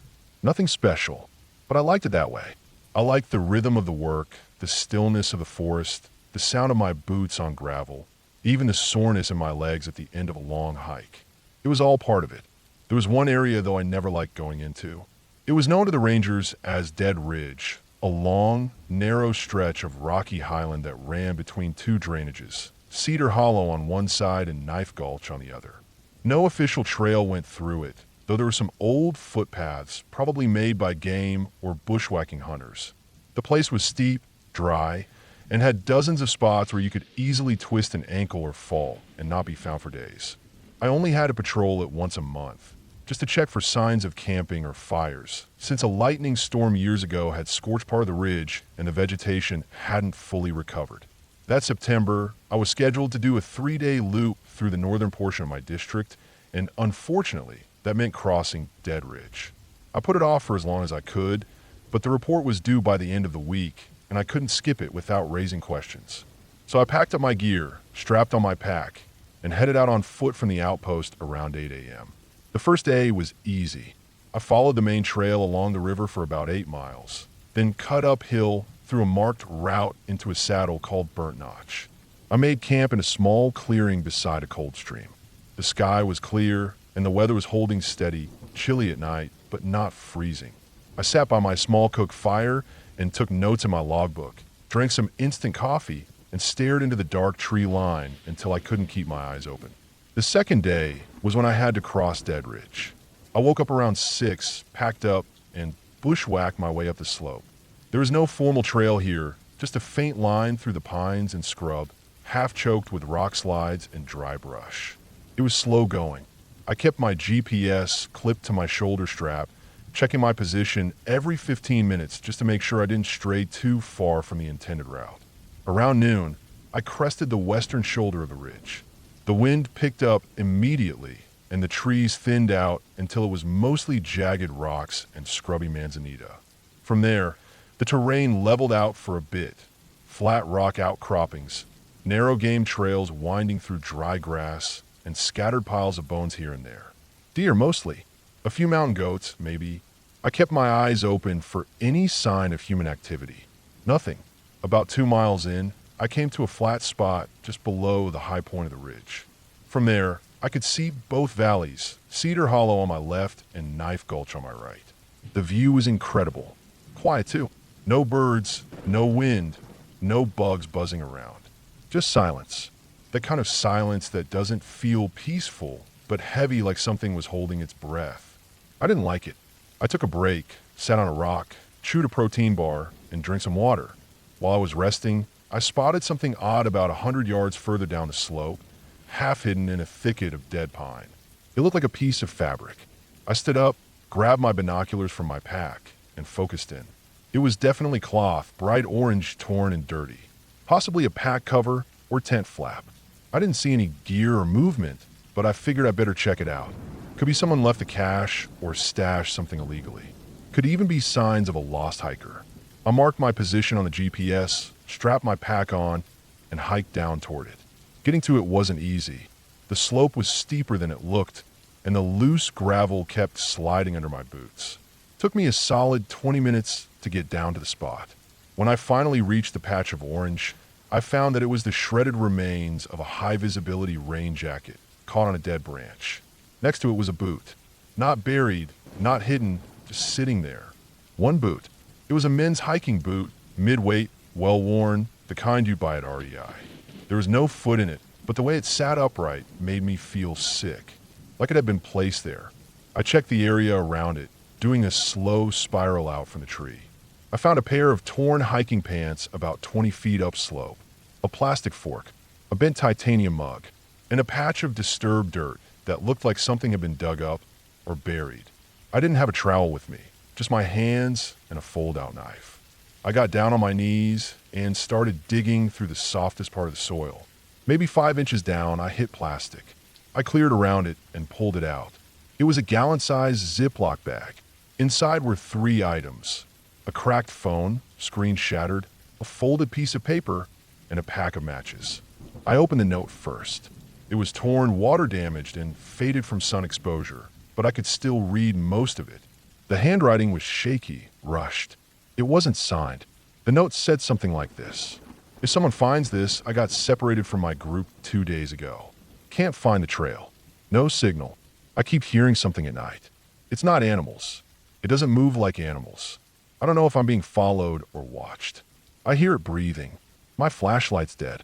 I don't know what else to do." I sat back and stared at it for a long time. I didn't know what to think. There had been no reports of missing hikers in the last 2 months, at least none that I've been told about. But this note was recent, had to be. The ink wasn't faded enough to be more than a few weeks old. I checked the phone for any power, but it was completely dead. No chance of charging it out here. I carefully rebagged everything and marked the coordinates in my GPS. Then I turned around to go back up to the ridge, and I realized I didn't know exactly which way I'd come from. The slope looked the same in every direction. Same rocks, same scrub, same dead trees. I tried to orient myself using my earlier GPS waypoint, but the signal kept jumping around, probably from interference from the rock face above. I knew I had to go up to get back on the ridge, but which direction was up wasn't obvious from where I stood. I picked what looked like the most traveled path, some flattened grass, and what looked like faint boot prints, and started hiking uphill again. I told myself to stay calm, take it slow, and double-check my bearings every 100 feet. But the higher I climbed, the more off-track I felt. And then I saw the boot again. The same one. Same tree. Same torn jacket. I had gone in a full circle. I stood there for a long time, heart pounding, trying to figure out what had just happened. I didn't understand how I could have looped back without realizing it. The slope wasn't that big. I knew I hadn't walked in circles. At least, I didn't think I had. I tried again. This time, I took a sharper angle, keeping the sun to my left. Climbed another few 100 feet, then turned and looked down. Same tree. Same orange scrap. Same damn boot. That was when I started to feel it. The fear. The kind of fear that builds slow and quiet in your chest. Not the kind that makes you scream, but the kind that makes your mouth dry and your muscles tense and your hearing go sharp. Something was wrong. It wasn't the forest exactly. The trees didn't feel evil or cursed or anything like that. It was just the sense of being watched, of being known. I made camp just before dusk on a narrow ledge about 500 feet above the boot site. I didn't bother with a fire. I ate jerky straight from the bag and crawled in my sleeping bag fully clothed, boots on, bear spray within arm's reach. I didn't sleep much. Around midnight, I heard something. Footsteps. Heavy, slow, deliberate. Not close, maybe 40, 50 feet away, but they weren't in animals. I've spent enough nights in the woods to know what a deer or bear sounds like. These were feet, one after another, crunching dirt, shifting pebbles, and then breathing, deep and even. It stayed for about 10 minutes, then faded. I didn't move until the sun came up. When morning finally came, I packed up fast and moved out. This time, I trusted the compass, not my instincts. I forced myself to climb straight east, ignoring the terrain and sticking to a straight line as best I could. By noon, I found a ridge trail again. I kept hiking until I reached the forest edge, then descended to the river. I camped at a designated site that night, one with a fire ring and a bare box and a clear view of the stars. I finally slept. 2 days later, I made it back to the outpost and called in what I found. A SAR team was dispatched. They found the boot, the jacket, the Ziploc bag. They never found the rest. There were no recent